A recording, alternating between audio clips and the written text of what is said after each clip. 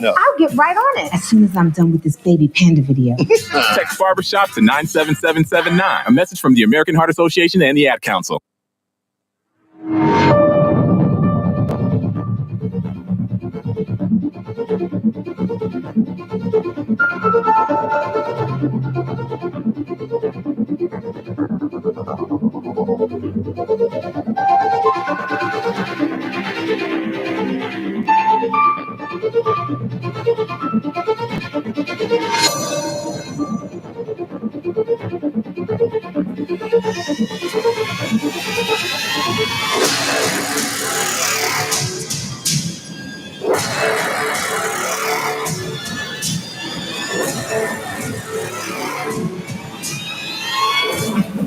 Youngstown, Warren, and Salem's local and national sports talk can be found on TuneIn and the Live 365 app at Western Reserve Radio, WRDB, The Scourge.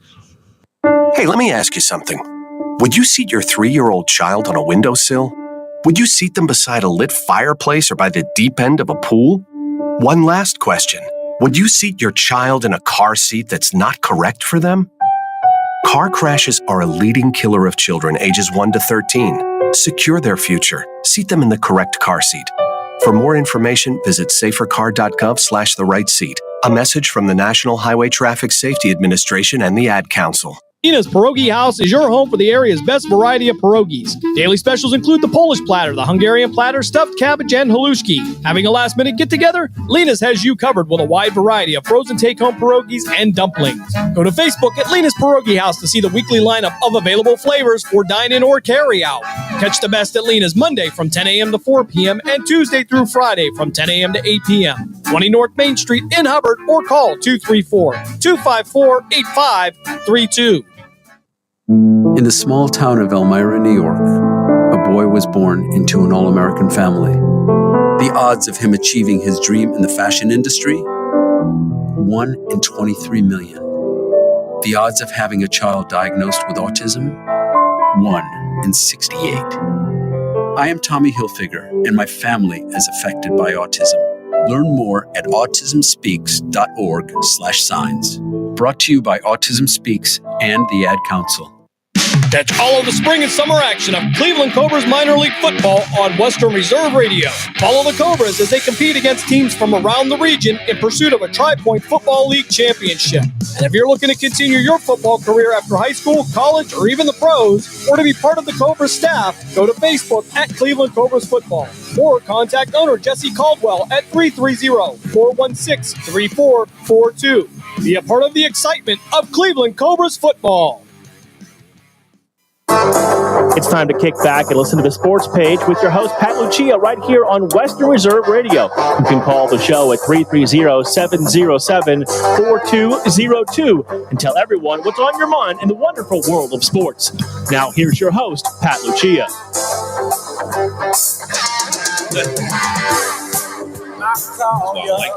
It's so much a different game. Saturday morning sports page, Pat Lucia, Dave Clark.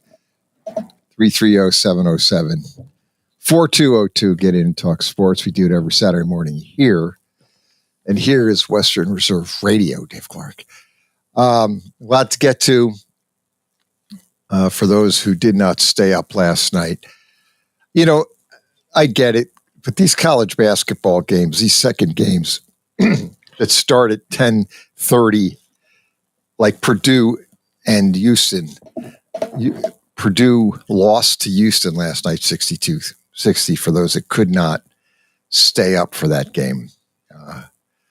That was an ugly game in the first half. Boy, the old saying about they can't throw the ball in the ocean, they kind of brought that up to the forefront. Houston and Purdue last night, that first half was just painful to watch. It was like a square peg in a round hole. Just tough. But Houston prevails. It'll be almost pure chalk for the Elite Eight. For those other games out there, Michigan State beat Mississippi. They beat Ole Miss 73-70. Tennessee beat UK, no game at all. Tennessee dominated that game from the tip. Michigan State, Mississippi might have been the best game of the lot. But Tennessee dominated Kentucky 78-65. Auburn pretty much good game until Michigan couldn't score in the second half, and that allowed Auburn to go on and win 78-65. But it was a close game. Mm-hmm. But then Michigan hit this streak second half. I think they didn't score for 5 minutes in the second half, toward the end of the second half, giving Auburn the win. And Houston beat Purdue, as we mentioned, 62-60. What it does, it sets up for the Final Eight. And I don't think this has happened ever before, where today's game, you have a 3-seed Texas Tech taking on Florida at 6 o'clock or 6:09 on TBS and True TV, followed by Alabama, who's a 2-seed, taking on Duke, a 1-seed. So you almost have pure chalk for the Saturday games. And then the Sunday games are pure chalk, meaning number 2 Tennessee will take on Houston at 2:20 on CBS. These are CBS games. And Michigan State will take on Auburn at 5 o'clock, 2-1. So of the 4 games remaining, 3 of the 4 are 2-seed versus 1-seed. And then the only other game that's not a 2-1 is a 3-1. So you've got, in essence, almost have absolutely pure chalk across the board. But Texas Tech is the 3. So yeah, that's the only 3-seed. Everything's a 1 and a 2. Mm-hmm. So that I can't remember that happening in college basketball previously in all the tournaments that I've remotely remember. Yeah. Never had of the Elite 8. 3 of the 4 were 2-1, and then the one other remaining game is a 3-1. So you have 4 number 1 seeds making it in to the Elite 8. 3 number 2 seeds get in to the Elite 8.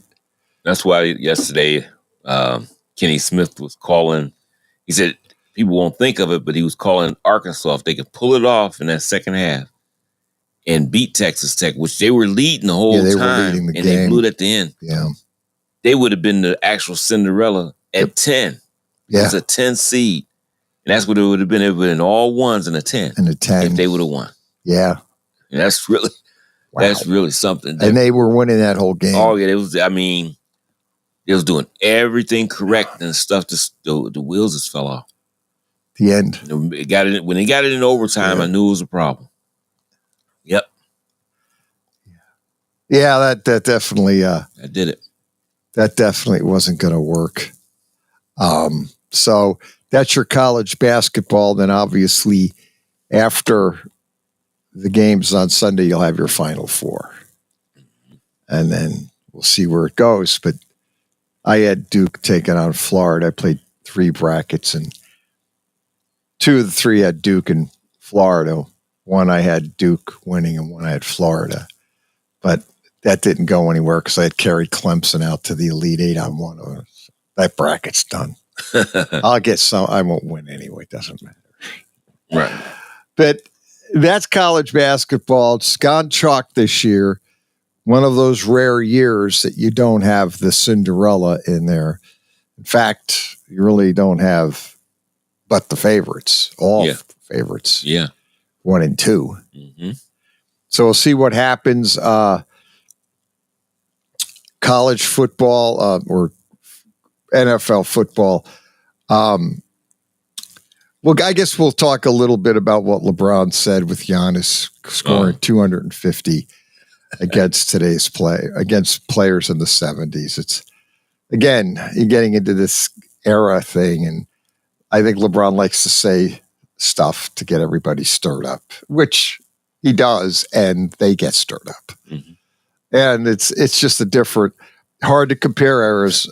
Many years ago, Willis Reed said it when they were interviewing him. I believe he was either the coach or the GM of the Nets at the time, maybe the GM.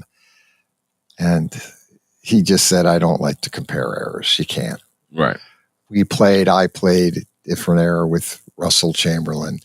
these guys today are different in that they're more athletic, they're bigger and stronger because, again, they're training, travel, everything under the sun. And this is not an unfamiliar thing. I remember years ago, I remember them saying that we'll wilt 100 points in the game. Yeah. And they talk about Russell with his tremendous, basically double-doubles. He would 20 and 30 rebound. They said if he was playing on a consistent basis a little bit further back against George Mikan and a couple of others, he'd get 50 rebounds. They said, could you imagine what Wilt would have against these guys if he did 100? But, it wasn't, media wasn't what it is today. Oh, no. So now you make a comment like that and people go, all right, look at what they said. All these strange things were said years ago. Yeah. in all kind of different sports. What if? Yeah. I didn't heard it. I didn't heard it from all the way to the Barry Sanders and Eric Dickerson. Eric Dickerson finally broke OJ's record. He had to do it in more games. But they said if he was running against, no, I even flipped that. We heard the things about Jim Brown. If Jim Brown played in the era of the people that was in the 78, 80s. Yeah, the 80s. He was running over 150-pound defensive backs. That's what they said. Right. That's what they said. And it's true, some of them. But he was a guy that would have been able to play in any era. It's just that he was a phenomenal athlete, period. Yeah. But, people just like to stir stuff up. Well, Chamberlain was an unbelievable athlete, too. Yeah. And you read a lot of volleyball player was just great athlete. Yep. Very strong, lot stronger than what people thought. Mm-hmm. There was a story in Sports Illustrated many, many years ago about Wilt Chamberlain. It was like a short. Mm-hmm. And evidently there was a guy, they were in an elevator and it was like a construction and the elevator went down and it went all the way down, but it went too far down where there was a gap. Mm-hmm.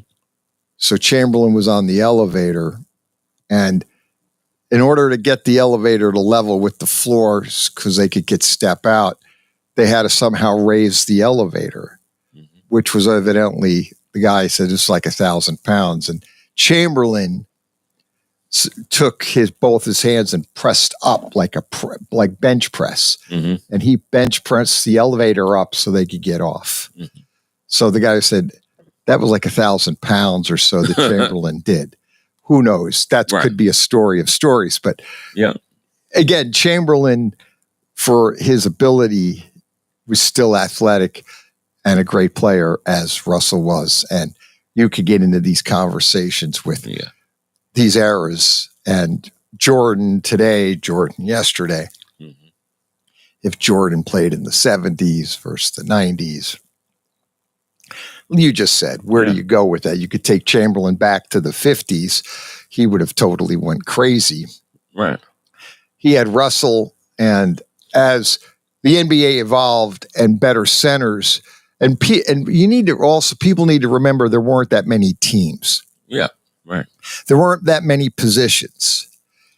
It was a harder league in that it was, I think, it was more competitive because you didn't have, it wasn't as watered down as today, but you can make the argument, well, today you have better athletes. So you can get into the arguments of, was the league better then, was first now, but there were less positions, less jobs in the NBA. Right. So it was very competitive.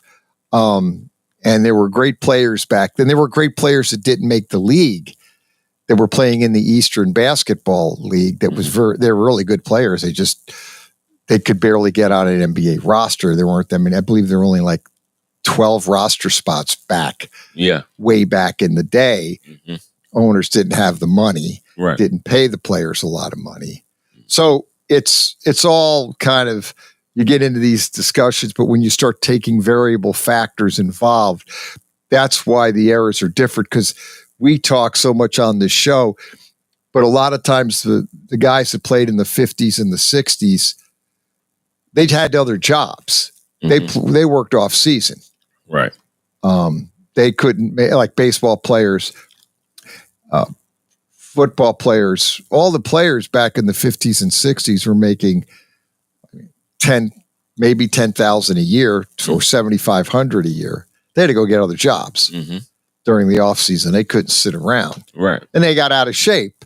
So they actually didn't train all year. That's right. And the travel was worse because they were traveling in trains, buses, commercial flights. You know, they didn't have charter planes. Right. So they had to get on, and the owners wouldn't pay for first class. So a lot of these players were sitting in coach, like Russell Chamberlain, and rattle off the guys that were 6'10", trying to fly in commercial class with their knees and their chin for 2 hours. Right. So, you know, it's all relative. I mean, you got to take the errors. That's why it's hard to get into comparing players in different eras because of the factors each era had as far as maybe limitations. So it's always good. You get into the arguments.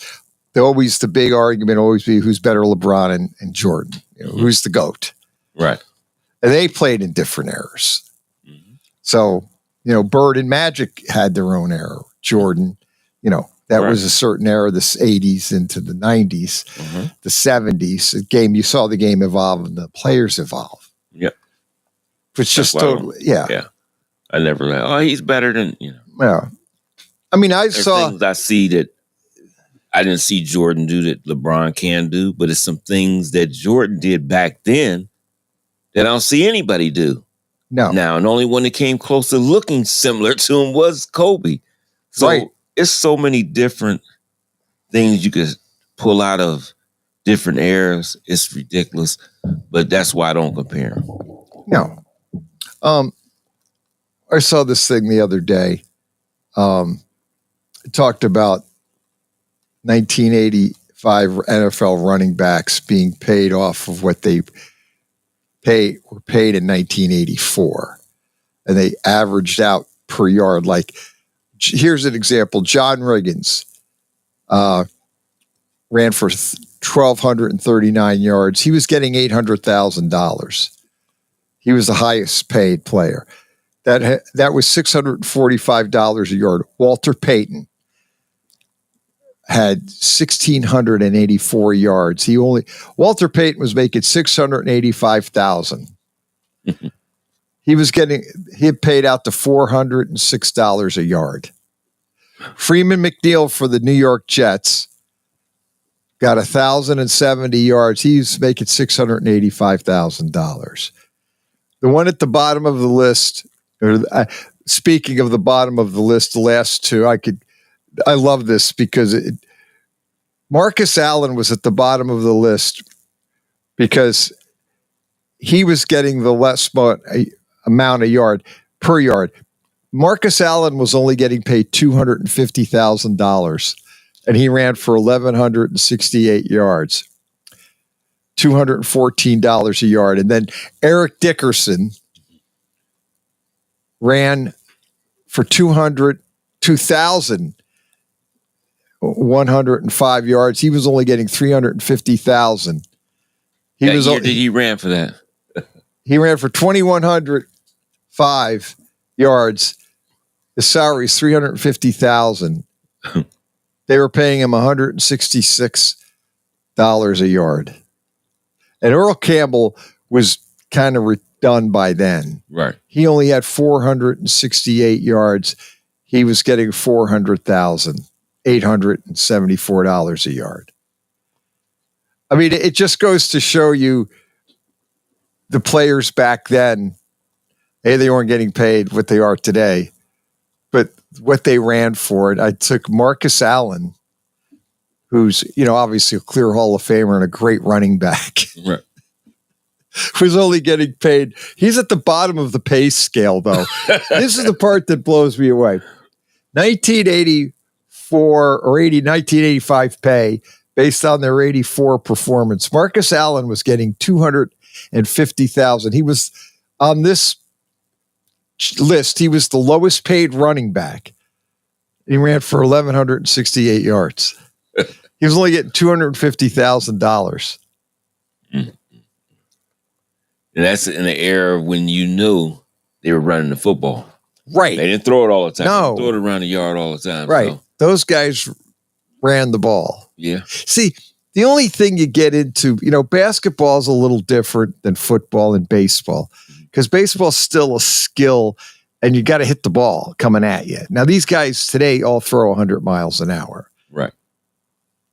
Back maybe in the 60s and the 70s, some of those guys are still throwing like 90 coming at you, like Nolan Ryan. Right. But so the whole point is you get into these era discussion. Baseball's a little thinner. It's different because the skill's there. Baseball's a different because you still got to be able to hit a ball coming at you. Right. And if it's coming at you 90 miles an hour, you still got to have the skill to hit it. Now you get into the argument: are the infielders quicker and the outfielders are quicker now than they were back then? So you had a better chance of maybe getting a hit. Right. But you still have to hit the ball. It's still, one of the hardest skills to do that is to hit a ball coming at you at 90, 100 miles an hour. Right. So baseball, you get into a little bit of a different argument. Basketball, though, the players have radically changed. They're bigger, they're stronger, they're more athletic. They have better training now. Right. Even back with Jordan. That's all of them. Yeah. That's all of them. Yeah. Right. They take care of it. I mean, they spend millions on their body, to keep it, preserved and right how it needs to be for each season. So back in the day, the season was 3 months long, and that's really basically what it is. That's it. Now you had to go and work and do other things to keep things floating right within your household. But now it's 365 days. Whatever you play football, it's a 365-day job. Yeah. Yeah, because they were talking about these kids coming out of college and the combine and and all these and they were talking about it the other day. Yesterday, I think it was Brady Quinn and LeVar were talking about all of the camps and the mini camps and then the combines. And when these kids get out of college, it's just between they get out, the draft on, they're just tied into the training and everything under the sun with whoever drafts them. They're done. I mean, they get on, they're finished. Right. They're with that team, and then they're going camp after camp, training after training, till April to September. Yeah. It's rough. Yep. It's like 5 months. Yeah. Constant. Once these kids get drafted, that's it. They're done. I mean, they're working nonstop and they're participating in some kind of either meeting, clinic, or camp. And they have to. Oh no, right. It's not optional. No, it's not optional. They signed the contracts with now. There's no more holding out in the NFL because the rookie contracts are all basically like the NBA. They're slotted. Mm-hmm. You get drafted at a position, you're going to make X amount of dollars, period. Mm-hmm. There's no, I want more money. No. That's one of the better things I thought they did. That's that is a great thing because, I mean, we did have great players coming into the league as rookies, but you haven't stepped on the field yet in an NFL game. I don't care how great your name is or what you was as a college player. I think you got to prove your worth. And they used to come in and hold out. They haven't got on there. That's why some of them, they had targets on their back then.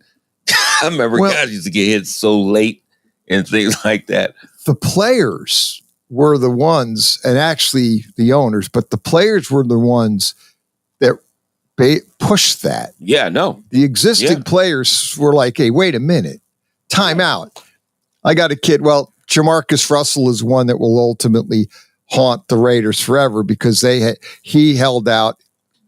They gave him a boatload of money and he was a total bust. But the point is that's what, to not only him, but others, players were like, existing players, hey, why is some kid coming out of the college ranks getting more than me? Mm-hmm. He hadn't done anything. I don't even know how good this guy. And to your point too, Dave Clark, that put the proverbial target on their back. Mm-hmm. Now these players are mad because some kid's making double or triple what they're making, and he hasn't even proved himself on the field yet. Yeah. I mean, that's them veterans, boy. Been through all these training camps. They got tired of it. I remember them pushing for that. That's one of the best things that ever happened, though. Yeah. Hey, you got to get this. If you don't want to play, okay, don't play. I don't know where you're going to play and make the money you can make in the NFL, but go ahead. Good luck with that one. So you just have to take that and go ahead in. Yeah, you take whatever they give you. Yeah. I mean, come on, it's still a life-changing pay. Oh, yeah. You know, it changed everything in your life. So why would you be concerned with that? Get there, get through that first contract, and then you have the opportunity to make even bigger dollars. So just go out there and perform. Yeah. That's what you have to do. You have to realize you're making life-changing pay. One of your motivations will be when you're making all that money is how to keep it all. Mm-hmm. And that'll be one of your biggest challenges is you don't either invest it poorly or lose it for some reason. How do you figure out? So you have to play, you're making unbelievable money, but have it so you can live off. You have potential of generational wealth, but you have to make sure you do the right thing to keep the generational wealth. And some guys just don't do that. Yep. But it goes back to, though, you have that, but then once you sign up for that team, you're there and you're there 24/7 from draft day on, pretty much. Yeah. And I mean, you know, that the guy should just always be happy. One thing I like this past, 3 weeks ago when T. Higgins and Jamar Chase. Yeah, they figured out. They figured out the contracts. But there was one reporter, and we're media, so, you know, but I'm still going to say, why would he ask T. Higgins how did he feel about his contract he got? They got the same agent, and the agent negotiated both of their contracts. But I forgot, Jamar Chase got maybe about 40-something million more than T. Higgins. And we know if T. Higgins was somewhere else, he'd be a number one receiver. And they was trying to almost stir it up. A riff. Yeah. And he said, 48 million. He said, well, tomatoes. What's the difference? He said, I wouldn't even notice what I have there. He said, what I got changed my whole thing for my entire family. He said, so I'm not concerned about 48 million and 50 million, whatever it is. And his response was really, he stayed calm. But I seen, hey, you're trying to stir a riff because he got more. But he understood the financial thing. They look at Jamar Chase as the number one. It's really 1A and 1B when you think of that team with them two. But he knew that he got the contract. He needed the security instead of playing season after season. Even though they get paid big, $20 million for one season, that's great. But I mean, he even said it too. He said, I was getting, I could have been franchise tagged again. I would have made a big amount of money. Would have made like 26. But he didn't want to worry about what's going to happen next or where I'm going to be playing at. He wanted to stay there at Cincinnati and win. And so he was just happy with what they got. He cut that report off so quickly. I loved it.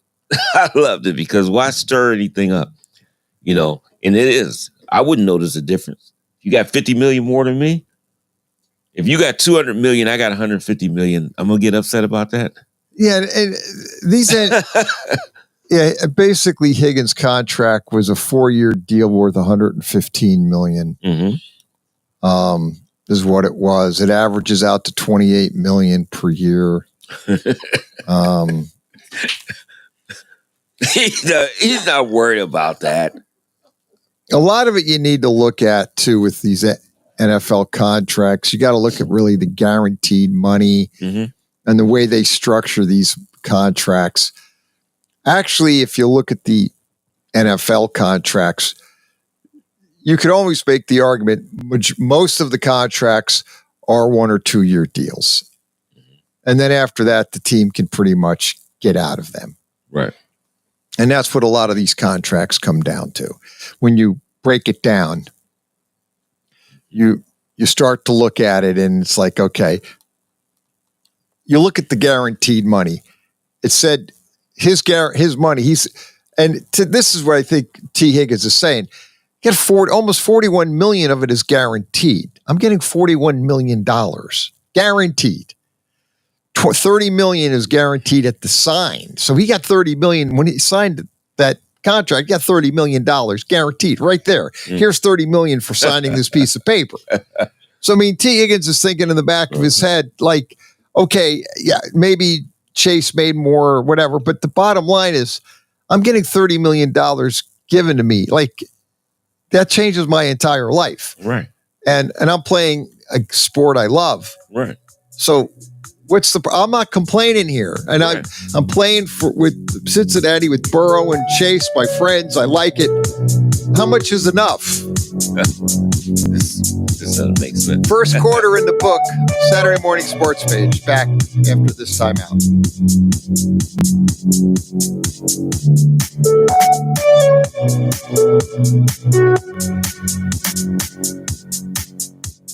WWE superstar Alberto Del Rio. Take one. Behold the angry giant. Try it again, Alberto. Behold the angry giant. Perfect. Good luck tonight. Behold the angry giant. Yay! Read me another one, Dad. This is WWE superstar Alberto Del Rio. It only takes a moment to make a moment. Take time to be a dad today. Visit fatherhood.gov. Brought to you by the U.S. Department of Health and Human Services and the Ad Council.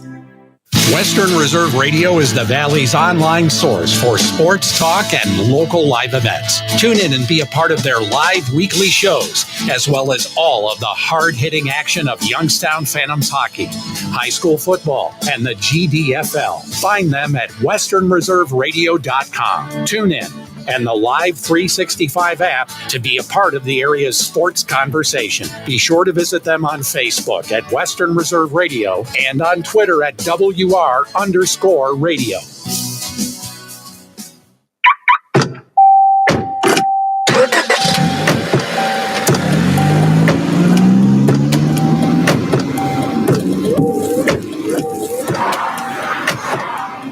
Driving has a rhythm all its own.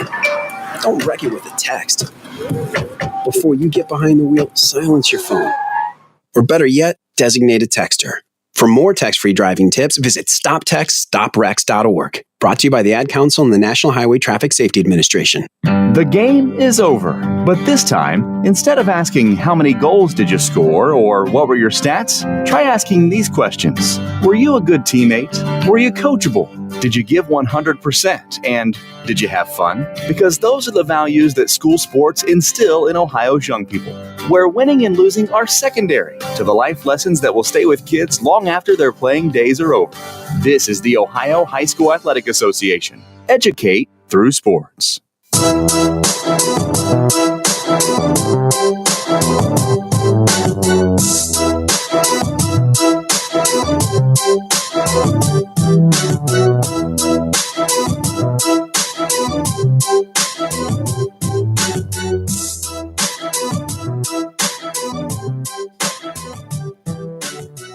Saturday Morning Sports Page back.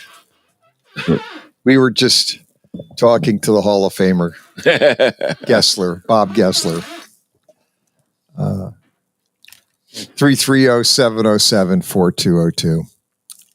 Yeah, talking about, like I said, T. Higgins' contract. Sign it with the Bengals. Yeah, like you said, Dave, a reporter trying to stir up Stir up stuff. That's stir up the dirt. I'll be they got to have stories, Yeah, they got to find something to get people stirred up. Mm-hmm. Get the players all stirred up about money and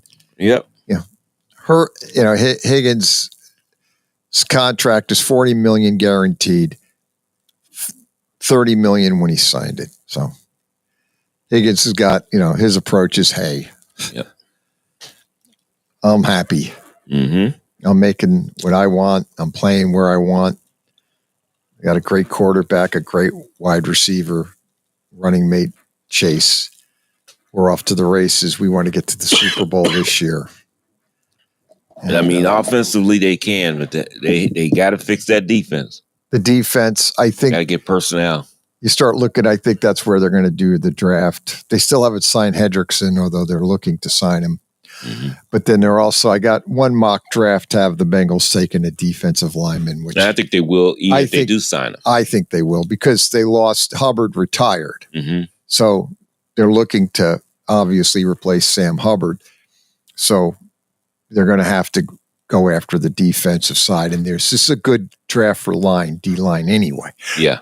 So I think they're going to, I won't be surprised if they draft 2 defensive linemen in Good this chance. draft. Yep. Won't be shocked at all. No. Because that's where the side of the ball where they think they're going to have to work on, especially now. They won't need wide receiver.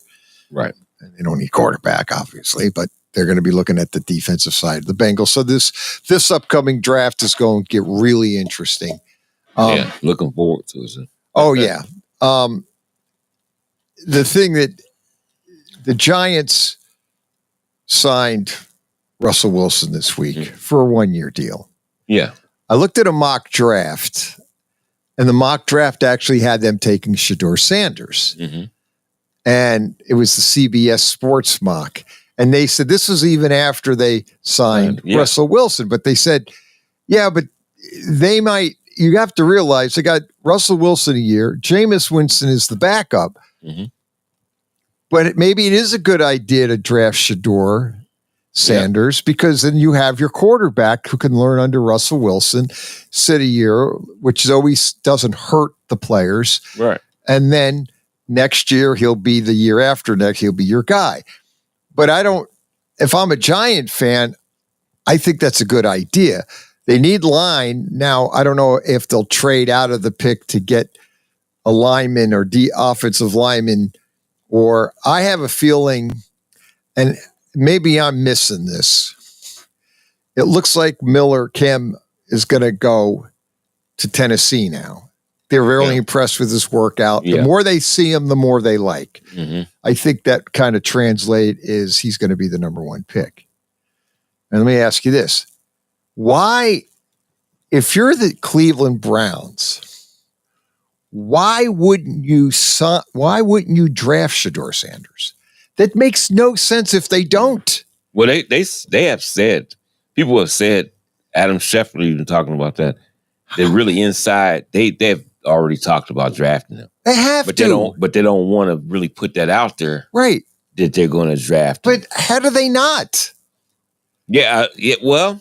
I mean, you have no quarterback going. Pickett is not. Well, no, they ain't picking him. He's your back. No. I think they really wanted to have Russell Wilson. So if they wanted to get through a season without having to drive, because there's some other areas they want, I can see them doing that. But how do you not draft him? I don't want to hear all the rhetoric about what he said, which is absolutely. Yeah, no, I don't think that bothered Cleveland at all. No. That's what he said. He said that didn't shudder Cleveland at all. Stefanski, they said he actually liked it. Yes. What he said. So he said he really likes both of them. He likes Ward and Shedeur. Yeah, Ward. Yeah. Yeah, he likes Cam Ward and Shedeur. Right. Now, it's not just up to Stefanski, it's up to everybody. But how do you...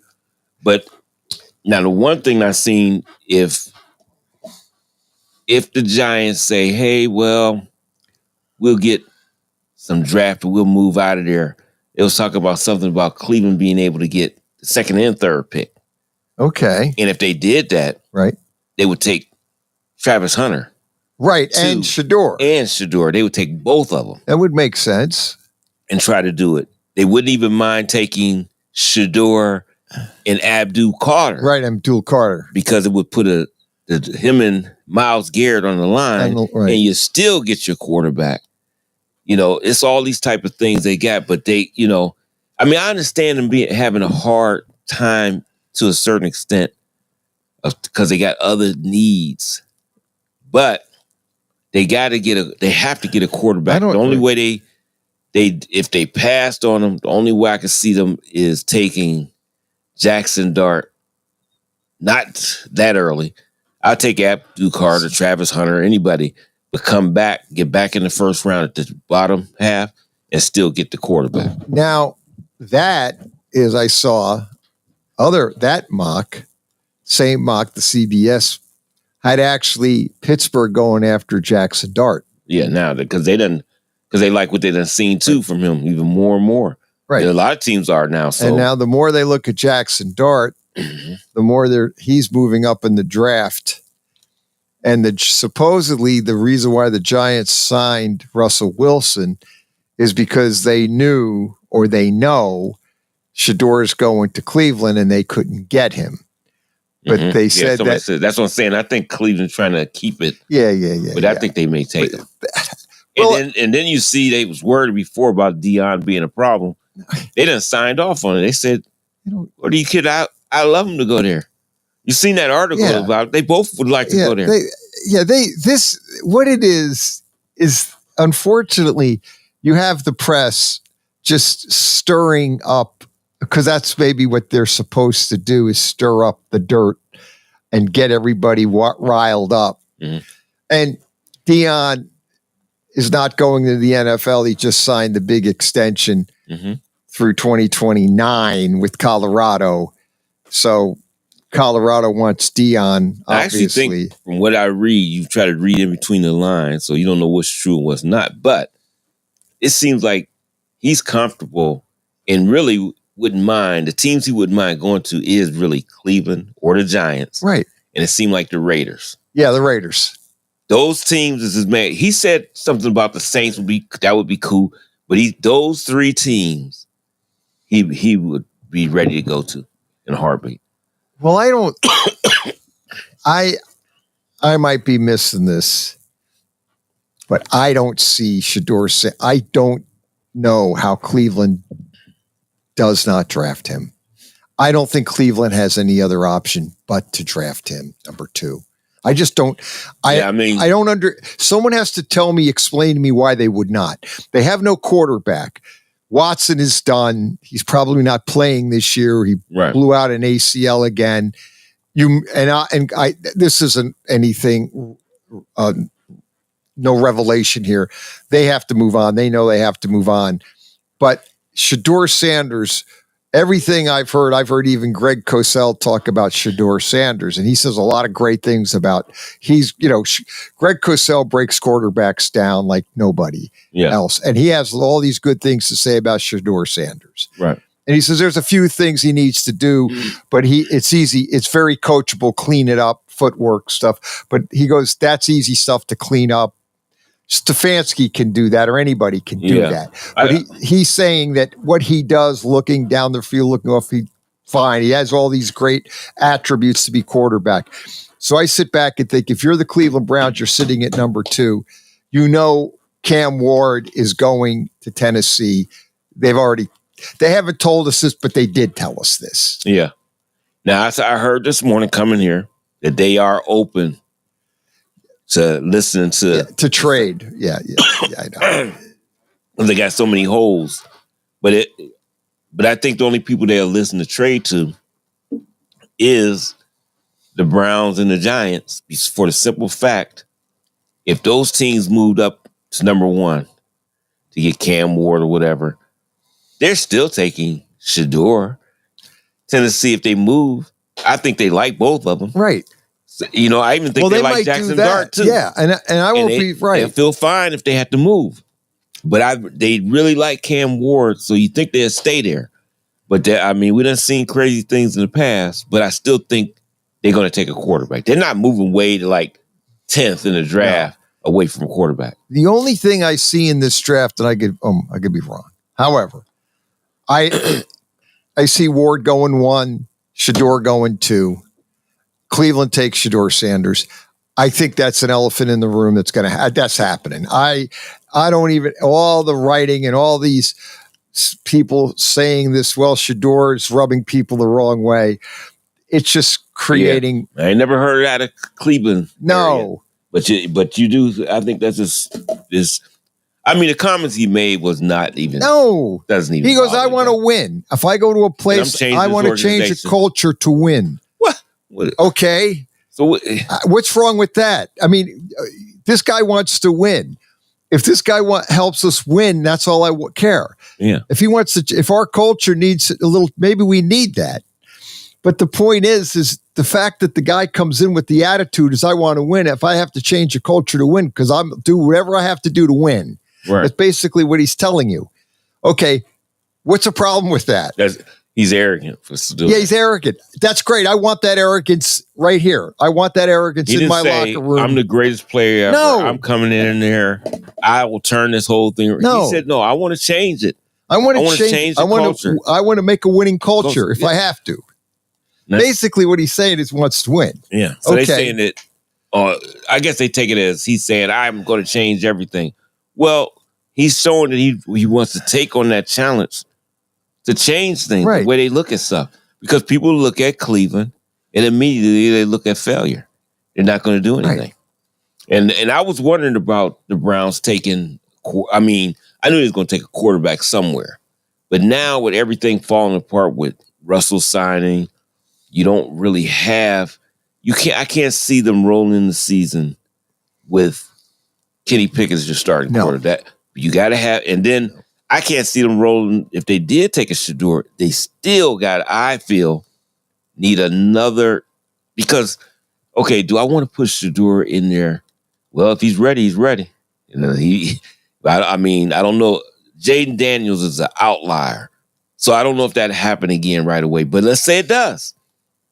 You might have to take that chance because I can't see me rolling with Kenny Pickett. No. And you haven't got another veteran. Now, you did hear about the front office has been doing some negotiating with Dallas. You heard about that for Dak Prescott. No, I haven't. You look it up on there. It's been some talk back and forth with Cleveland getting him in a trade. Dak Prescott. And I was like, what? What are they going to finagle that? Because who's going to be their quarterback? Well, how about the salary cap issues? Because he's making 60. Yeah, I know, and I don't know how would they figure that? I don't know, because I seen that yesterday, and I wanted to read up on the story because I said, okay, he makes all this money. How are they going to make a trade for Dak Prescott and get? Now we know. Yeah, here they it do. is. You see something? They know they do for remarkable things, and it happened. But how? I don't know how, but do you know it's a lot of things. I would have never thought they could have got rid of Russell Wilson in Denver. I wouldn't have never thought that. How you going to get him out of there? $85 million. Yeah, I don't know how they do this stuff, but you know they'll find a way if they have to. So I said, now if they do that, then I know they're not taking no Shedeur. Why would you take quarterback then if you got Dak Prescott? No. I'm understanding, but the way it is right now, I don't see how you don't take him unless you say, I like Jackson Dart better, and I'm going to take him. There's no way you got to pass on a quarterback. If there's any outlier conversation to talk about as far as something that could happen in this draft, is I think what we could potentially see is a guy like a Jackson Dart really move up the draft board quickly. And I know the Giants have watched him very closely and they like him. Yep. But they're not saying that. But I've read it. This is a month or two ago. They really like Jackson Dart. Mm-hmm. Would I be totally shocked and blown away? I don't know if it's going to happen, but it wouldn't shock me if the Giants, with the number 3 pick, end up taking Jackson Dart, even though people could, you're going to drop back and get him later on. But if he's your guy, you don't want to risk losing him. That's the concept of always dropping back in the draft, is if you really want the guy you want, you might want to just take him because you don't want to drop back because you could lose him. Yeah. And I could be wrong. Now, maybe they could drop back to 6 because they basically know Jacksonville won't draft him. And New England won't. New England won't, but then they'll take 6 because maybe the Raiders will. Yeah. See, the Raiders could take him if Shedeur and Cam Ward are pretty much, because I have some people think Shedeur will drop to the Raiders. He doesn't get, if he does drop to the Raiders, he won't get, the Raiders will draft him if he's there. Yeah. I don't think that's even debatable. I don't think he gets past. No, he's not dropping. That would be 6. He's not going to, even though there's people, he's going to drop to the end of the first round. No, he's not. He's not dropping to the end of the first. Shedeur Sanders is not getting. If he gets past the Raiders, let's say the Raiders say, we want him, but we do got Geno. We need the running back, and we take Gente. Right. Then he's only dropping to the Saints. Right. 7. Yeah. But I can't see the Raiders doing that. Like I can't see because they could get a running back later on. I mean, they could always say, yeah. I mean, they'll take Genty because there's not a quarterback that they like, but I have a feeling Jackson Dart is going to end up. I won't be surprised if they take him now or the Saints take him. Yeah. I just think because they haven't did enough in free agency right now, the Raiders, for their running. I like getting Mostert. That was good. But you need a dynamic guy. And I think the 2 backs they like from the draft, even though it's a lot of good ones, it's 3. I got 3 backs I think they like. One is Gente, no doubt about it. Right behind them is Hampton from North Carolina. And then their other guy that they would do, let's say they get those running backs and they go ahead and do take a Shador. The other guy that they hope they could just last, they might even jump back up in the first round if they can, but they'll last until they pick. I think they pick 35th or something like that, the Raiders. In the second round, it's Travion Henderson. That's if who's they in think here. they can slide all the way to him and get him to there, they will wait for him. Those 3 backs is the guys they want. But if they hear things that Henderson is moving up on some people's board, then I think they do go after the running back because you have Geno for 2 years. And not only that, the big draft of quarterbacks is next year. So if you have to, you can get through the season with Geno. And even another season you have to. If you do. And then get a top flight quarterback next year. Because it's a lot of them.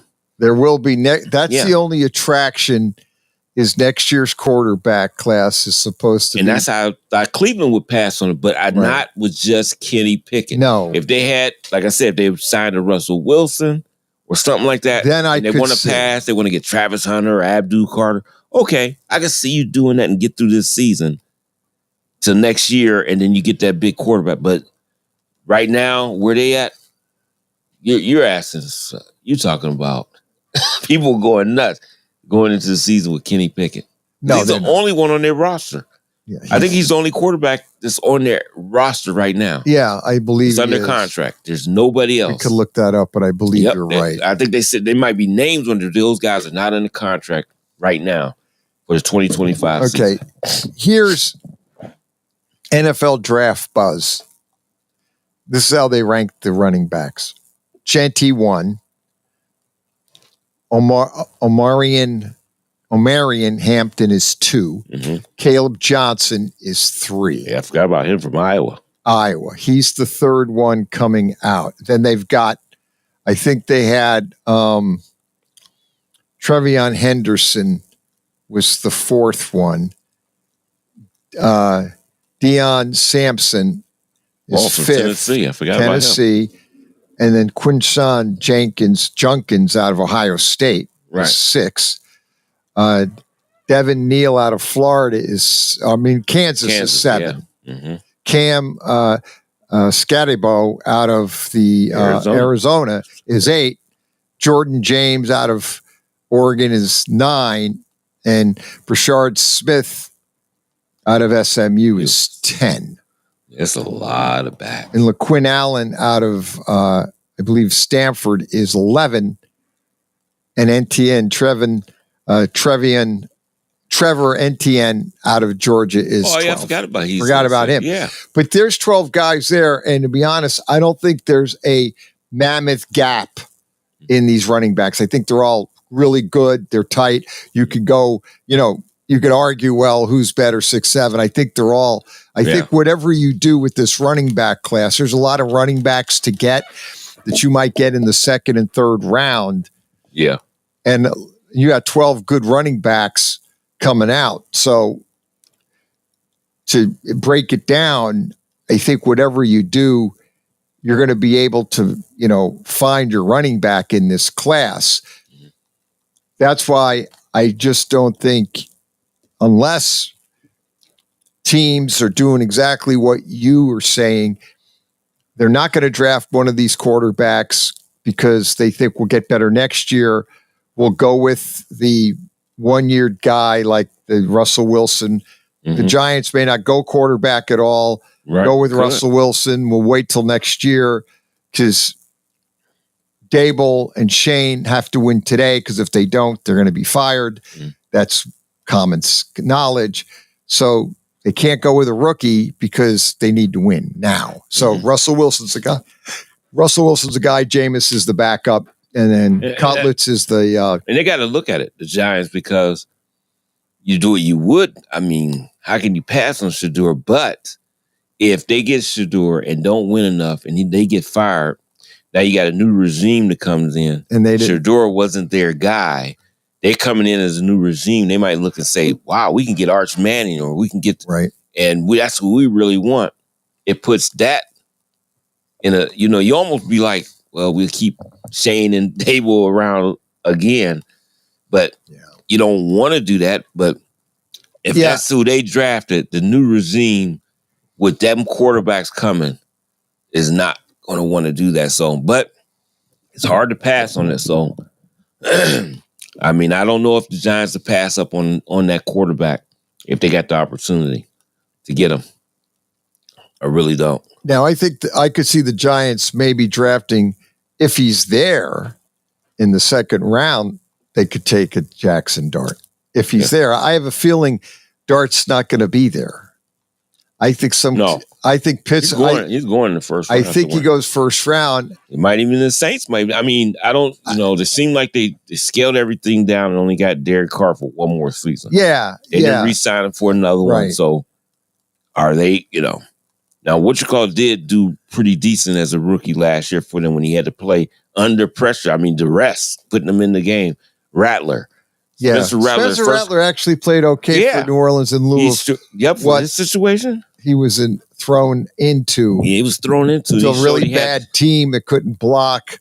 Right, he did pretty good for a guy. Spencer did okay. Yeah, in lieu of what he had to deal with as far as no running game average, bad line, team really on the kind of skids.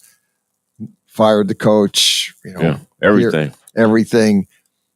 In lieu of everything, I thought Spencer Rattler didn't play too bad. Yeah, he didn't. Compared to what was kind of the situation he was dumped into.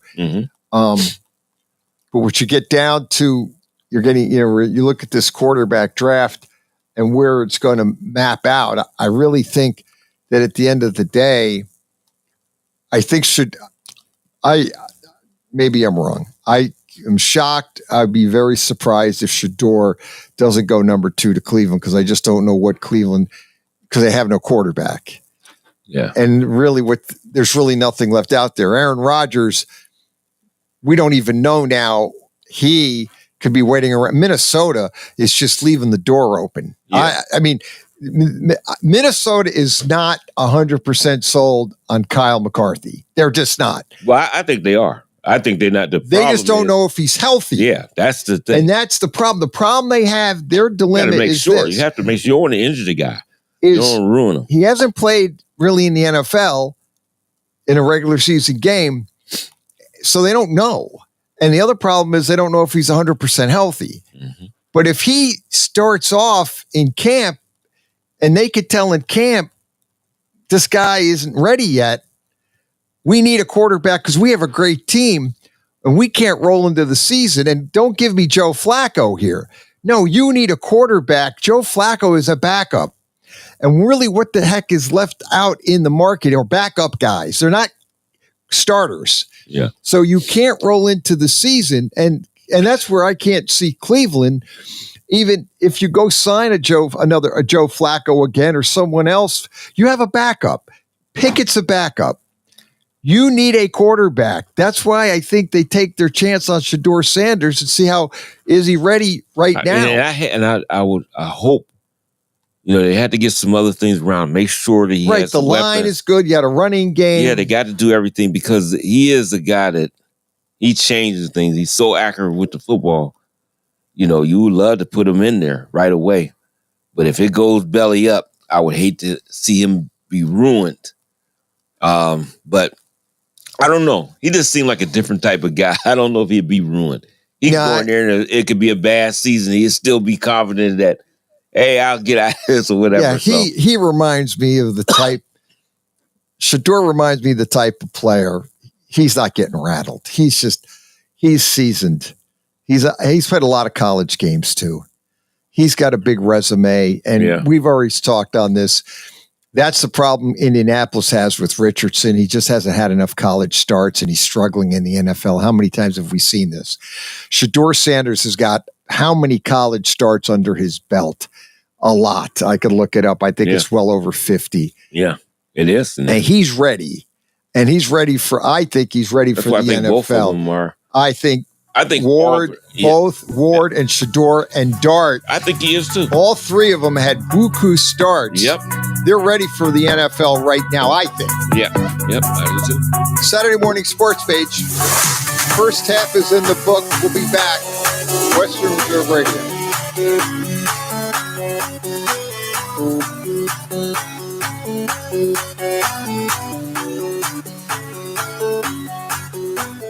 You're listening to WRDB, Western Reserve Digital Broadcasting, Youngstown, Warren, Salem, and around the world.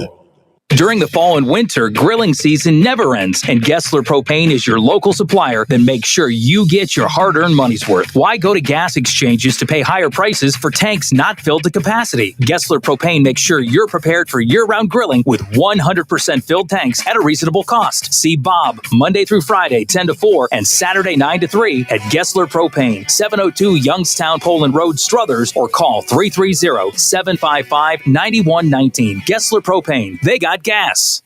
Welcome to Calvin's Barbershop. You all got to see this. I don't even want to know what you're looking at on that phone. Well, you should. I was learning about the dangers of high blood pressure and that we need to get ours checked regularly. High blood pressure can increase the risk of heart attack or stroke, but this text program can help keep it at a healthy range. Just text Barbershop to 97779 to sign up. I'll get right on it as soon as I'm done with this baby panda video.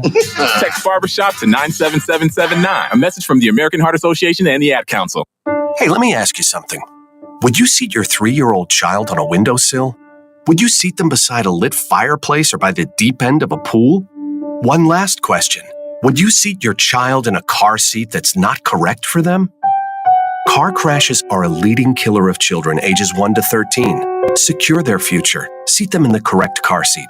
For more information, visit safercar.gov/the-right-seat. A message from the National Highway Traffic Safety Administration and the Ad Council. Lena's Pierogi House is your home for the area's best variety of pierogies. Daily specials include the Polish platter, the Hungarian platter, stuffed cabbage, and halushki. Having a last-minute get-together? Lena's has you covered with a wide variety of frozen take-home pierogies and dumplings. Go to Facebook at Lena's Pierogi House to see the weekly lineup of available flavors for dine-in or carry-out.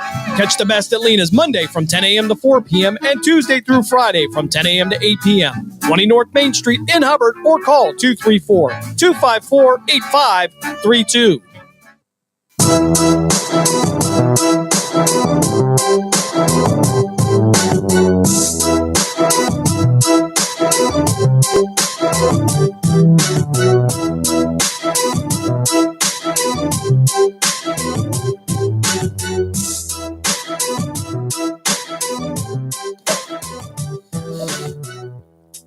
Saturday morning sports page coming back at you, 330-707-4202. Get in and talk sports. We do it every Saturday morning here, Western Reserve Radio, from 9 to 11. I'm Pat Lucia, Dave Clark joining me. As we're kind of trying to figure out the quarterback situation in this year's draft, which I find totally fascinating because you just don't know what these teams are doing. And you have a team like Minnesota, they have J.J. McCarthy. And we're trying to even figure out who's going to be the backup to J.J. because as of right now, I don't think they have one. So they will need to go out and find a quarterback. And because obviously there's no way they need a backup. But with JJ's knee being questionable, or at least coming into this year, the Vikings are in a really could be in a very precarious situation. Nick Mullins has returned to Minnesota. Okay. That's not too bad. Yeah. He's a guy that you could definitely put in a pinch. Yeah, and No question. He could do it. He can do it. But the problem you have with Minnesota, they have a great team. Mm-hmm. And you have your rookie JJ. Now he won't be a rookie; he's going to be a second year coming off that meniscus tear injury, the knee injury. Mm-hmm. Will he be ready, and how effective will he be? Then you only have Nick Mullins to back him up. And if JJ is struggling or the knee is still an issue, I'm sorry. If you're gonna roll Nick Mullins out, you're gonna have a lot of people in Minnesota pretty upset. Mullins is an average backup at best. You need to have a quarterback in there, Aaron Rodgers. But Aaron Rodgers doesn't want to be a bridge. He wants to play the season and win games. Minnesota's faced with the dilemma is, do we go, if we decide, okay, JJ's still not 100, we don't know when he'll be ready, we're going to have to bite the bullet and sign Rodgers and let him play the season. JJ can sit another season on the bench, which won't be too outrageous because Rodgers sat a couple seasons on the bench when he was drafted by Minnesota. It just doesn't happen this year. Usually in this day and age, it doesn't happen like that.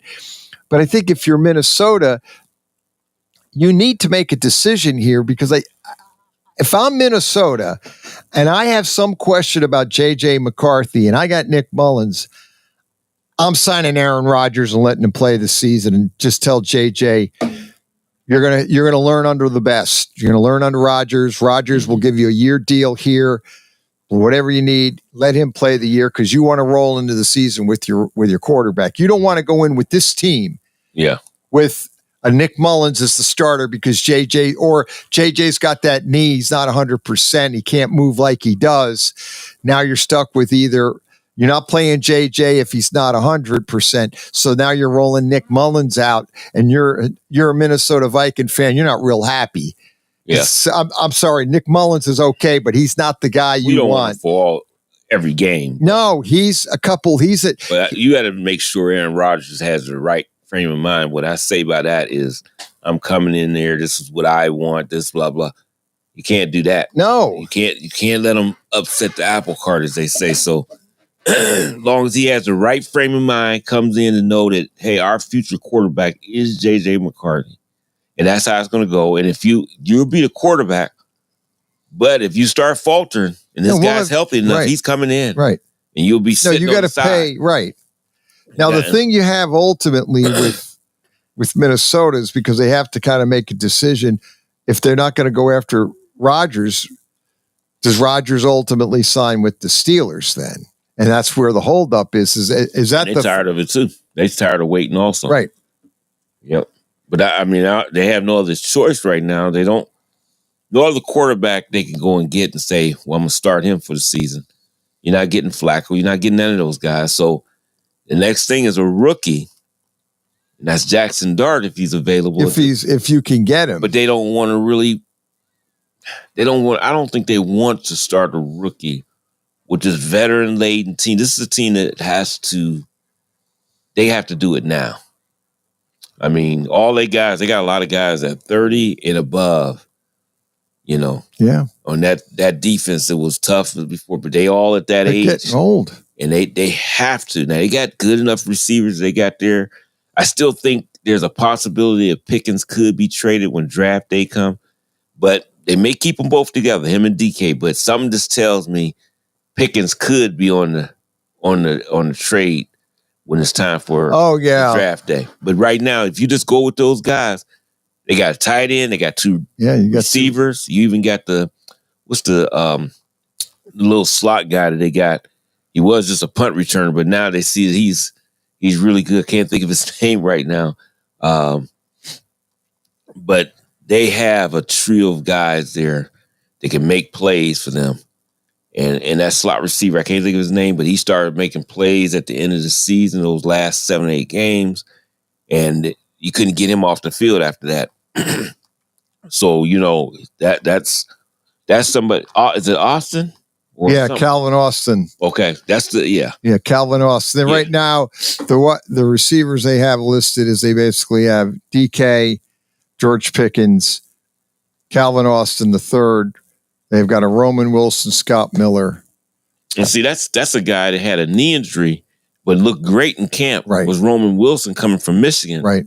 So they know they are set at receiver. See, they have the receivers. They got the receivers. It's getting the quarterback with the ability to get those guys the ball. And nothing against the perfect signing was Mason Rudolph. That is perfect.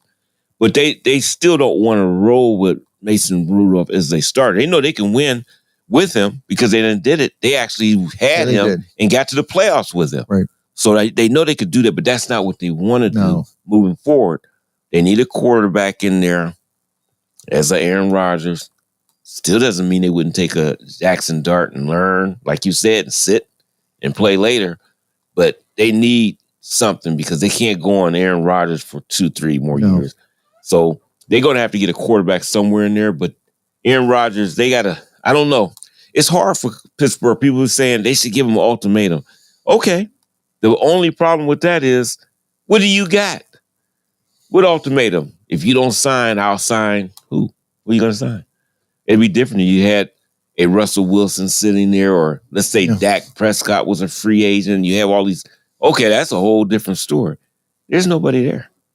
Well, that's their other option is if they give Rodgers the ultimatum and he doesn't go, he says, "Oh, you're rolling out Mason Rudolph, and then you draft a Jackson Dart, see if he could potentially take over somewhere.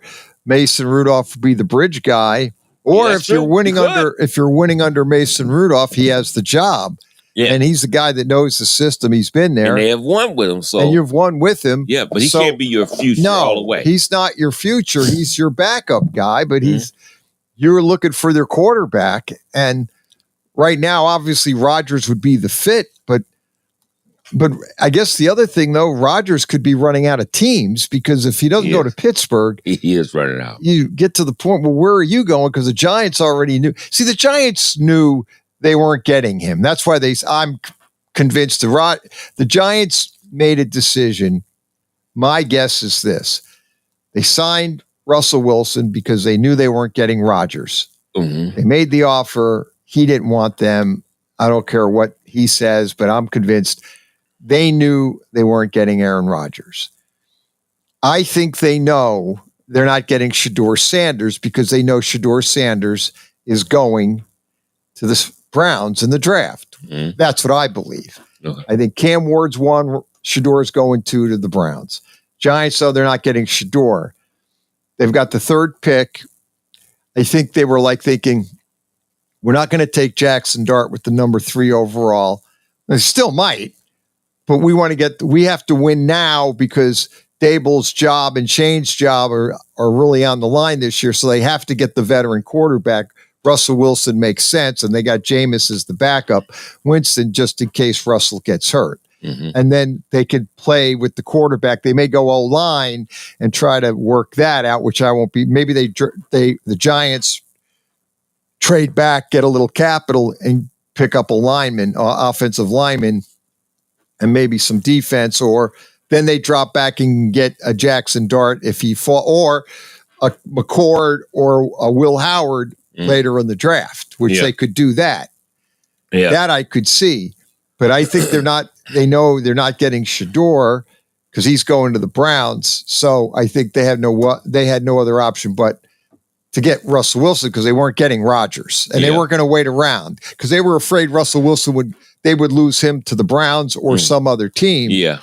That's a good possibility they would have if they waited any longer. Right, if they waited any longer. I think he was ready to sign. I like that Russell did say, hey, I'm not waiting all day and waiting on Rodgers for my future. So he went on and went with it, and you got to look at other factors for him taking. Now, they did show someone on NFL Network who was interesting. They did little things as far as upgrading the offensive line through some free agency, some guys they picked up there, which would be good. Now they got to draft some more so they have the right type of protection.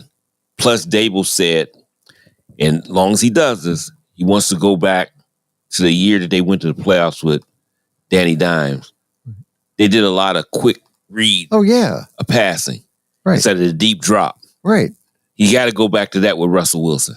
Oh, yeah. And then he's a great deep ball thrower. We know that. So now we can get that type of offense going again, get the running game going, and we got to shore up this defense. He may can change some things, but he has to go back to that.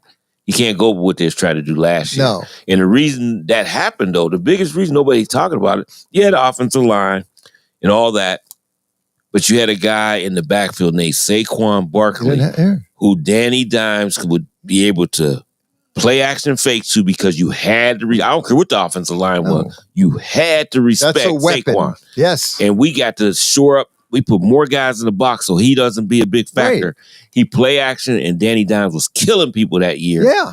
Because of that. Yeah. And that's why they were good. Right. But then when you get rid of Saquon and don't have that fear have that of that element. back. That's right. These guys will just put the ears back and they are coming. Right. So I think he has to do that for Russell Wilson. He's got to get a running back guy. It's a deep draft. Maybe he can get somebody in free agency too, but it's a deep draft to get a good back. Get him in there. Yeah. Now I do like the guy Tracy that they have. Yeah, I like Tracy. But you got to get somebody in there. You got to get somebody dynamic. Yeah, you got to get somebody that's dynamic. Okay, we got to stop this guy. That changes everything for them if they're able to run the football. So that's the other need, the Giants. Yeah. So offensive line, running back. I think Rodgers he keep playing around if waiting for Minnesota to slip in there. And hey, if JJ's fine, Pittsburgh might get tired of it and just do what you just said and say, hey, let's figure out how we get in this draft. If we can move up. Even if we want Jackson Dart, we worried about, hey, he might go here or there. We move up, we get him. We go ahead with Mason Rudolph. We done won before. But let's get this guy up to speed because if he is a future guy for us, he could take over if need be. And Pittsburgh could do it. I mean, they have had a situation like this. It might be many moons ago, but it was a situation where they started to build a team. They had a guy named Terry Hanratty that was starting. Yeah. And they said, Bradshaw. We drafting this Bradshaw guy. We're going to try this guy. We don't know how good. We know he's a strong arm guy. And that's what they did. Because where did he went to? Where did Bradshaw went? Louisiana. Yeah, Tech. Yeah, that's right. Yeah. You knew this guy from Louisiana Tech. We're going to get him in here and see. And that's what they did. And you have a guy that's ready. And Pittsburgh back then always did it. We used Bradshaw for so long. Oh, who is this other guy from Tennessee State? We go and get Joe Gillum, and we have him ready. And really, Joe Gillum won the starting job. He did. But the situation, we all know about his situation. But that's the thing that Pittsburgh used to do. They used to do. Joe, they did. I mean, they need to think about that. If they have to go with Mason Rudolph, go ahead and get Jackson. But don't let Aaron Rodgers, because I really think this could happen. You have a guy like Cam Hayward who doesn't mess around. No. He's sick of stuff. Yeah. And you keep letting this drag on. How are they going to receive Aaron Rodgers later on? I mean, the guys are teammates. They want him in there. But as soon as he start having some issues, these guys are going to be hot because they're going to look at, you're having issues, guy, because you could have been in here earlier to know whatever. And I don't care how much he's been around and all that. These guys can get upset. These veteran-laden guys, you having us waiting around on pins and needles to get a quarterback. And we're thinking about winning. And they do have an opportunity. It's a little window there. And we know how Pittsburgh can play Pittsburgh football. They could get in the playoffs and do something if they got the right quarterback back there. The latest, the CBS, they do their mock draft. They change it all the time, which is great. Now they have Shedeur Sanders, which I thought was very interesting, dropping in the draft, way down in the draft. About what, 29 or so? They have him basically being picked number 6 by the LA Rams. The Rams? Rams pick at number 26. They have 26. Okay. 26. They have him going. They have Shedeur going to the Rams at 26. And I think that's not a bad move either. That is not. No. That's a smart move. It's if he does. And actually, if you're Shador, that's where you really, if you get to go there, that's great because you're going to learn. McVay is one of the best offensive coaches in the league. Yeah, no.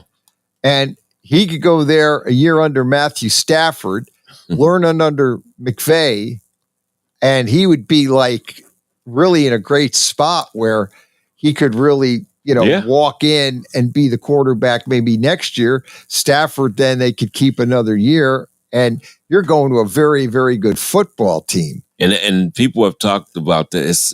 I mean, you don't look at that, but those are places that are available because Stafford, it's been year to year whether he's going to retire or not. So he's a guy that could keep going because he can still make all the throws, but he might just be, he's been playing. So it might be time to shut it down.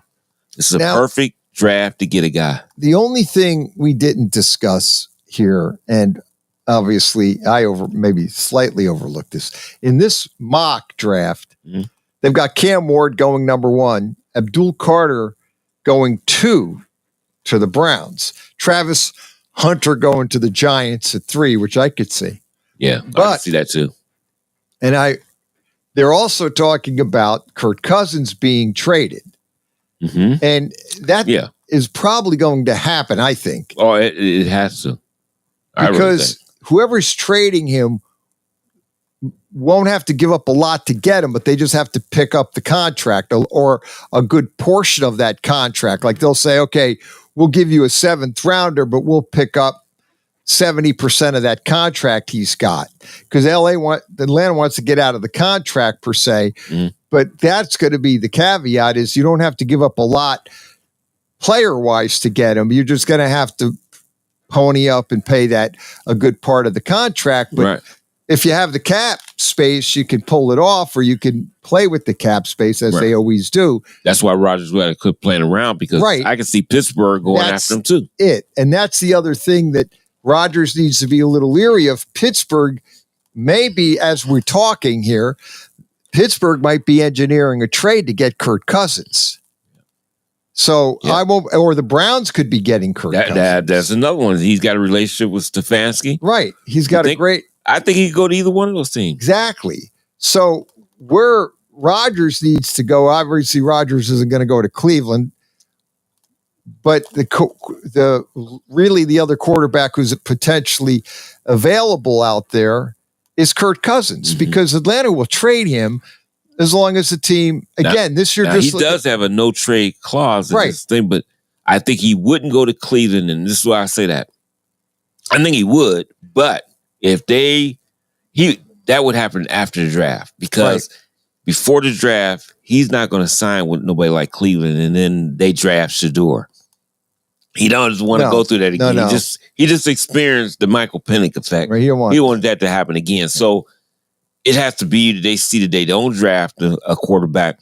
He got to be smart that they didn't draft a quarterback in the first round. Now, if they take somebody like McCord later, he better understand they got to do this. Oh, yeah. He's 37 or whatever years old. Yeah. They got to plan for the future. But they didn't invest a first-round draft pick. No. So go out there and be the starter, and these guys will wait behind you. Yeah. He knows he's not going to be sitting for them. But if they draft a Shador or a Cam Ward, he know he's going to be out of there. But Pittsburgh will be the perfect place. I mean, he could go there. They could also draft a quarterback, too. So, I'm thinking he will take a trade, but I'm thinking he's going to wait until after the draft. But he can't sit there and wait after the draft, though. See, because they got to look out for themselves, and both teams need a quarterback. Yeah, and that's the Cincinnati and Baltimore. They got quarterbacks in that division, and that's it. And you're in that division where you got great quarterbacks to compete against. You got Lamar, and you got Burrow. What's he going to do? The two you make the argument. They're second and third behind Mahomes as being best quarterbacks in football. You have Mahomes 1, Burrow's probably 2, and Lamar's probably 3. Yeah. I mean, you can get in the argument who's 3 and 4, but I'm just saying. And then you're always going to throw Josh in there. Right. And that's true. Josh Allen could be 2. He could be 2. In some people's board, he'll be 2. You can intermix those. You got Allen, Josh Allen, Burrow, and Lamar. Those 3 guys, you can argue who, and you're never going to solve it. Who's number 2? I don't know. And then even if you want to say one of them is before Mahomes, it's still them 4. And it's still those 4. That's it's paper thin, the difference. Yeah. Like there's not a big difference between, in my eyes, Lamar, Allen, and Burrow. There's not a big difference between those guys. No, because they all do different things. Right. But they're all great. And you could make the argument that, and then if, depending on how Mahomes starts, you can make the argument maybe he's not the best now after the Super Bowl. Yeah. He didn't look so good. Is he still the best guy quarterback out there? I still think he does. Yeah. But and I think he'll be back this season. And he'll be back. Too. See, the thing that I can't seem to get over, I know this mock draft, I just think the Raiders will take Shedeur Sanders if he's there. Yeah. I could be wrong. You have said no. They really think they're going to go Ashton Gent. Yeah, but, I won't say they will do that if Shedeur is there. I just don't. It's going to be hard. But that's what I can't. But they got so many other needs. But I can't. You got Geno. See, I do have Geno. But let's say you draft Shedeur. What is he going to do during the season? More than likely sit behind Geno. And you got to have people in other positions that got to play for you right now. Right. So if they don't get, I know they ain't going to take a linebacker, and that's something they need, really. So what's the big thing they're going to need? They need a quarterback for the future, and they definitely need a running back. Well, but we looked at those running backs out there, and there's a lot of great running backs that they can pick up. Yeah.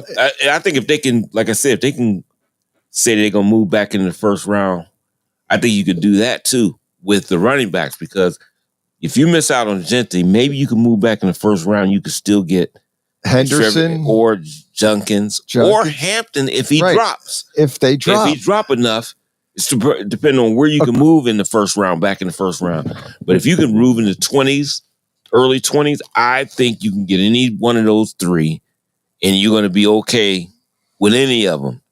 You don't have to get Gentry. You can get a Henderson, because Henderson, I think, is a dual threat, running and catching the football.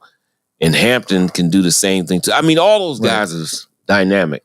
Junkins, he can catch the ball too and run. So you've got, in this mock draft, I'm looking at Gentry going to the Raiders, Omarion Hampton going number 20 he's the second running back taken to Denver. Then there's not, according to this mock draft, for what it's worth, this is the CBS one, they don't have another running back going. Yeah, no. And you can see that because sometime in the second round. Because they downplay running backs so badly. So that's why I think they'll be pushed down, because they are. They always push down. They always do. So it's going to be a bunch of guys there. It's just that some guys is like Travis Hunter. He's just a guy that's different. Well, yeah. He's just Hunter, different. Yeah, he's just he's so kind of, you get him. Right. And Gentry, like they said, as a running back and all of what he could do, he's just different. And that's why it's hard to say, do I pass up on him? But it's hard to pass up on Shedeur, who's been linked to the Raiders. And Brady is going to probably be saying a lot because they got a personal relationship. He's going to have a lot to say. So they may take Shedeur just because of Brady, because I think they can do that, and I still think they can move up and still get a top running back. Yeah, I think they can. Because we ran off all these running backs that are available. I don't think there's big gaps between these running backs. I think they're all pretty much, as far as comparable, tight. Yeah, I like all of them. I like them all. I like the 4. Right. Though I really like is Junkins, Henderson, Hampton, and Gentry. And I think you can get one of those. Right. If you don't get Gentry, I don't think you get past Dallas. So see, they've got Dallas here taking a wide receiver. Yeah. They need that too. Because they need a wide receiver. Even though I think they're going to they got Matthew Golden coming out of Texas going to Dallas. I think they're going to sign Amari Cooper this week. They were saying that. I heard that. Amari Cooper is out there and He might go back to he may Dallas. go back to Dallas. But they have, in this mock draft, they got a lot of D linemen and O linemen going in this mock draft, which just, I was surprised with that many offensive linemen because I didn't know it was, that many great linemen. Yeah, But they're talking on both sides Banks, of the ball. Good. Kelvin Banks, Texas, right? Going to Texas, going to Chicago at number 10. Mm-hmm. Will Campbell, an offensive LSU. tackle, LSU, going to the Saints at number 9. But then you've got the Panthers taking Mikael Williams, an edge rusher, out of Georgia at number 8. Tyler Warren, I've heard his name come up, the tight end out of Penn State. Yeah, he's going to go. He's going to go at least on the mock, going to 7 to the Jets. Genty going 6 to the Raiders. I'm going backward here. Mm-hmm. Mason Graham, the defensive lineman out of Michigan, everybody loves him, going number 5 overall to Jacksonville. And then the first offensive tackle is it Membois? Mm-hmm. Armand Membois out of Missouri, Mm-hmm. 6'4", 332, going to New England. Yeah, I mean, it's a lot of linemen. A lot of linemen going. Both sides. Dave Clark, both sides of the ball. Fourth quarter's coming up. Saturday Morning Sports Page. We'll be back after this timeout on Western Reserve Radio.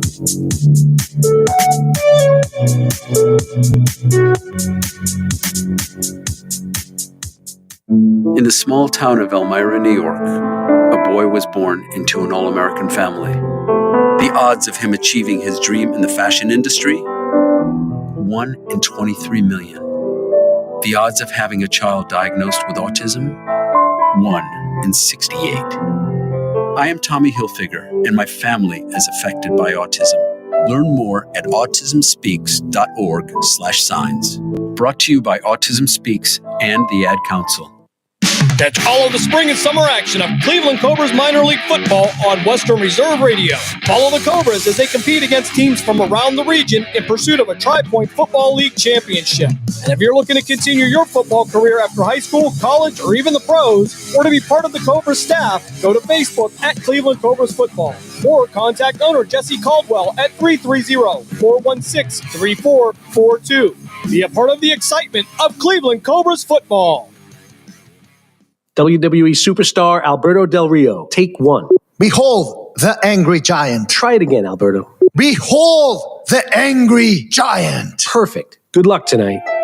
Behold the angry giant. Yay! Read me another one, Dad. This is WWE superstar Alberto Del Rio. It only takes a moment to make a moment. Take time to be a dad today. Visit fatherhood.gov. Brought to you by the U.S. Department of Health and Human Services and the Ad Council.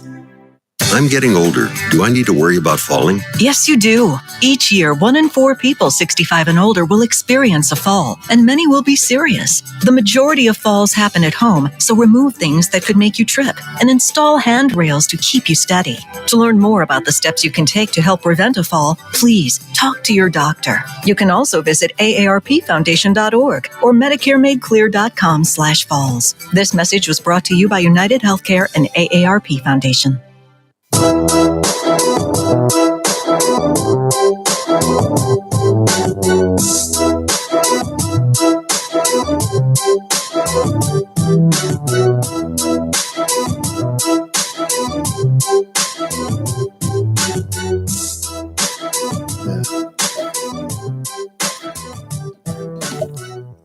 Saturday morning sports page, Pat Lucia, Dave Clark. The mock draft, Luther Burden III under this mock draft, wide receiver out of Missouri, is at least now they've got him going to Pittsburgh. Okay. I don't know why they would want a wide receiver. They got that's why I say I think Pickens is going to be traded. I really believe that. Yeah. And, he'll be a nice fit along DK Metcalf. And Austin is definitely a slot. And so is Rome Wilson too. Right. They seem to have that shored up.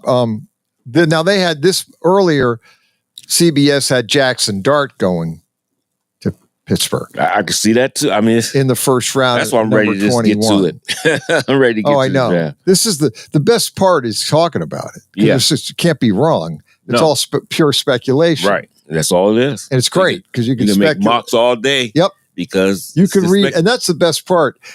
What's so great about the NFL draft is people can put mock drafts out there. And they're all over the board, which is great. And then you could talk, well, they should do this, they should do that. Yep. Nobody knows. No. But that's what makes the NFL so great is people can talk about it. And I know you have college basketball, and even now the NBA is getting down to their playoffs are just is less than a month away. Is only 2 weeks away. I think it's April 15th is when they start the playoffs. So they do the play-in tournament. Right. April 15th to the 18th. And then after that's the playoffs. And we'll get to that in a bit. Just look at those teams because the NFC, the NBA East Conference is already done. Those teams they're in there now. It's just a matter of where they're going to be. But those teams look set. The West looks like 10 and 11 are still up for discussion. But just getting back real quick, why I brought up Luther Burden III is actually the grandson of Tiki Burden, who has played for the Knicks in the 70s. Right. And he's his grandson, and he's now Luther Burden, unfortunately, sadly passed back in 2015 at the age of 62. He was from Albany, New York. I remember he played at Utah and was a pretty good player. Right. And then he ultimately had medical issues related to, it looks like, I'm not getting into the old medical thing. But anyway, he had a fibromyalgia. Yeah. And he ultimately had issues with his heart and then ultimately had passed at the young age of 62. Right. The Luther Burden, rest in peace. Your grandson looks like he's going to be a first-round draft pick somewhere. Wide receiver out of Missouri, I believe. So it looks like this mock draft has Luther Burden III out of Missouri, 6 foot 205, going to the Steelers. We'll wait and see. But again, in all probability, we looked at a lot of these mock drafts. At least the CBS one is changing. That's the best part with the mock drafts is they can change by day. Yeah, yeah. I looked at the CBS mock draft last week, and they had Jackson Dart going to the Steelers in the first round. And this one's got Shedeur Sanders dropping to the Rams. Yeah, and it's so crazy. I'm looking at something now, and I see with that trade with the Browns for Dak Prescott, they would get the second pick in the draft. The Cowboys would. Okay. Part of that trade. Yeah. And they said that probably is the Shedeur. Yep. Absolutely. So the Cowboys would trade Dak to the Browns. Yeah. And they would get the number 2 pick in the draft. And then Jerry Jones would take Shedeur. And why, as outrageous as people might think that is, why does that seem to make sense? Yeah, I know. That's why I read it. Because it's Jerry Jones. Right. This is just up Jerry's alley. Yeah. Oh, yeah. It's right up his alley. That's why it doesn't make sense. And Prescott is only 30, and in the final year of his contract. Right. Then the Browns would have to pick. I guess the only question I have is, has Dax actually signed the extension they agreed upon? On this, at the writing of this, no. Okay. So it makes sense. That makes a lot of sense because if he doesn't sign the extension, they couldn't trade him to the Browns. And why would you need to get a quarterback? Because he's only 30. Right. He's only 30. You got him for 5, 6, 7 years. You pick up the extension. You still could draft one later. You could still draft one later if you need to, but you probably would not. Yeah, it's not a necessity no more. No. So that does, as much as I've heard that rumor being put to bed is ridiculous, I don't think that's so ridiculous because. Yeah, I just was reading the thing. I said, I'll get the second pick They pick up other picks and all that too. But wow, that do kind of make, and it gives the Brown a veteran quarterback in there. You just put the weapons around them. You got a decent defense that's still there. Yeah. So, I mean, it kind of makes sense. We're going to see. That's why I'm just wondering if some big things going to happen draft day or right before the draft. This is the part of the draft that you just don't know where it's going. Right. Because you could see something outrageous or crazy go on with Dallas making that trade and getting rid of Dak and then taking Shador. And Jerry loves Deion. That's what Jerry loves Deion, and this is just up Jerry's alley. Yeah. Now, I don't think that. Deion doesn't want to coach Dallas. Yeah, I don't think he would. I don't think he would want to. He just signed the extension with Colorado. Even though it's always ways, right? You know how they can get out of that. They always get out of that. Yeah. And then that would happen. If that trade happens, Deion will still be in Colorado, but within a year or two, he'll get out of the contract, especially not winning. Out of the contract, he'll be their coach this time. Yeah, he'll be their coach. Because they only have that.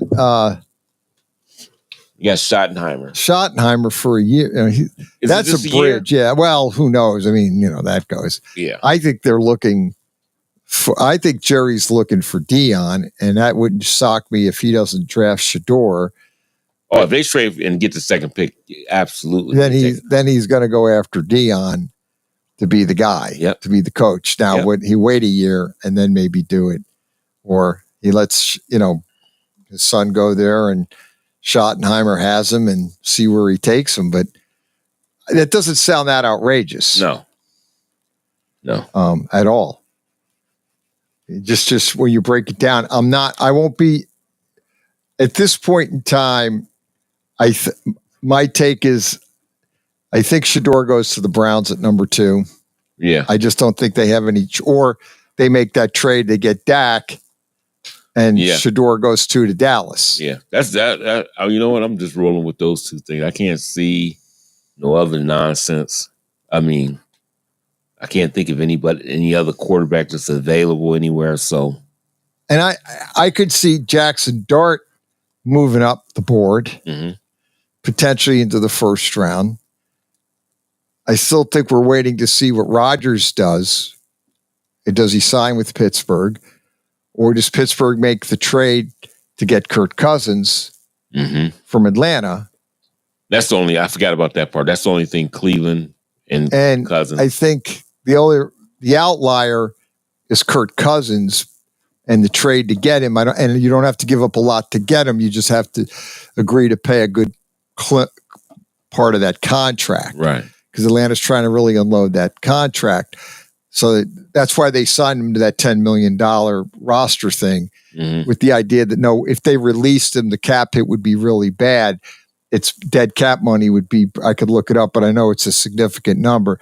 It's better off to trade him and then get the team to pick up a good part of the contract and you get a 7th round pick. And I don't think, from some of his comments before, I don't know if he changed his stance, but Cousins doesn't want to be a backup. So no, he wants to be the guy. Yeah.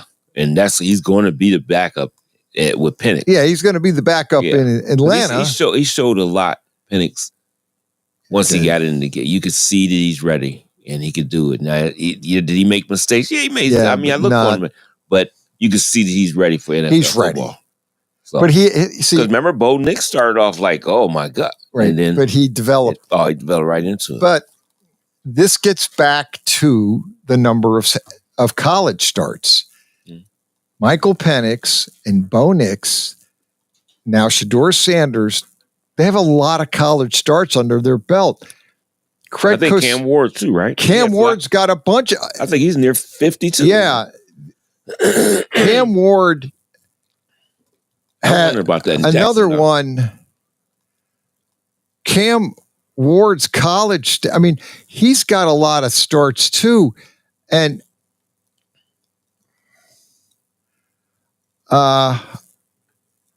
when you break it down, when you look at Cam Ward, I mean, he's had.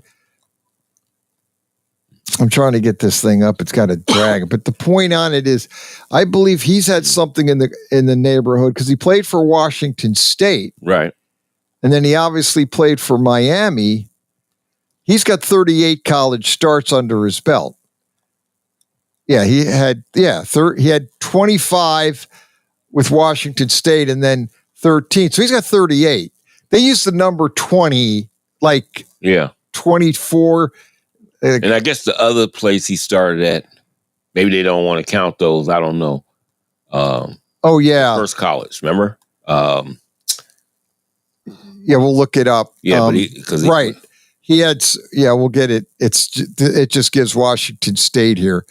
But anyway, college starts mean a lot in the NFL, and the more college starts these quarterbacks have coming out, they seem to have a higher success in the NFL. Mm-hmm.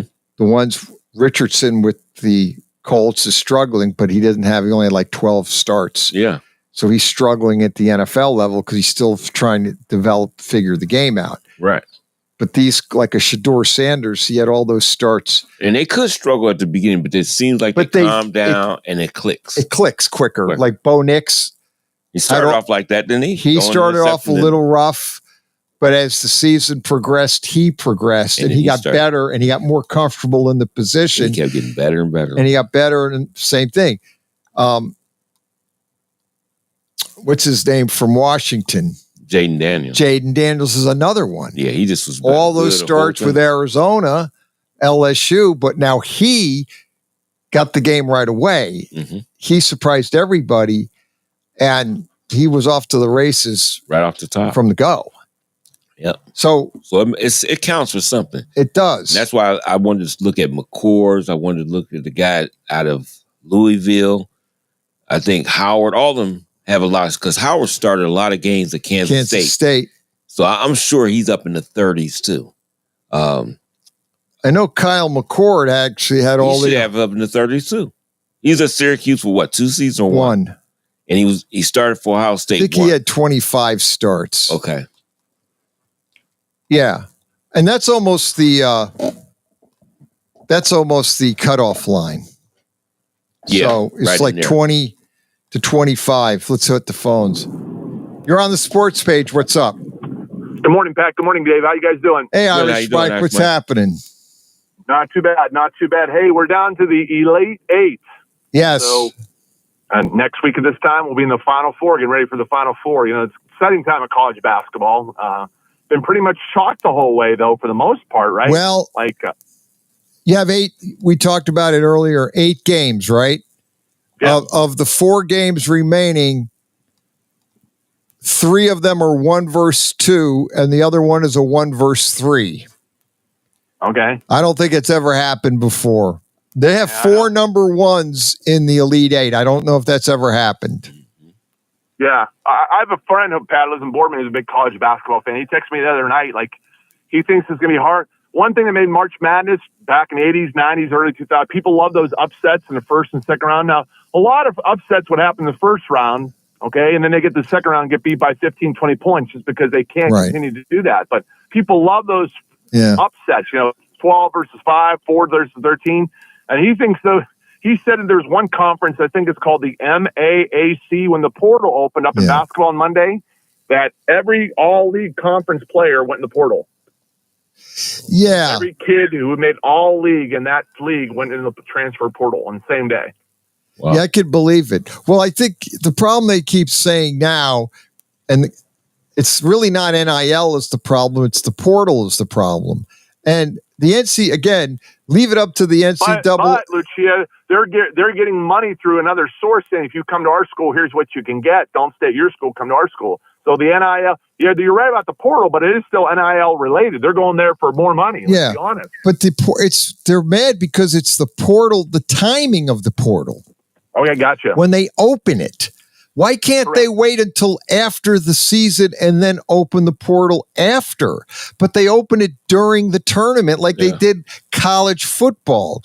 They open the portal during leave it up to the NCAA to screw things up. I don't know who did this. I don't know if it was them, the college presidents, but they have the portal open during the playoffs, during the tournament. What is wrong with them? Well, and then they're all complaining about it. They did this. They screwed this up.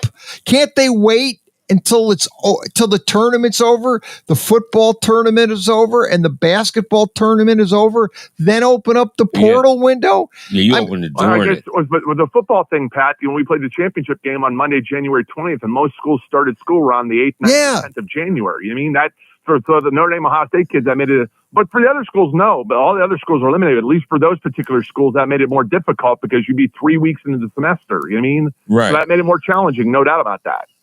Well, you're talking about 2 schools compared to the other hundreds of schools, correct? Right. But I mean, you're still, and this is what upsets the coaches that are affected, is they're upset because kids are going into the portal and they're still in the tournament. Yeah. Both football and basketball.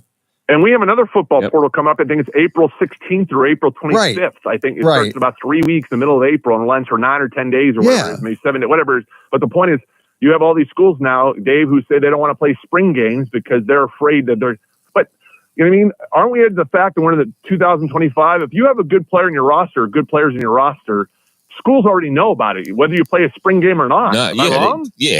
I'm sure they know. Yeah, I don't think the spring just football. Go ahead. You got to just go ahead and do what you normally do, and try to sell these kids to stay with you. Yeah. And if they don't, I mean, what can you do? Well, they're all 1-year contracts. Yeah, right. And all it is. And I know Ryan Day's made a big deal about tampering and talking about tampering, and I know you guys were talking. I was driving.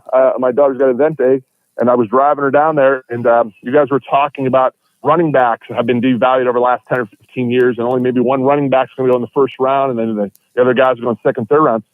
You know, I know Notre Dame started spring practice the other day, and Jeremiah Love, who will be a Heisman Trophy candidate this year, and he'll be a junior, and he's going to leave after next year. I mean, he's no way he comes back for a senior in 2026. And, he got hurt the last game against USC, and he played in the playoffs, but he was near 100%, unfortunately. But now he's ready to go. And they have him not only in the running back, Pat Lucia, but they have him working out of the slot as a receiver because he wants to maximize his value to the NFL team, saying, look, I can catch the ball in the backfield. You can put me in the slot. I can catch the ball. Right.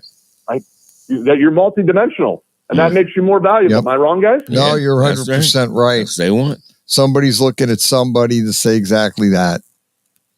Because my understanding when he approached the coaches in December, that was one of the things he talked to them about. Like, hey, next year, I want to do some things out of the slot. I want to catch some passes. I want to be used in a variety of ways my junior year at Notre Dame. Because, you're talking about tampering. There was a school in the Big Ten who's on the West Coast, quack, who was offering a bunch of money to transfer there, okay?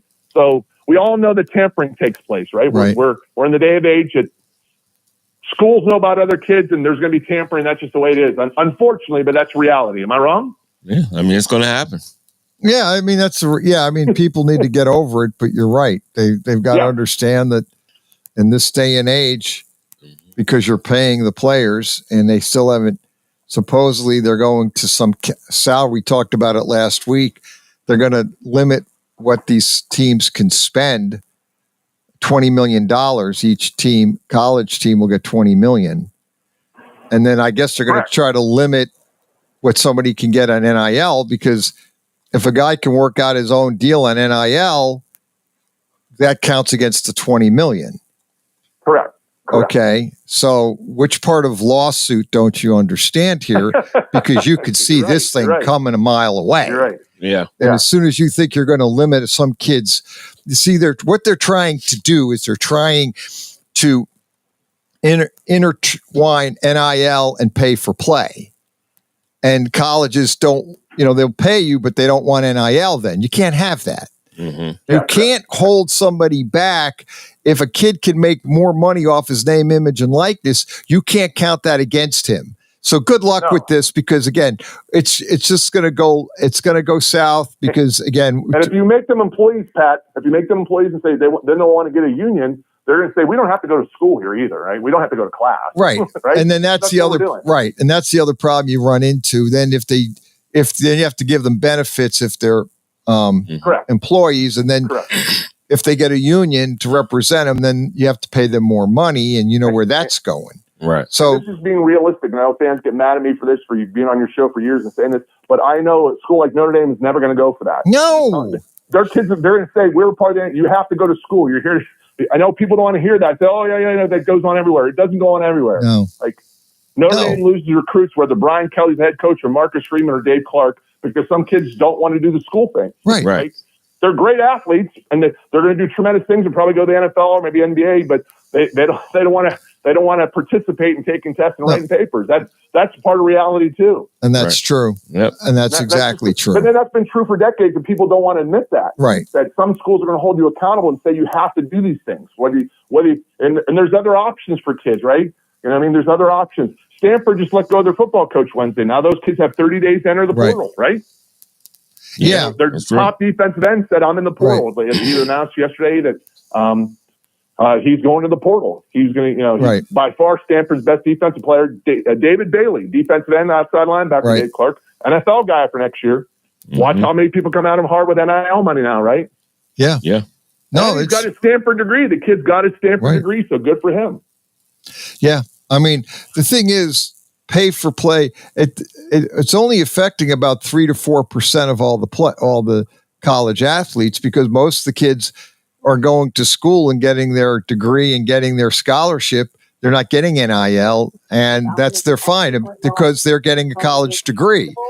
You only have your top schools where you get into that problem. Yes, correct.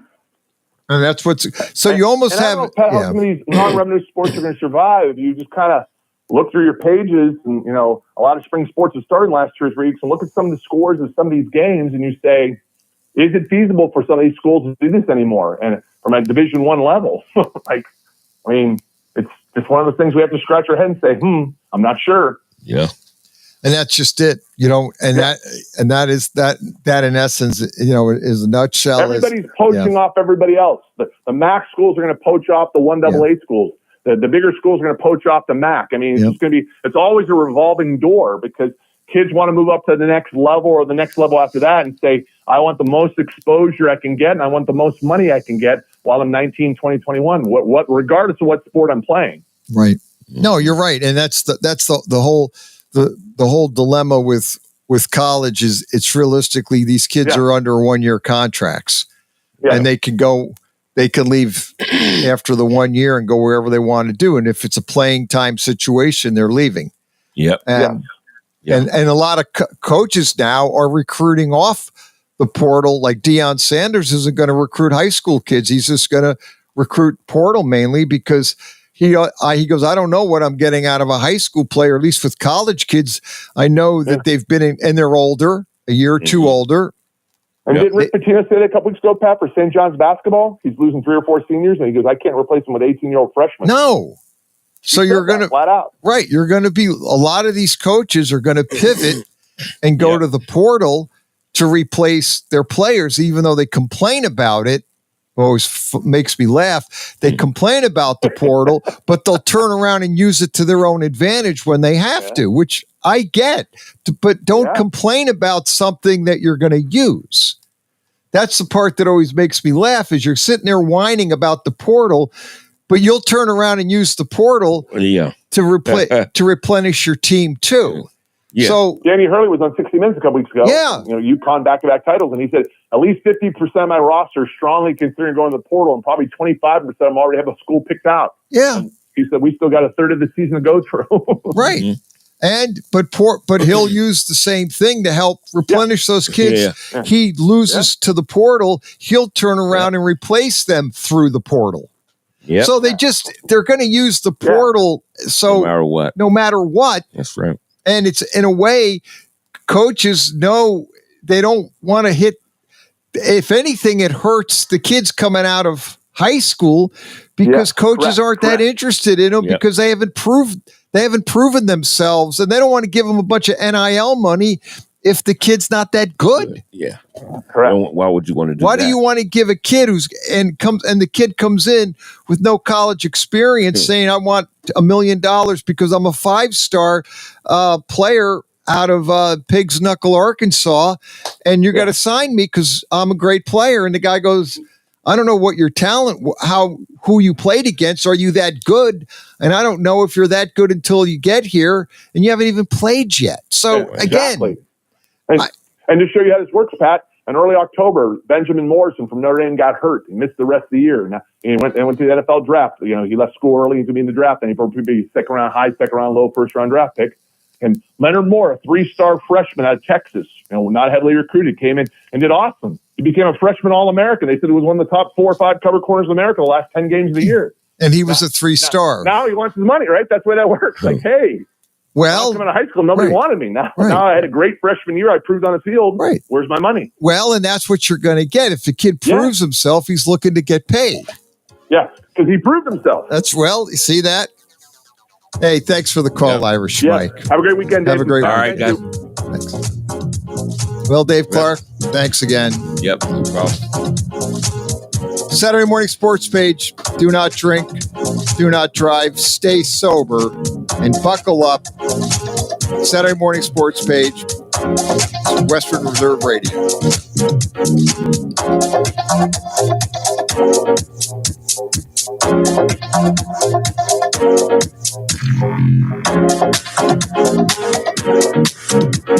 Youngstown, Warren, and Salem Sports Talk is on the iMedia One Network, Western Reserve Radio, Western Reserve Radio 2, and City View Sportscast. The Sports Betting Network. Dave Ross here. Tune in Monday for VSiN by the Books with myself and former Major League star Jensen Lewis. We're going to talk plenty of college hoops with the Final Four all set. How should you bet it? And where is the market going? We're going to break all of that down. The first weekend in Major League Baseball is in the books, but we're going to have a full slate on Monday. Going to break down the entire card, talk player props, and find some winning plays. Plus, our pal Carl Johnson is going to join the show to break it all down from a sportsbook perspective. That's VSiN by the Books, Monday, 7 o'clock Eastern, 4 o'clock Pacific on VSiN, Sirius Channel 158, and the VSiN Watch app.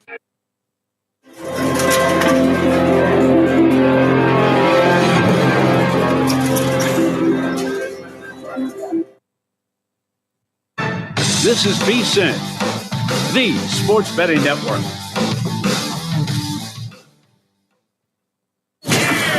Welcome to the VSiN Weekend Morning Line on VSiN, the Sports Betting Network. Hour number 2 of the VSiN Weekend Morning Line. I'm Tim Murray, live from the Circus Sportsbook in downtown Las Vegas.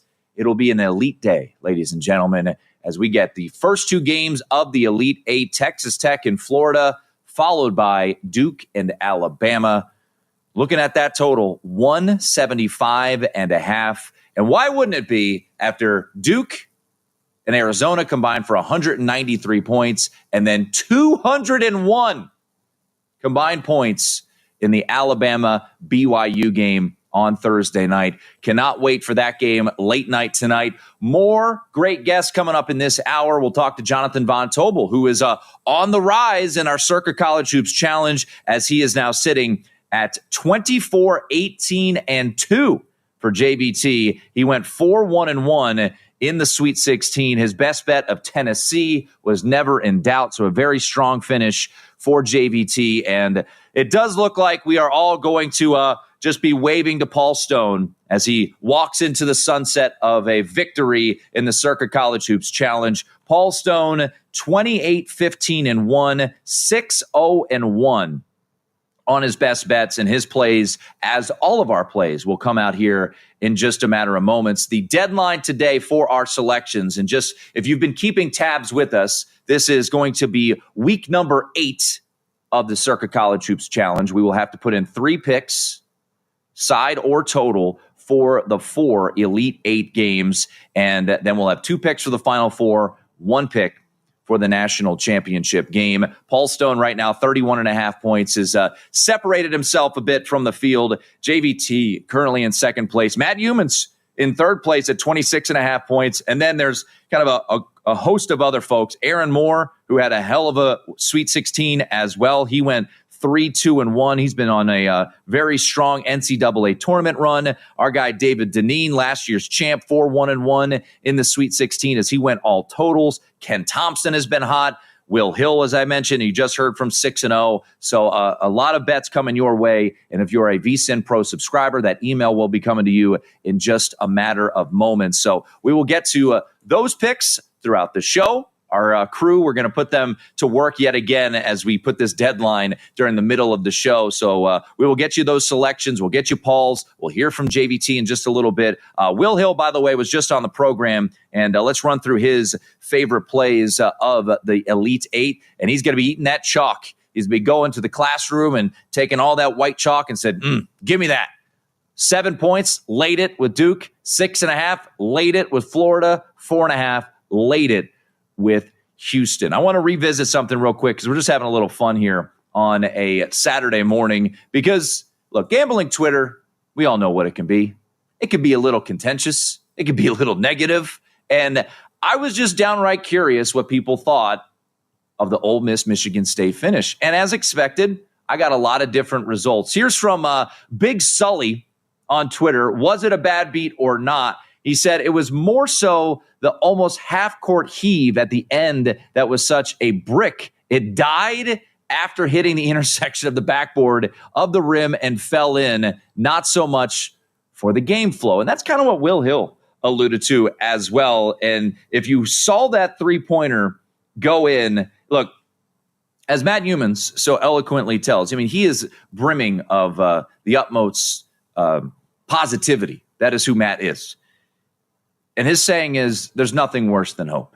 And at that point, as a owner of an Ole Miss +4 ticket, +3 in the contest, I thought, well, covered for 99% of this game, and wouldn't you know it, we're not going to get the cover. And then, fortunately, that ball rolls in. So it's a fun discussion, and I'm curious people's thoughts. And obviously, when you've got a ticket on one side or the other, you're going to be a little bit more fired up than others, but as I put out the Twitter poll, 55% of you said it was not a bad beat. 45% of you said it was a bad beat. I would say the shot, and as Will Hill alluded to it, the way it just kind of thud off the back and then rolled in, that shot might lead you to being a bad beat. But once again, in totality, Michigan State was covering that game for about 40 seconds. Depending on what number you got. If it was 4, they were covering 4 for, I think, as I looked it up, I believe they were covering 4 for 4 seconds in the game after Trey Holloman hit the couple of free throws there to make it a 6-point lead. So I, as the ruler on VSiN Morning Line, as the judge and not the ruler, I will hit the gavel here and I will say not a bad, but keep chiming in on Twitter. You can let me know at @1 Tim Murray is where I'm at. All right, let's get to a little more sound on who they broke the record of. Alabama, 25 three-pointers in the NCAA tournament, a record for most three-pointers made. Loyola Marymount set the record back in 1990 in the second round against Michigan when they put up a preposterous 149 points. They hit 21 threes in that game, and Alabama said, hold my beer, Loyola Marymount. We're going to throw in 25 three-pointers. And BYU had no chance.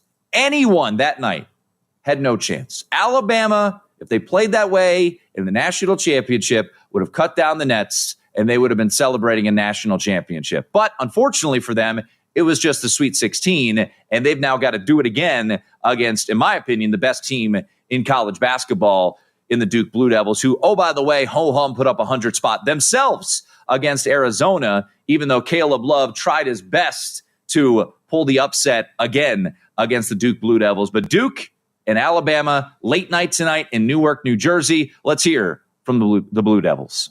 I think just sticking to our game plan. I think we have a great game plan going into the game and just not changing what we do. I think when we play together on the defensive end and stay connected, we're the best defensive team in the country. Sion? Yeah, Tyrese said it. Our game plan is just doing what we do all year. They're obviously a really good offensive team, but we've gotten to this point being ourselves, and we're not going to stop it for Alabama or anybody else. You know, and that's my mindset heading into this game. Do we see a little bit of a regression from Alabama? I think what Duke has done throughout the tournament is sustainable. But Matt McCall, I thought, made a really interesting point where if you want to look at the Bama side, are they more battle-tested? Oh, 100%. And Matt and I were talking about this on Thursday night on VSiN Primetime, which was, when was the last time Duke played an elite team? And you had to go back to December at Cameron Indoor when they beat Auburn, because the ACC was down this year, and we have all seen that with the ACC. By the way, I do love the fact that if Duke makes it to the national championship game, you can cash your over ACC wins in the NCAA tournament, despite Clemson getting knocked out in the first round, Louisville getting knocked out in the first round. UNC helps you because they got that win over San Diego State, and they got knocked out in the first round. Two things can be true, by the way. The ACC stunk this year, and Duke's awesome. If Duke wins the national championship, I don't want to see anyone out there, I'm looking at you, Danny Cannell, saying, oh, ACC national champion. Look, the SEC is going to break the record for most wins in the NCAA tournament. I believe they're at 19 already. They've tied the record. They're going to break the record. They're going to hit their over 20.5.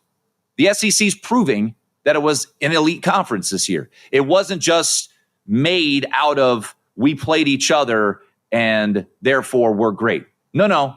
They are proving they're an elite conference. Now, as for my plays for the VSiN Circa College Hoops Challenge, my best bet, you just heard from my ginger brother, Will Hill, we're simpatico. I'm on Duke. I laid the 7 in the contest. Immediately, I took 6.5 in real life on my actual bet in my app here.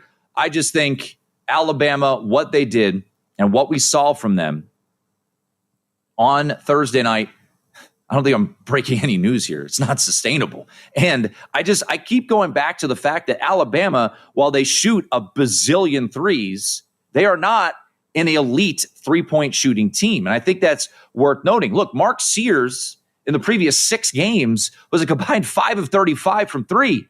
And then he went 10 of 16. He's capable of doing that. And when they run this offense, an offense that predicates on shooting threes, 46.5% of their possessions end with a three-point attempt. But this is a team, they're good, but are they great at shooting a three? Not really. 35.6. Aiden Holloway was absolutely phenomenal there in that spot for the Alabama Crimson Tide on Thursday. So my best bet for the Circa College Hoops Challenge is Duke.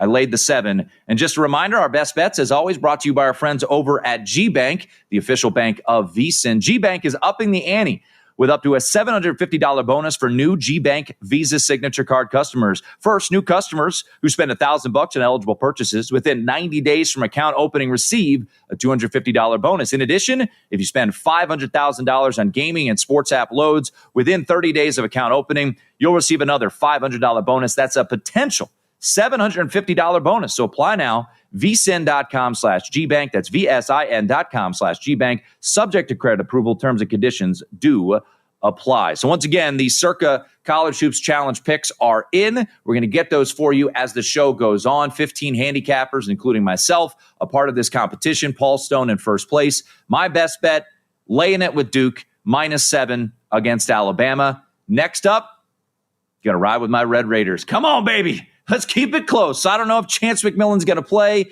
Probably won't. Am I poking the bear here with this Florida team that got their scare against UConn, pulled away against Maryland in the second half? I think the Red Raiders, even though since 1998, 12 teams won in overtime in the Sweet 16, those 12 teams, 3-9 ATS in the Elite 8. I don't care about your trends. Give me Texas Tech. And then lastly, we'll talk more about it. I took under in Auburn and Michigan State, 149.5. Those are my 3 plays for the Circa College Hoops Challenge. A man who went 4-1-1 and is second place in that competition, Jonathan Von Tobel. He joins us next.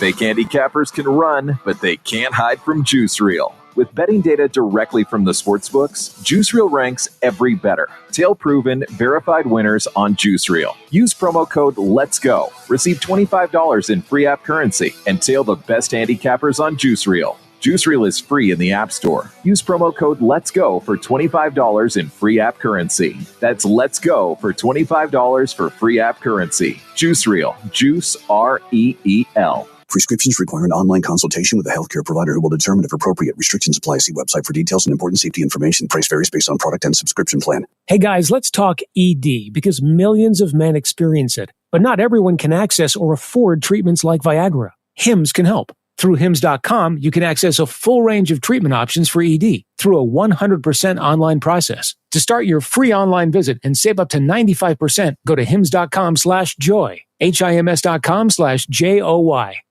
My son loves to fly kites, but my active psoriatic arthritis can sometimes hold me back. Now with Skyrizi to treat my skin and joints, I'm ready to go. Skyrizi, Risankizumab Riza, a prescription-only 150 milligram injection for adults, helps with less joint pain, stiffness, swelling, and fatigue. For those who also have plaque psoriasis, 90% clearer skin is possible with just 4 doses a year after 2 starter doses. Don't use if allergic to Skyrizi. Western Reserve Radio is the Valley's online source for sports talk and local live events. Tune in and be a part of their live weekly shows, as well as all of the hard-hitting action of Youngstown Phantoms hockey, high school football, and the GDFL. Find them at westernreserveradio.com. Tune in and the Live 365 app to be a part of the area's sports conversation. Be sure to visit them on Facebook at Western Reserve Radio and on Twitter at WR_radio.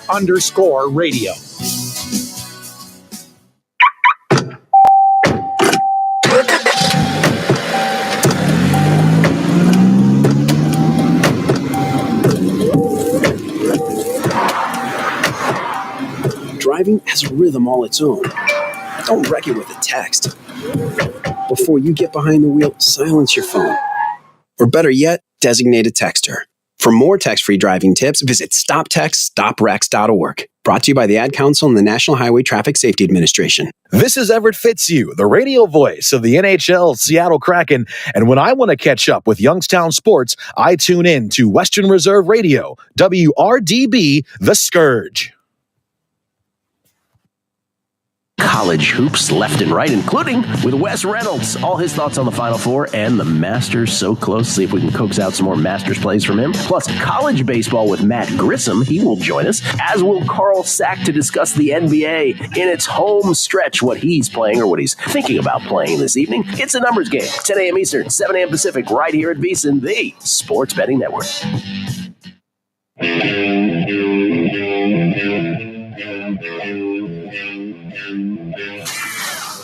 You're tuned in to the VSiN Weekend Morning Line.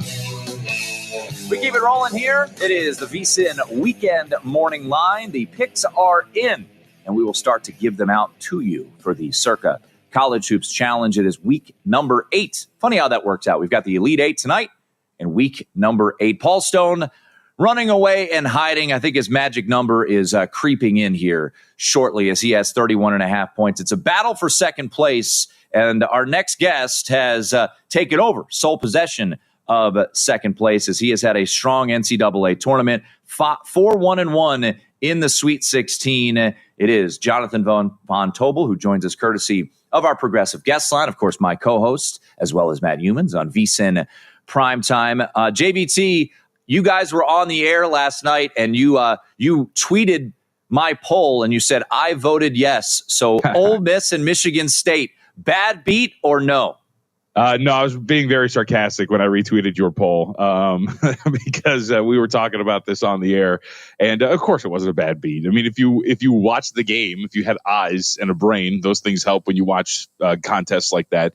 You would understand that Ole Miss was in control of that game 95% of the way, whatever line of demarcation you want to use, and that Michigan State was lucky to be in a position at the end of that thing to get it. And so the fact that they hit a 3 to put it on 3. The Ole Miss deserved that every step of the way. And massive for our contest, too. Yeah. I think, 12 people had some, like one of the side, either Ole Miss or Michigan State, and that falls at a push, and we all get a half point. So the shot heard round the world. Yeah, it was big. I was at a family function, was walking into the Lee's Family Forum here in Las Vegas going into a hockey game. I was watching it on my phone, and I'm like, oh, my God, I can't believe that. I had just accepted a loss because I just fully accepted that to happen. Paul Nelson, by the way, chimed in on Twitter. He said, I will accept that it's not a bad beat if you'll accept that you were lucky to get the cover. I mean, it was a lucky shot, but as you pointed out, and I think we've continued to say, they were covering for 39 minutes and 40 seconds in that game. But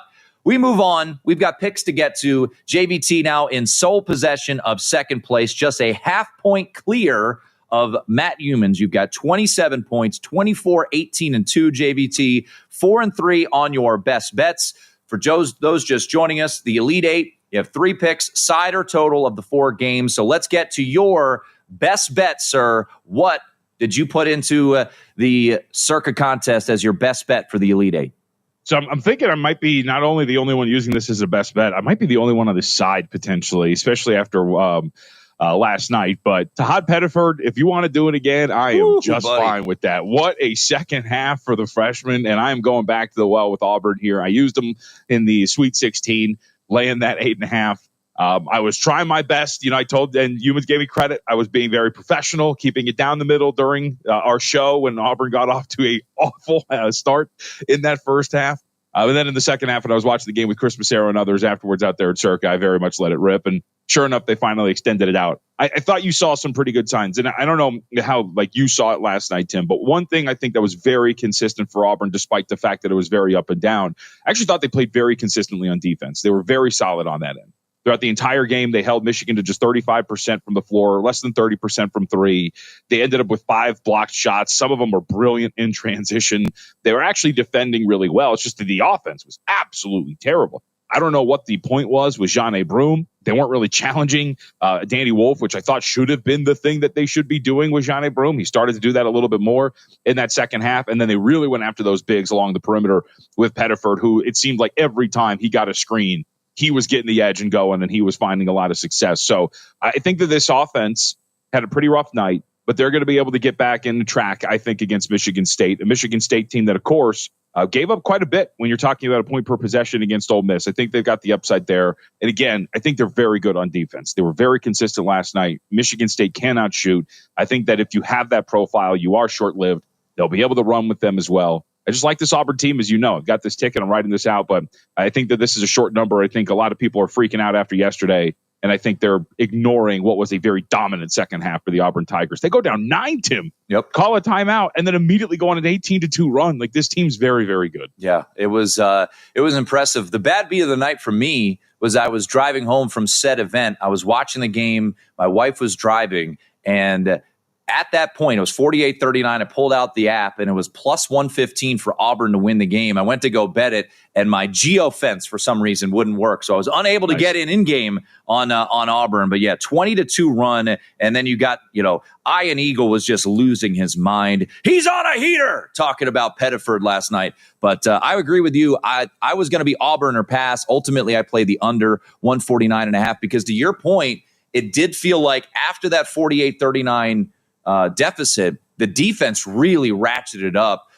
inside for Auburn. So I think Michigan State's going to struggle mightily to have success from an offensive standpoint. So I went under in the game, but I agree with your Auburn play there. So your best bet, Auburn -5. I agree. I would be curious to see, and we'll see all the picks here in a little bit, how many folks are on that. I think people might be tantalized by the Michigan State plus the points. I certainly understand that mindset. All right.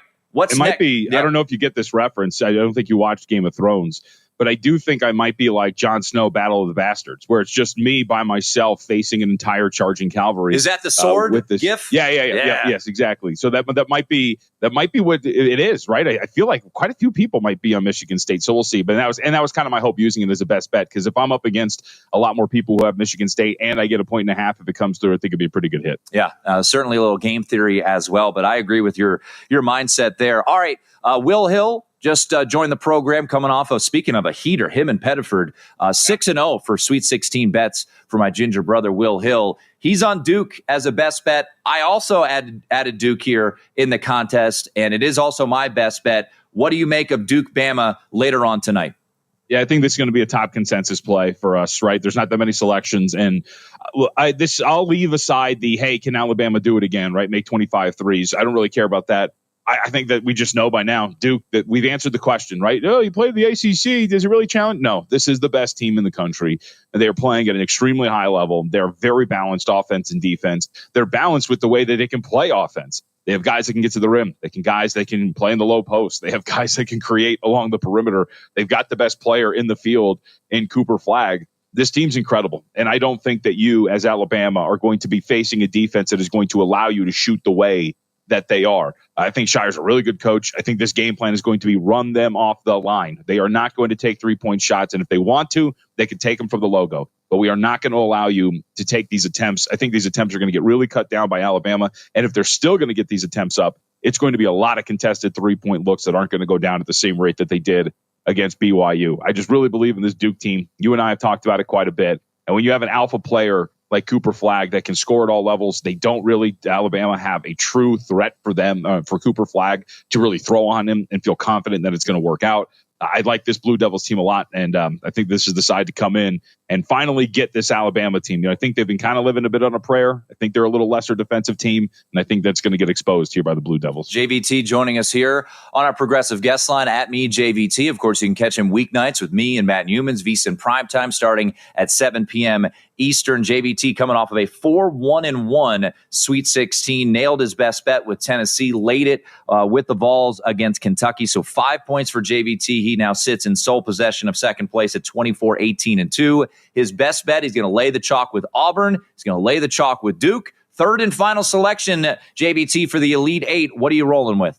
Let's, the Tennessee was the best bet. We're going to go back to the well with Tennessee again. So 2 of the 3 bets here are 2 teams that I used in the Sweet 16, but it's hard not to like Tennessee here, man. First off, the number that we got is pretty crazy. In the contest, we're getting 4.5. That's a really big number. So that immediately I immediately gravitated toward that. So many of these projections have this at like a 2.5. Like this should be a very tight game between these two. And yes, it's a little anti-Houston. You don't really like what you saw from the Cougars. Again, it's a team that we've talked about. These are actually 2 teams that mirror each other somewhat, right?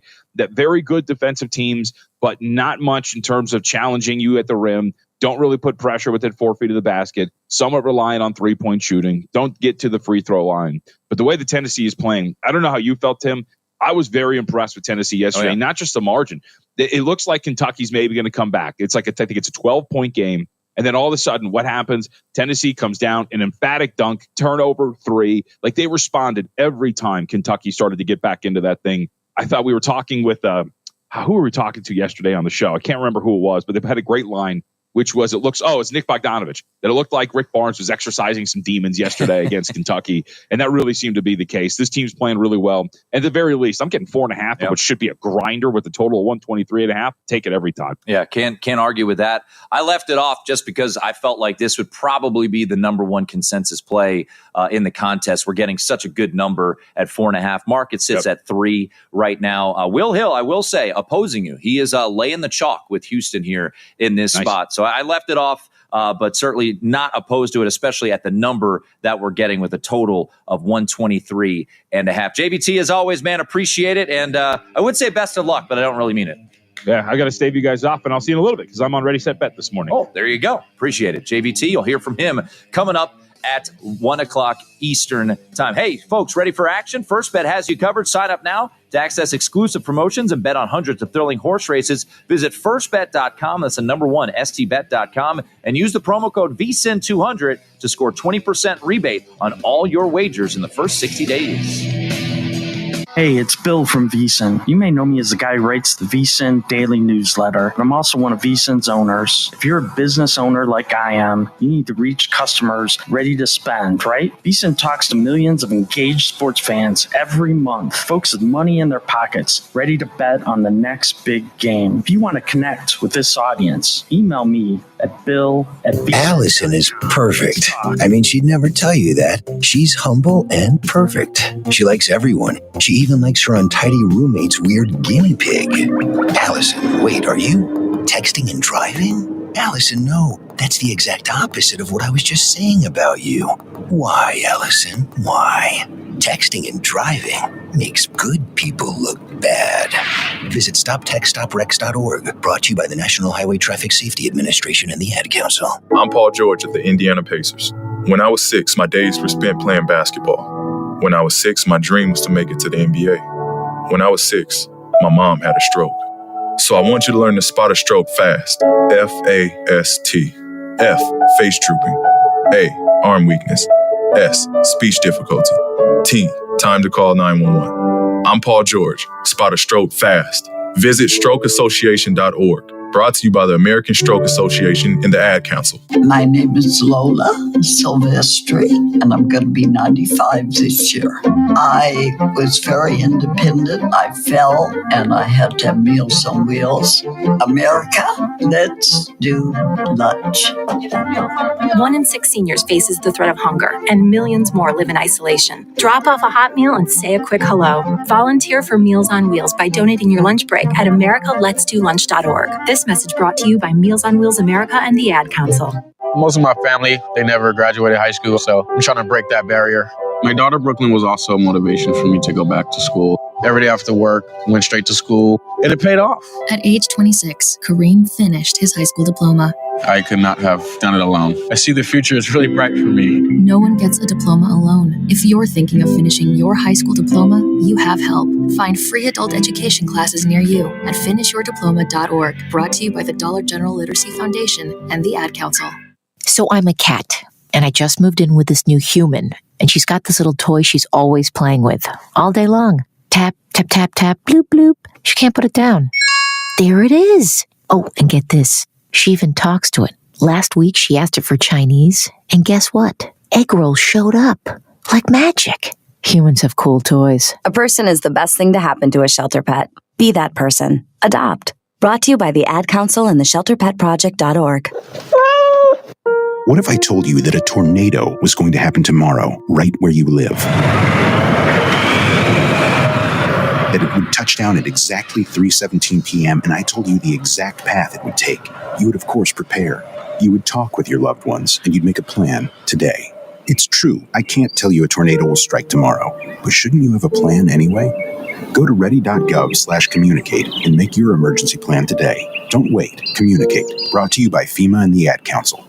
This is Matt Lipsack, the voice of the Youngstown Phantoms, and your home for Phantoms hockey is Western Reserve Radio. Your Vegas adventure starts here.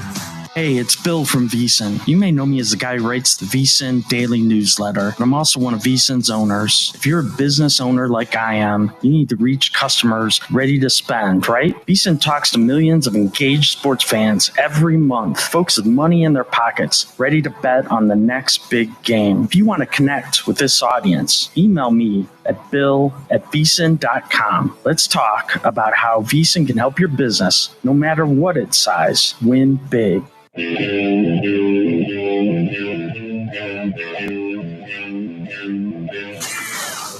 You're tuned in to the VSiN Weekend Morning Line. We keep it rolling. It is the VSiN Weekend Morning Line, live from the Circus Sportsbook in downtown Las Vegas. Just heard from Jonathan Von Tobel. His picks are in. All of our picks are in for the Circa College Hoops Challenge. Before we head back to our progressive guest line and welcome in the most handsome guest that we can possibly have on the VSiN Weekend Morning Line, let's get to the leaders' picks here real quickly for today, and that would be Paul Stone, 28, 15, and 1, first place. He is going with Alabama plus the 7 as his best bet, which is interesting. Good game theory here. Do we have a chance to catch the leader? Alabama plus the 7. Me, Will Hill, JBT, you all heard on Duke here. He likes the points with Michigan State, and he's also in on Tennessee plus 4.5, which I fully anticipated Tennessee would be a very popular play and ultimately left that off the card. So Paul Stone, first place in the contest. Bama, Michigan State, and Tennessee, 3 dogs for Paul Stone. All right, let's head to our progressive guest line as we've been talking nonstop college hoops. Let's talk a little baseball with just a devastatingly handsome gentleman, the co-host of the Beadle and Decker program on Mad Dog Sirius XM. It is Cody Decker. Mr. Decker, how are you on this fine Saturday morning in New York City? Yeah, a little bloated, but I'm all right. By the way, I know you, I won't be heading to the house that Decker built, but I will be cheering on your former team, the Reno Aces, tomorrow. I'm very excited to go check out the future Arizona Diamondbacks as they come to town. Excuse me. Yeah, I'm a Reno Aces legend, but I'm also a Las Vegas 51s legend, and I've also been the devil to both of those teams, playing for 19 other teams in the PCL. Let's be real clear. I'm just a living legend in very small circles. And yes, cheer on all these guys that couldn't hold my jock All right, let's get to it. Last night, Mookie Betts doing Mookie Betts things, walk-off homer. Realistic chance that the Dodgers go 162-0, Cody, is what? 0.0% Come chance. on, have a little fun here today. Buddy. I don't listen. I freely admit their over under total at 104.5 is ridiculous because let's be real clear. How in the hell is this team going to lose 58 games? I don't know. Can you spot where they're going to lose those? Because this team's going to break the record. I firmly believe this team has a chance to win 120 games, and I don't think that's hyperbole because, honest to God, that would mean they lost 42 games. How are they going to lose 42 games? This is the most deep team I've ever seen by far. Forget the most perfectly constructed baseball team. This might be the most perfectly constructed team. The end. Yeah, it's just ridiculous when you see this team and then you see opening day and how they come out. Cody Decker joining us, courtesy of our progressive guest line at Decker6 is where you can follow him on social media. Check out his program with Michelle Beadle and Decker, weekdays there on SiriusXM's Mad Dog Radio. So, it's hard to take away some, overarching takeaways here from opening day and the first couple of days of the season. But I'm so fascinated by the AL East this year. And, the Yankees get off to their opening day start. They have a leadoff homer in the first inning. Devin Williams gets it a little squirrely there at the end, as he has one to do against his former team, but gets out of it. So let's start with the Yankees, a team that I think some people, understandably so, with the Garrett Cole injury, have some concerns about. When you look at the New York Yankees right now to win this division, they're still the favorite at plus 160. What do you make of the Yankees, and what are your concerns, and do you think they can overcome said concerns this year and win the division? Absolutely can overcome said concerns. One concern that I don't think exists is the Devin Williams of it all. Listen, that was a tough spot to be in. It's the first ever bearded Yankee pitcher to ever take the mound. He goes out there, he's throwing airbenders left and right to his former team with runners in scoring position. So I'm assuming the butterflies were through the roof. Also his first debut as a Yankee at Yankee Stadium. Obviously, this team was in the World Series last year, and they finally got their hands on the best closer in baseball. The fact that he got in and then out of that trouble, I think is actually quite encouraging. I think there's a very good thing to have happened because he ended up getting 2 Ks on Chirios and Christian Yelich, which are actively like the last 2 guys that the Brewers have at this moment. So I honestly think that this was a good thing for them. As far as the Yankees and winning the division, I still have them winning the division. Not by much, though. I thought before I would have said it would be a 5-game win victory over everybody else in the division. Now, I think this is going to go down to the wire between them and the Boston Red Sox. And there's a few teams I wouldn't sleep on. Quite frankly, you can't sleep on anybody in the East. Listen, I honestly think that the Orioles, when it's all said and done this season, are going to take a step back because they didn't really add anything. And I understand they have a lot of faith in their youth, but you subtract a Corbin Burns, I'm not exactly thinking you're going to be in the best possible situation going into the following year. That's why I'm all over the Diamondbacks. The Toronto Blue Jays even kind of intrigue me, even though they have the longest odds to win the division.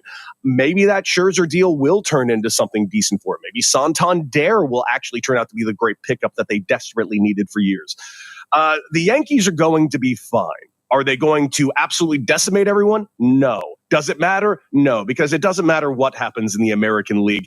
Frankly, the World Series will be won in the National League before the World Series even begins, because it's all about who can beat the Dodgers. No one in the American League can. Cody Decker joining us here, courtesy of our progressive guest line. I know a team near and dear to your heart. They were a team that called you up to give you your MLB debut, the San Diego Padres. They're off to a good start here, and the Padres were a team I think you and I both loved last year, kind of a buy low opportunity on the San Diego Padres. I didn't really mess with them in the futures market here. They get homers from Cronenworth and Tatis Jr. yesterday as they beat the Braves, man. 2-0 start, 2 wins over the Braves is nothing to sneeze at. I know everyone's chasing the Dodgers, and it's going to be an uphill climb. Yes. Where do you have the Padres in that pecking order of the chase for the Los Angeles Dodgers? Third in the National League behind the other National League West team, the Arizona Diamondbacks. I think these are three playoff teams, unquestionably. I think you're going to get one team out of the Central, and I think you're going to get the rest out of the East. I do think the Mets are going to be the team that's going to be on the outside looking in. I think the Phillies and the Braves are going to get in. That being said, we have 160 to go, so I think we can all pump the brakes on what the playoff futures are going to be at the moment. But yeah, I think this is going to come down to the National League West. The Padres are not just some sort of gimmicky team you should be betting. Frankly, the Padres blew it last year. The Padres should have gone to the World Series and frankly won the World Series. They let the Dodgers get back at them, which I couldn't believe. That 5-game series I really thought would have benefited the San Diego Padres. But unfortunately, when they lost out on Joe Musgrove going into that series, that was a massive dent that just they could not get past. Padres are nasty. Diamondbacks are nasty. If there is a team in the National League that I think can take down and topple the Dodgers in October, it's one of those two teams. But I'm not going to put anything past the Atlanta Braves, even though they've dropped their first 2 games of the season. And quite frankly, the Phillies, even though they've become basically the Buffalo Bills of the National League, just waiting desperately for them to get over this horrific hump to get to the World Series and maybe actually win a World Series, I'm starting to worry that this team is beginning to age themselves out. And frankly, if they don't do it this year or next year, might be time to retool that organization. Yeah, the Washington Nationals North there in Philadelphia with Bryce, Trey Young, Trey Turner, and Kyle Schwarber, Cody Decker. All right, give us the skinny on the Diamondbacks. You've mentioned it a couple times. You love this Diamondbacks team. Went to the World Series surprisingly 2 years ago. What do you love about this Diamondbacks team? Everything. I love their offense. I love their pitching staff. I love their bullpen. I thought losing Christian Walker was about as hard of a hit anyone could have taken. Don't worry. Josh Naylor steps right in like nothing ever happened. I think the Corbin Burns pickup is just outrageous. So much of the fact that Jordan Montgomery out for the year does not matter. You have a Corbin Burns there. And this is a team, by the way, that also has a Corbin Carroll, a young pitcher who is just a monster. Guys, a young player that's just a monster in the outfield. This is just a young, dynamic team that, quite frankly, can get back to the World Series. But quite frankly, sleep on the Diamondbacks at your own peril, gamblers, because this team is for real. Anything you love? I know you've got a radio program coming up in a little bit. As you look at the card today, anything jump out to you for today? On the day, let's take a look real quick. Props. I love me some props. And no, I'm not giving you home run props because home run props are stupid. And anyone that says they're great is lying to you. But if you are going to take a home run prop, you should take Vladimir Guerrero Jr. That being said, I don't think you should take a home run prop. I think you should take a total bases prop or a combo prop of some kind, hits, runs, RBIs. Because, frankly, he's hitting 360 against Dean Kramer in 28 at-bats, and he does have 5 home runs and an extra 2 doubles. That's a lot of extra base hits in a very short amount of time against a pitcher. I'm all over not only Vladimir Guerrero Jr., but George Springer and Alejandro Kirk. They all have incredible numbers against Dean Kramer, former teammate of mine on Team Israel. I love me some Dean Kramer, but I don't know which version of Dean we're getting today, so I'm all over the Toronto Blue Jays, not just on the run line. Well, yes, the money line and the run line. They score in runs today. He's a gentleman and a scholar, a Reno Ace legend, and a 51 legend. It's Cody Decker. Chihuahua legend. Chihuahua legend as well. Cody, you're the man. Appreciate you, brother. I am the man, and thank you for acknowledging that. There he is, Cody Decker. Check out his program on SiriusXM, Mad Dog Radio, weekdays with Michelle Beadle. Hey, just a reminder, folks, if you want to know where the money is really going, unlike other sources, our betting splits here at vsin.com come straight from Circa and DraftKings Sportsbook. So if you want to check those out, head on over to vsin.com/subscribe, and you can become a vSIN Pro subscriber for as little as $9.99. So check those out today. I'll give you some betting splits info, as well as some best bets on the other side for the Elite Eight. 2 games today, 2 games tomorrow. It's vSIN.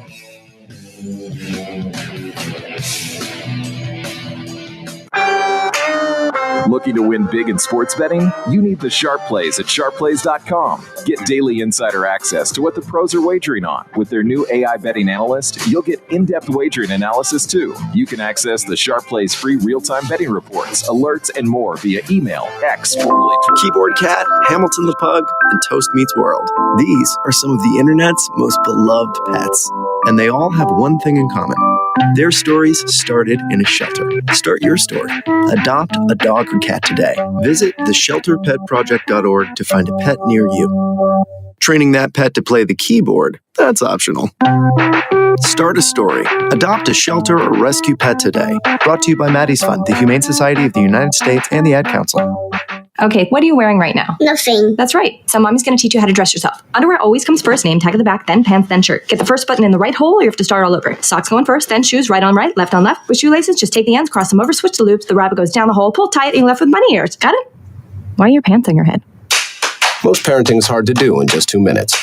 2 minutes twice a day, making sure they brush their teeth, is easier, and it could help save them from a lifetime of tooth pain. Visit 2min2x.org to find out more. A message from the Partnership for Healthy Mouths, Healthy Lives, and the Ad Council. How's it going? I'm having a stroke. Are you going to shake my hand? I'm having a stroke. Wow, you're not even moving your arm. I'm having a stroke. When someone is having a stroke, they may not be able to say it with words, but their body language will tell you loud and clear. Look for FAST. F, face drooping. A, arm weakness. S, speech difficulty. T, time to call 911 immediately. Know the sudden signs. Spot a stroke fast. Visit strokeassociation.org.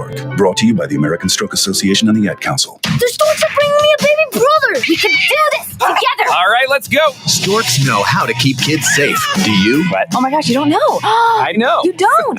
Oh man, you laugh when you're uncomfortable. No. Making sure your child is in the right car seat is one of the steps to safer travel. I will rock this. You will rock this. To know for sure that your child is in the right car seat for their age and size, visit safercar.gov/the right seat. Cool. Very cool. Brought to you by the National Highway Traffic Safety Administration and the Ad Council. It may be hard to believe, but people just like you are already saving money. FeedThePig.org makes it easy. Their simple savings plan teaches you how to start saving without going overboard, so you don't need to start foraging wild berries. I was skeptical, but these are actually pretty good. You don't need to sell your soul to the devil. $15 is the best I can do. You just need FeedThePig.org. Don't get left behind. Get tips and tools at FeedThePig.org. Brought to you by the American Institute of CPAs and the Ad Council. Welcome to Calvin's Barbershop. You all got to see this. I don't even want to know what you're looking at on that phone. Well, you should. I was learning about the dangers of high blood pressure and that we need to get ours checked regularly. High blood pressure can increase the risk of heart attack or stroke, but this text program can help keep it at a healthy range. Just text barbershop to 97779 to sign up. I'll get right on it as soon as I'm done with this baby panda video. Text barbershop to 97779. A message from the American Heart Association and the Ad Council. To the stations that are always ahead of the game. Western Reserve Radio, Western Reserve Radio 2, and City View Sportscast. Youngstown, Ohio. Edge Boost has your back. It's the first ever bank account built for bettors, guaranteeing 100% approval on all gambling transactions. No more headaches. Plus, earn cashback rewards on every deposit. No usage fee, no minimum balance, no credit checks. Just instant access to your bankroll anytime. Sign up now at edgeboost.bet with promo code VEASAN and deposit $25 and Edge Boost will match the deposit. That's edgeboost.bet, promo code VEASAN.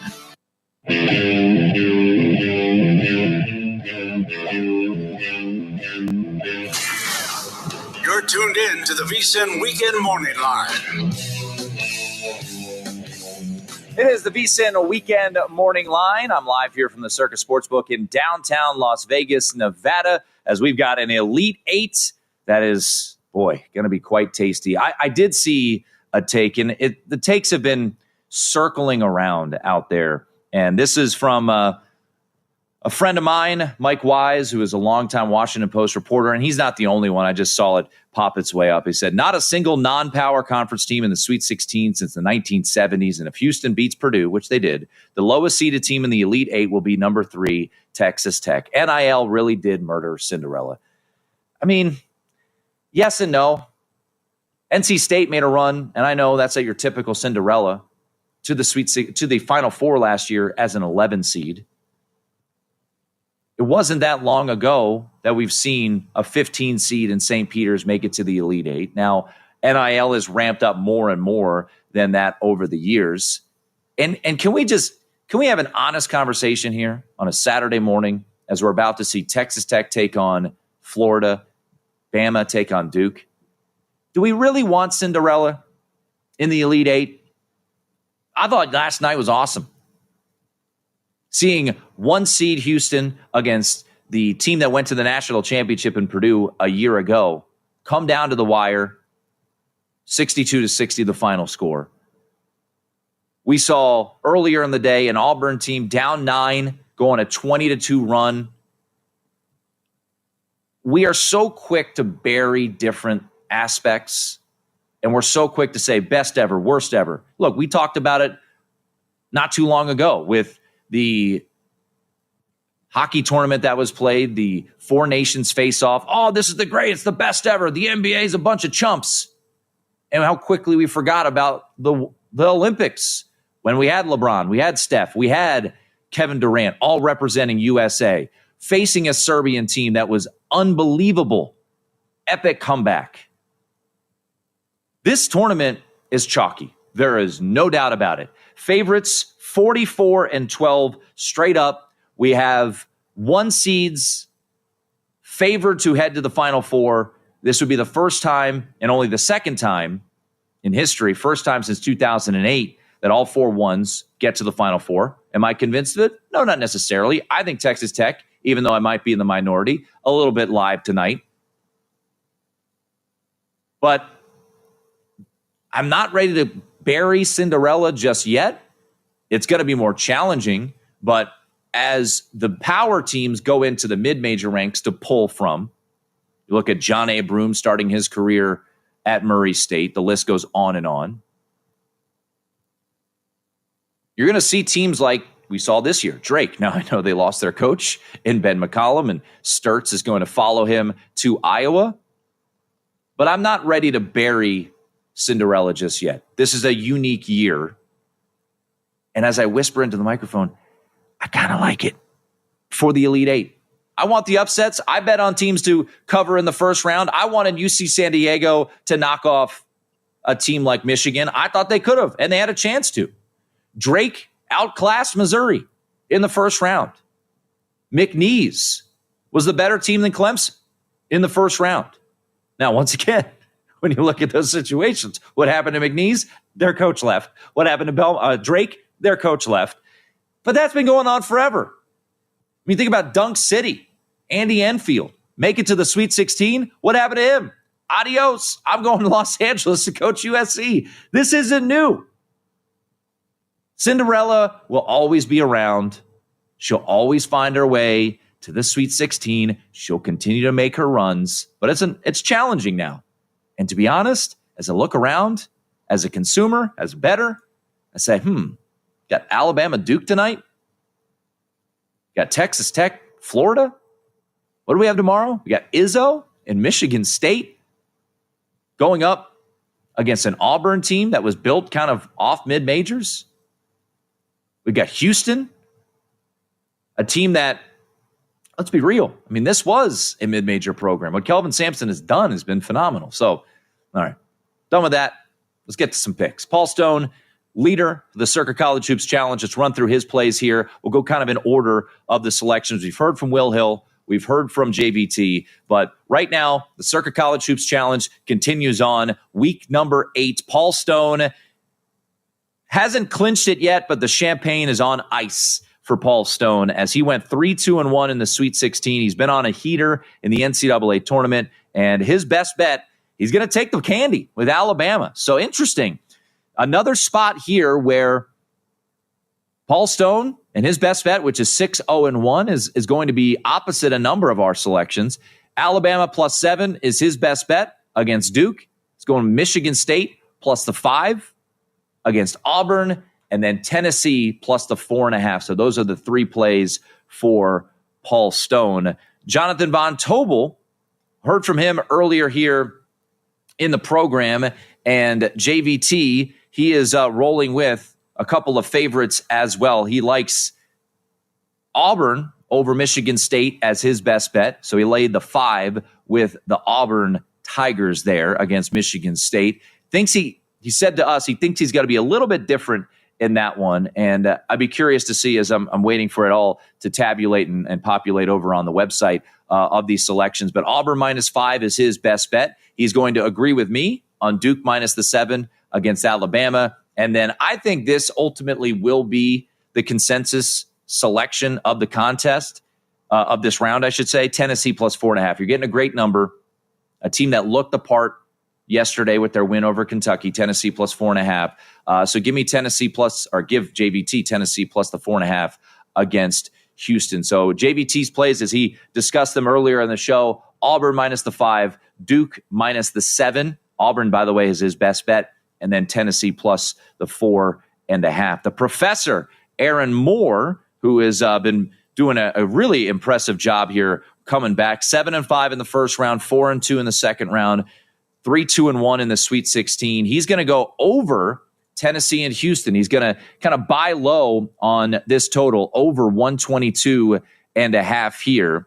And that's going to be his best bet. He's going to take the points with Tennessee, as we have seen from a number of folks here. And then he is going to go under Michigan State and Auburn. That is a play for me as well. By the way, if you're wondering, my plays for the competition, my best bet is Duke minus the 7. I'm going to take the points with Texas Tech plus the 6.5. And then Michigan State, Auburn under 149.5 for me. It's been a rough go, let's be honest, in the NCAA tournament. It's been a grind, and right now I'm 2.5 points back of JVT for second place. It's going to be a challenge to get all the way up to second place. But my picks: Duke minus 7, best bet; Texas Tech plus 6.5 against Florida, and then the Michigan State Auburn under 149.5. David Deneen was our champ from a year ago, and he had a really good Sweet 16. As he went all totals, and I liked what he did in that Sweet 16 round. Went 4-1-1 on all totals, and then he went with over Tennessee and Houston. And I'll be honest, this was kind of the thought that I was thinking about. Is this too low? And David Deneen agrees that this is too low. He's 22-20-2, 25 points, currently in 5th place. He's going over 122.5. He's going to go under in Texas Tech, Florida tonight, 157. And then Michigan State, Auburn, he's going to go under 149.5. So David Deneen coming into today off of a strong Sweet 16 round is sitting at 4-1-1. Let's give you one more. Also in 5th place, tied with David Deneen, Ken Thompson. Shouts to our guy Ken, a veteran handicapper, came on the program after he went 0-3 in week 3. It was like, hasn't been a great start. Since then, he went 3-2 in the final week of the regular season, 9-3, best record of anyone in the first round, 3-2-1 in the second round, and then 4-1-1 in the Sweet 16. So Ken Thompson right back in the thick of it with a 23-19-2 record, 25 points. His best bet record is sitting at, I believe, 4-3. And Ken is going to roll with, actually his best bet is 2-5, I beg your pardon.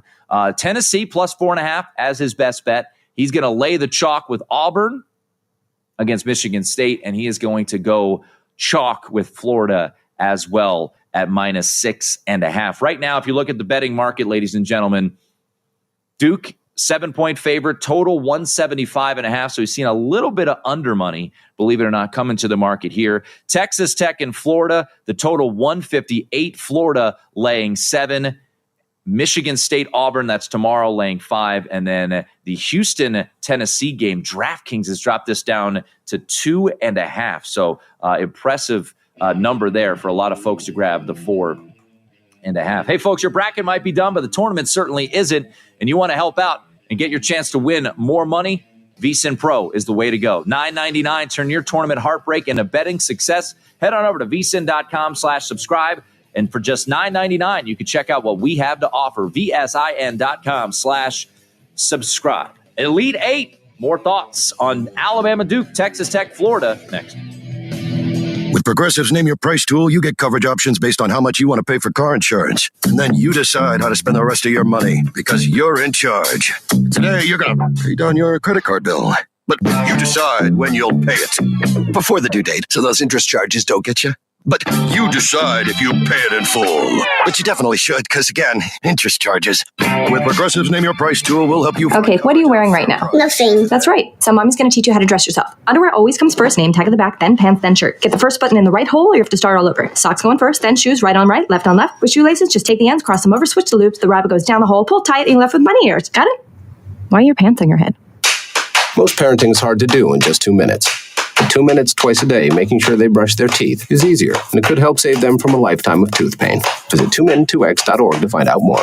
A message from the Partnership for Healthy Mouths, Healthy Lives, and the Ad Council. This message is for all of you sitting in the passenger seat. And apologies if it gets a little uncomfortable, but how does it feel to be at the mercy of someone who thinks a random text is more important than your life? Someone who takes their eyes off the road while speeding along in a 3-ton hunk of steel. Freaky, right? Well, why not just ask them to stop? Or better yet, volunteer to text for them. It might be a little awkward, but believe me, you'll live. Learn more at stoptextstoprex.org. Brought to you by the Ad Council and the National Highway Traffic Safety Administration. We are live outside the home of Joe and Rosie Goddard, where a pretty big tickle fight broke out just minutes ago. Sources say their father instigated the laughter. Let's go inside for a comment. Apparently, they have no comment. Dads, let this be a reminder that it only takes a moment to make a moment. Call 877-4DAD-411 or visit fatherhood.gov. Brought to you by the U.S. Department of Health and Human Services and the Ad Council. How's it going? I'm having a stroke. Are you going to shake my hand? I'm having a stroke. Wow, you're not even moving your arm. I'm having a stroke. When someone is having a stroke, they may not be able to say it with words, but their body language will tell you loud and clear. Look for FAST. F. Face drooping. A. Arm weakness. S. Speech difficulty. T. Time to call 911 immediately. Know the sudden signs. Spot a stroke fast. Visit strokeassociation.org. Brought to you by the American Stroke Association and the Ad Council. During the fall and winter, grilling season never ends, and Gessler Propane is your local supplier that makes sure you get your hard-earned money's worth. Why go to gas exchanges to pay higher prices for tanks not filled to capacity? Gessler Propane makes sure you're prepared for year-round grilling with 100% filled tanks at a reasonable cost. See Bob Monday through Friday, 10 to 4, and Saturday, 9 to 3 at Gessler Propane, 702 Youngstown Poland Road, Struthers, or call 330-755-9119. Gessler Propane. They got gas.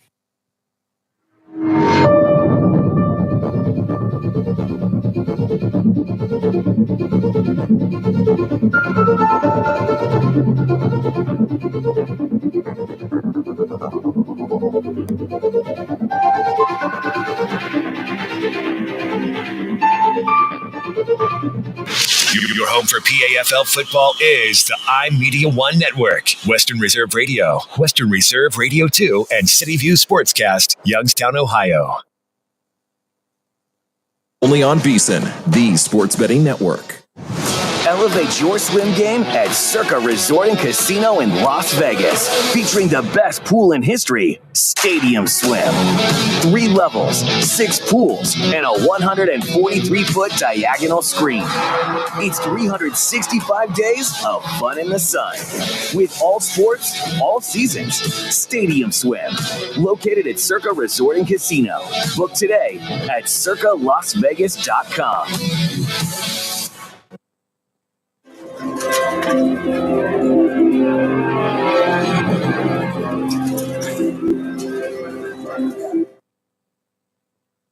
This is VSiN, the sports betting network.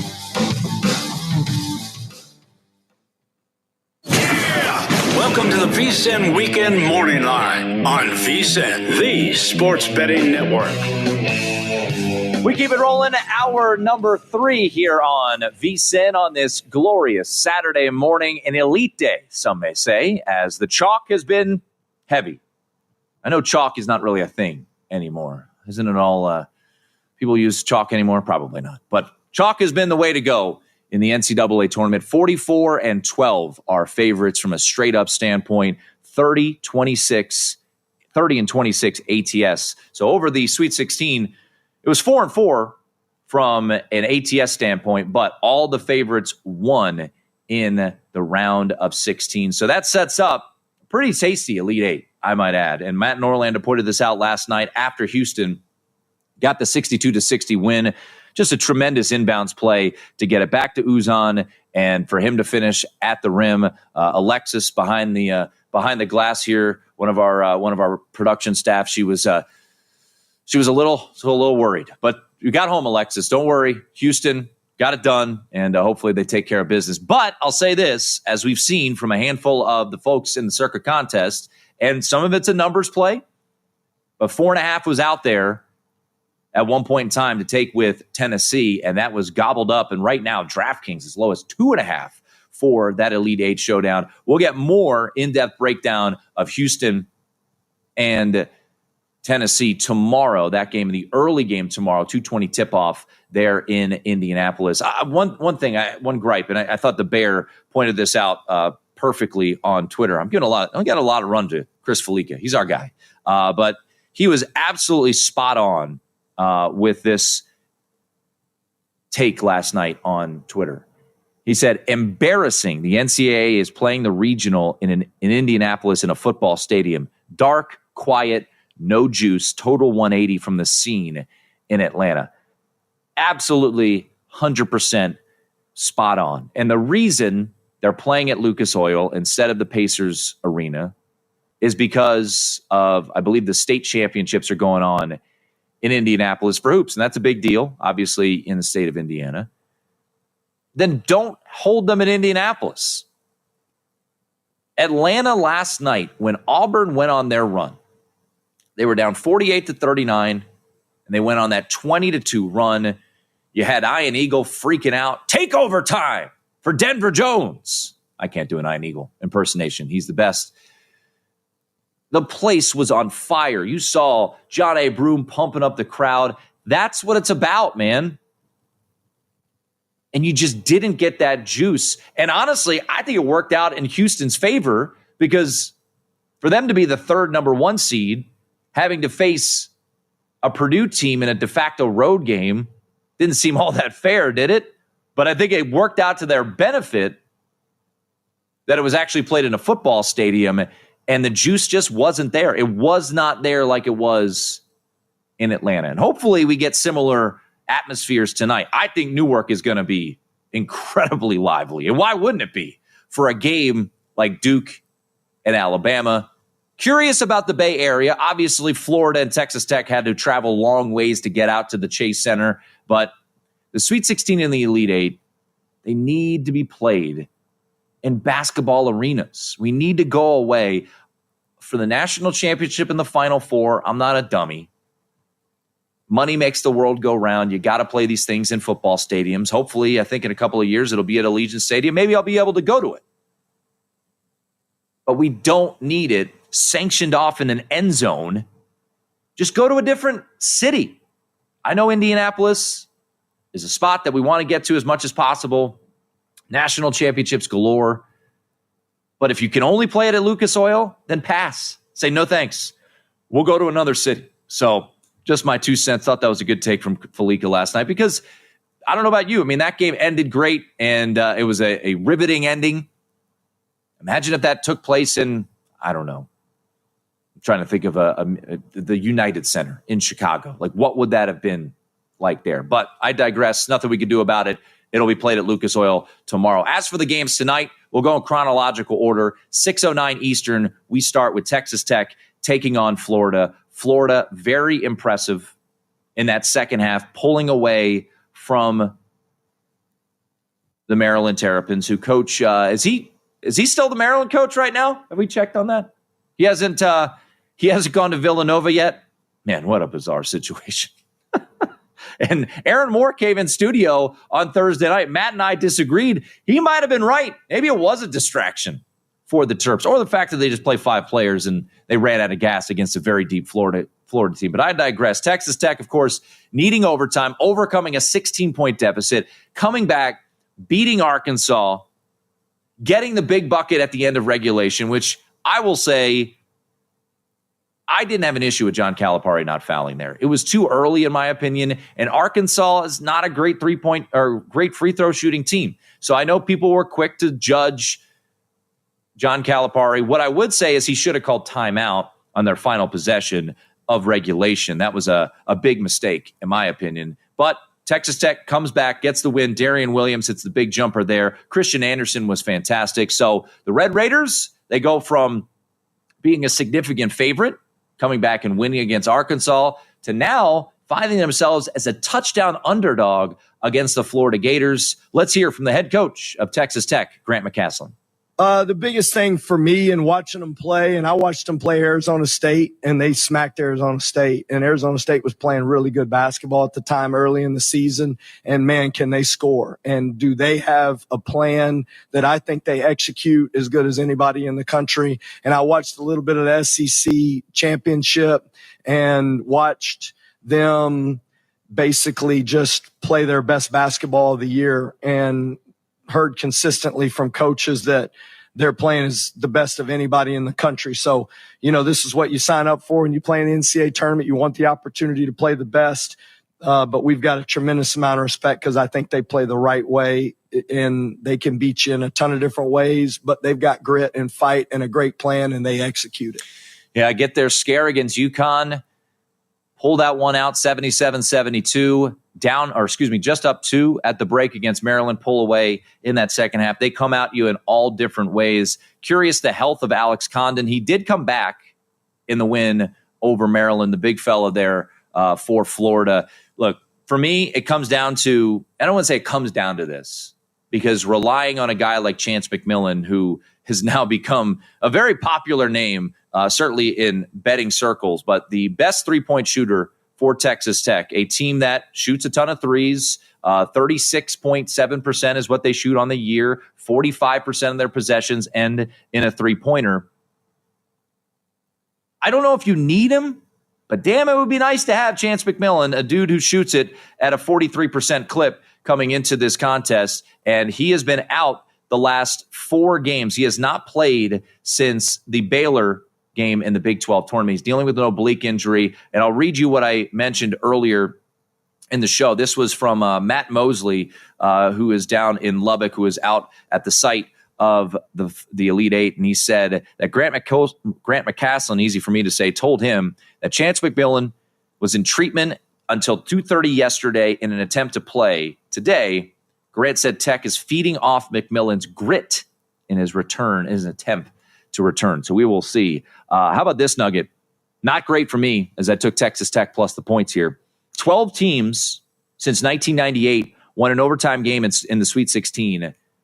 They are 3-9 ATS in the Elite Eight. And if you go over to vsin.com and check out our betting splits, which you can get access to if you're our vsin Pro subscriber, 76% of bets on the Gators. It is the most lopsided ticket count by a good stretch. 76% of bets. We'll find out more on this with Chuck Esposito coming up bottom of the hour as we go behind the counter. But that's the early one. That's the appetizer, so to speak. The main course, the filet mignon, Alabama and Duke, the 2 top seeds in the East region.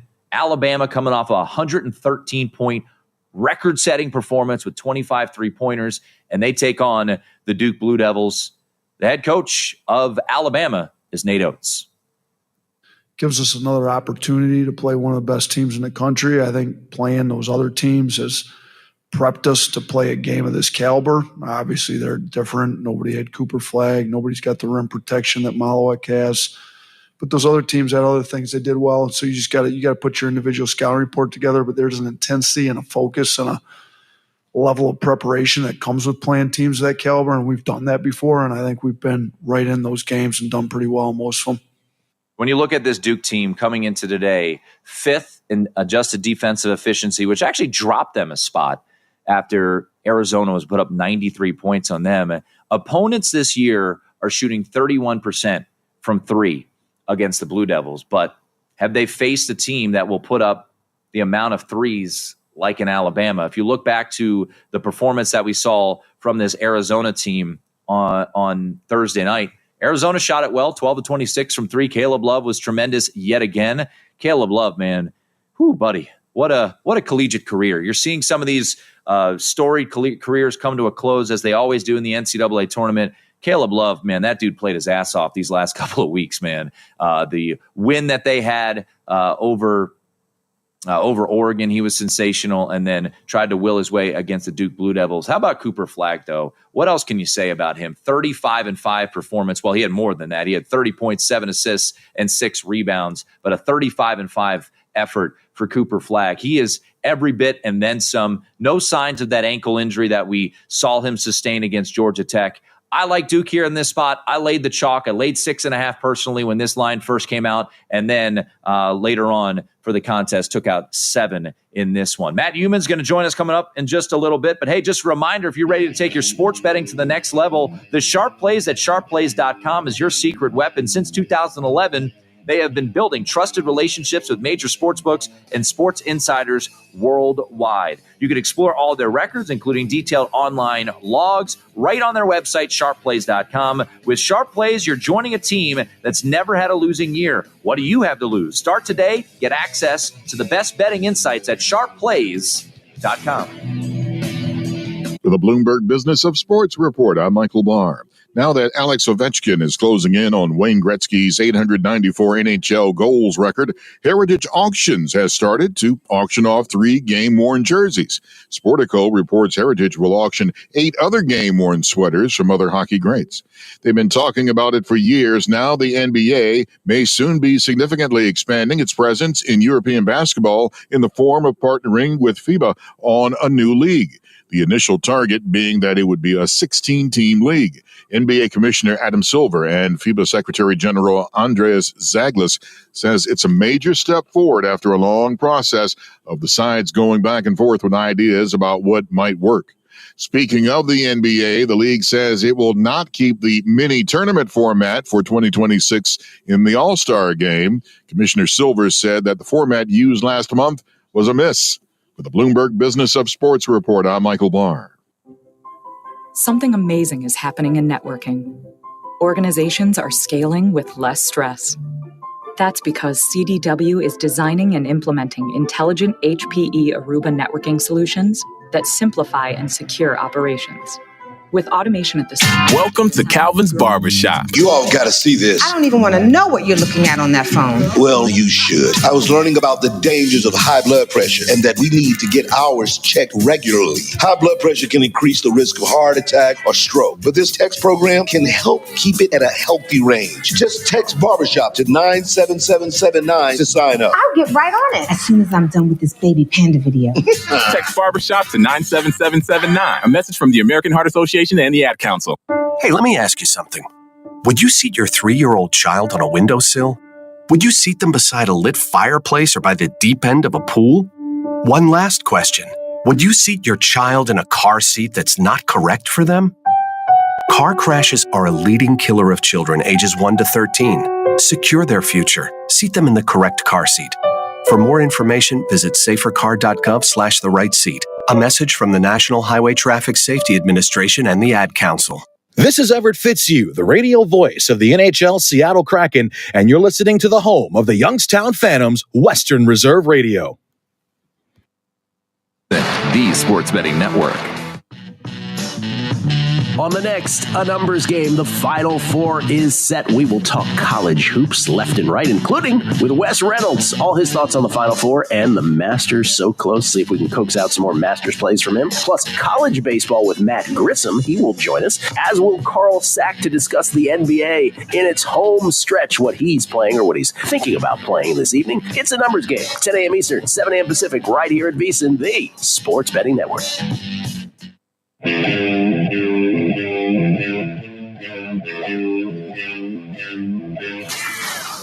You're tuned in to the VSiN Weekend Morning Line. We keep it rolling here on a Saturday morning, live from the Circus Sportsbook in downtown Las Vegas. I'm Tim Murray with you. Coming up bottom of the hour, we'll go behind the counter with Chuck Esposito. I am so curious to hear from an odds maker here because moneyline parlays have just been the way to go, man. And I'll be honest, I threw in a couple.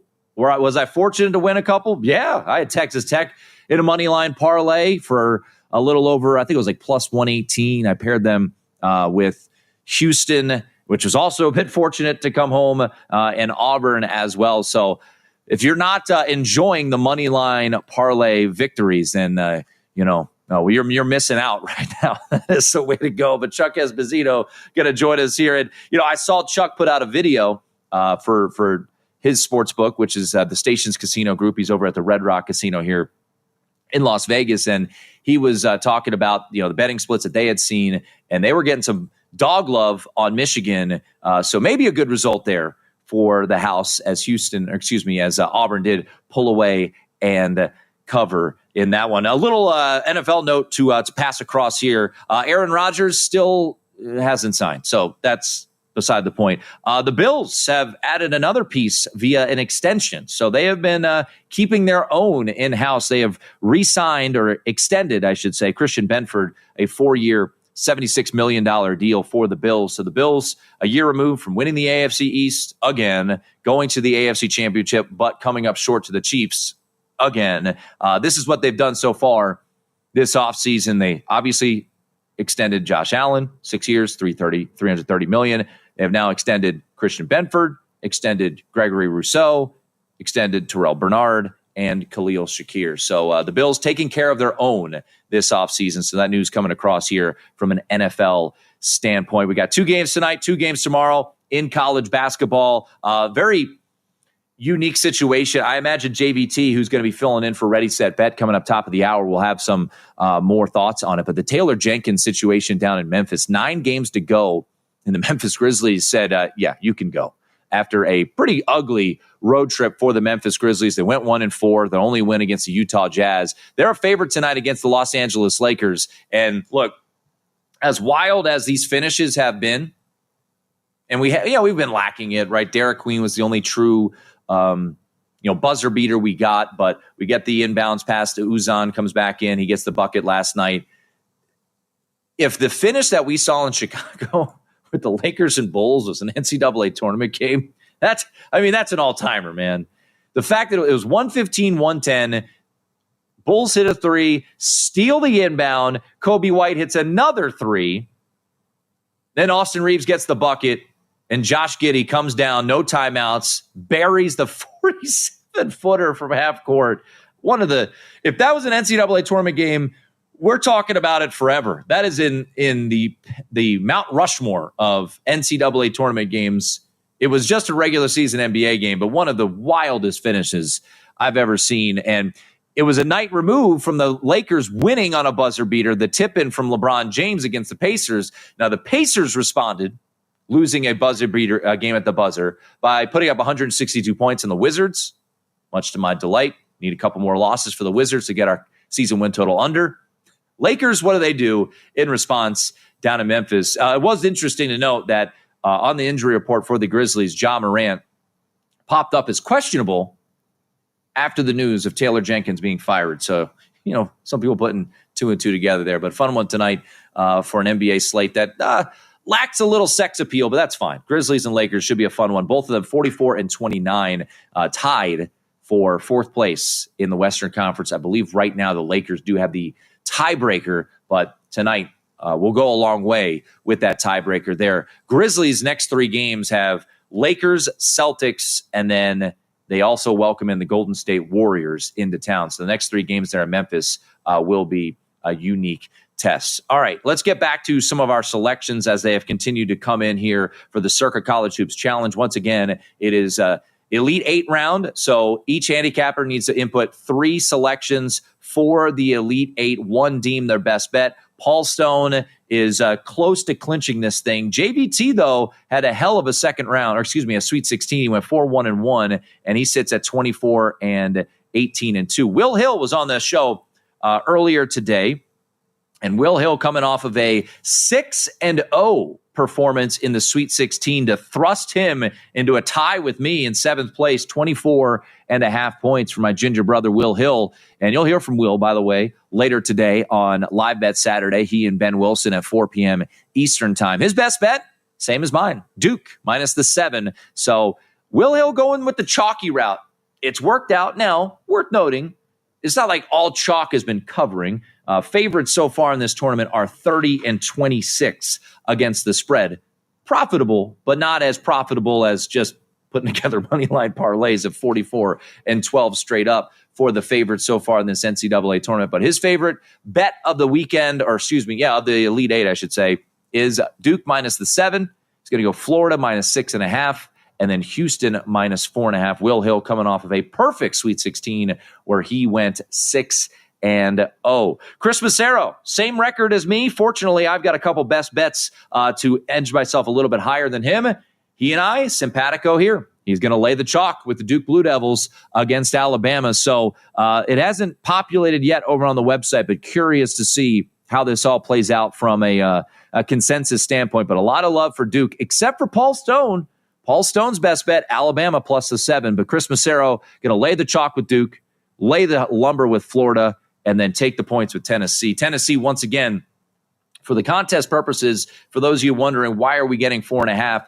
We put these picks in, and they do become stale numbers. So we had until 8 a.m. Pacific, 11 p.m. or 11 a.m. Eastern time to put in our selections today. And Tennessee, the market moved against them here, down to 3, even a 2.5 out there. So I initially had Tennessee in there, and I expected, little game theory, that there would be a lot of folks who would be in on Tennessee. So I ultimately went with the under in Auburn, Michigan State, under 149.5. Let's go to Wes Reynolds. Wes Reynolds had a strong Sweet 16 as well. Wes went 4-2. His best bet did not come home, and he is going to, here we go again, take the points with Tennessee, plus 4.5. He's going to lay the chalk with Duke and Michigan State, Auburn, under 149.5. Looking at that card, almost identical to me, 2 of the 3 picks that he has there. I am in on, once again, Texas Tech, riding with my boys. Come on, Grant McCaslin. If anyone's got a oblique they can send to Chance McMillan, I know that doesn't make sense, but somehow, some way, we could get that fixed up for the sharpshooter there for the Red Raiders. Really could use him here this evening for the Red Raiders against Florida, who looked the part, and that would be nice. But Wes coming off a strong Sweet 16, he sits right now with a 500 record, 22-22. Our guy Hoops Peterson, who is Hoops Peterson going to be rolling with here? Hoops is coming off of a Sweet 16 that was a bit of a struggle, like mine was. 2-3-1 for Hoops. He got the push on the Michigan State Mississippi game. Now I know why he put out that tweet saying that it was a bad beat in the Ole Miss Michigan State game. He is going under. Ooh, brave soul. I love it. Hoops. He's going under in the Alabama Duke game, 174.5. Man, I couldn't do it. I looked at it for Alabama BYU. Nope, not going to do it. So Hoops is on the under Alabama Duke as his best bet. He's going to go under Texas Tech Florida, 157, and then he's going to go over Tennessee and Houston, 122.5. We saw David Deneen, by the way, chime in here as well, and that was 122.5. So Tennessee and Houston over 122.5 there for Hoops Peterson. All right, one more we'll check out. Let's check out my guy, Jim Root. Jim, you know, the confidence wasn't beaming there on Thursday, but he had a strong performance in the Sweet 16. So Jim Root went 4-1-1 in the Sweet 16. He pushed on his best bet, as many of us did, with the Michigan State Ole Miss three-pointer at the buzzer. So Jim Root from the 3-man weave is going best bet Tennessee plus the 4.5. And that has once again been a very common play here for the folks in the contest. He's going to lay the chalk with Florida, so he's going to go head-to-head. By the way, I think I'm the only person on Texas Tech here, so an opportunity to maybe gain some ground of my Red Raiders. Come on, baby. Guns up. Can keep it close today, and then he's going to lay it with Auburn. That was JVT's best bet. So Jim Root, 4.5 with Tennessee, 6.5 laid it with Florida, and laid the 5 with Auburn. So all those picks should be sent soon to your email over at, if you are a VSiN Pro subscriber. Just a quick look right now over at the betting splits for today's action, and we're going to get more from behind the counter. Chuck Esposito coming up in just a minute. Texas Tech, Florida, that is a 6:09 tip time out in the Bay Area. 75% of bets, 83% of money in on the Gators. And once again, the stat worth noting, even though I am going against it, since 1998, teams going to overtime in the Sweet 16, just 3-8 ATS at 3-8 or 3-9. Hold on, let me double check my 3-9. Oh, even worse, 3-9 ATS. And then, believe it or not, 55% of the bets and 55% of the money on the Crimson Tide against Duke. Well, let's find out more from behind the counter. Our guy Chuck Esposito will give us the latest. It is the VSiN Weekend Morning Line. Hey, it's Bill from VSiN. You may know me as the guy who writes the VSiN daily newsletter. I'm also one of VSiN's owners. If you're a business owner like I am, you need to reach customers ready to spend, right? VSiN talks to millions of engaged sports fans every month. Folks with Dear money in John, their pockets, I'm leaving. ready to... Uncontrolled high blood pressure is serious, and I can quit whenever I want. Why can't we get back to when you checked on me? I don't want to leave, but remember, when I quit, you quit. Sincerely, your heart. Listen to your heart and don't let it quit on you. High blood pressure can lead to a stroke, heart attack, or death. Get yours to a healthy range today. For help keeping yours at a healthy range, text PRESSURE to 97779. A message from the American Heart Association, the American Stroke Association, and the Ad Council. WWE superstar Alberto Del Rio. Take one. Behold the angry giant. Try it again, Alberto. Behold the angry giant. Perfect. Good luck tonight. Behold the angry giant. Yay! Read me another one, Dad. This is WWE superstar Alberto Del Rio. It only takes a moment to make a moment. Take time to be a dad today. Visit fatherhood.gov. Brought to you by the U.S. Department of Health and Human Services and the Ad Council. It may be hard to believe, but people just like you are already saving money. FeedThePig.org makes it easy. Their simple savings plan teaches you how to start saving without going overboard, so you don't need to sell all your belongings and live in a commune. These dungarees belong to all of us now, Tom. You don't need to get a second job as a stuntman. We need a new stuntman! You just need FeedThePig.org. Don't get left behind. Get tips and tools at FeedThePig.org. Brought to you by the American Institute of CPAs and the Ad Council. I spend a lot of time in the backyard, and I'm the center of attention at summer barbecues. In '96, I made some of the tastiest s'mores. And in '09, it was me, your backyard fire pit, that accidentally started a wildfire when a summer breeze carried one of my embers into some dry brush. Spark a change, not a wildfire. Visit SmokeyBear.com. Brought to you by the U.S. Forest Service, your state forester, and the Ad Council. Only you can prevent wildfires. My name is Lola Silvestri, and I'm going to be 95 this year. I was very independent. I fell, and I had to have Meals on Wheels. America, let's do lunch. 1 in 6 seniors faces the threat of hunger, and millions more live in isolation. Drop off a hot meal and say a quick hello. Volunteer for Meals on Wheels by donating your lunch break at americaletsdolunch.org. This message brought to you by Meals on Wheels America and the Ad Council. Hey everyone, let's all stop what we're doing and take a moment. You see, every moment can be kind of special. But they can be loud moments, goofy moments, dorky moments, it doesn't matter. Because every time dads like us take a moment like that to spend with our kids, well, it's pretty momentous. So let's take a moment to make a moment. Call 877-4DAD-411 or visit fatherhood.gov. Brought to you by the U.S. Department of Health and Human Services and the Ad Council. You're listening to Western Reserve Radio at westernreserveradio.com on the Live 365 network and the Live 365 app. Of all of your favorite VSiN shows, become a subscriber at VSiN.com today. Rob Points with Nick Whalen and Jeff Erickson. Yeah, I think the thing about LA, like they've had this kingpin roster for a few years now, but they're not satisfied with it, right? This is a team that is still looking to get better each offseason. I feel like they have depth at every position except for shortstop. I feel like that might be the one place they're lacking is a little bit is that shortstop. But, I mean, man, we are just trying to pick nits there. We're trying to find that one flaw. It's like finding a supermodel with a mole on our arm. Rob Points, weekdays at 2 p.m. Eastern on VSiN, the sports betting network.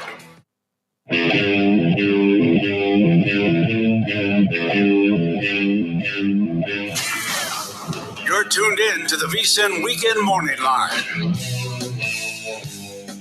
It is the VSiN Weekend Morning Line. I am Tim Murray, live from the Circa Sportsbook in downtown Las Vegas, Nevada. And coming off of a Sweet 16 where it was a whole lot of chalk. 8-0 straight up were the favorites. 4-4 against the spread, worth noting. And kind of a funky little thing with the totals, at least on the closing numbers. 4-0 to the over on Thursday. 4-0 to the under on last night. So the totals have been kind of bouncing around based off of closing numbers. Unders 31, 24, and 1 so far this NCAA tournament. Favorites 44 and 12 straight up, 30 and 26 ATS. All the 1 seeds alive. 2 out of the 3 2 seeds are alive. The lone non-2 seed St. John's, and Texas Tech is there. That's your Cinderella, if you want to call it that, heading into the Sweet 16. All right, folks, let's do what we'd like to do here on the VSiN Weekend Morning Line. We did it all throughout the college football season. We continue it here in the NCAA tournament.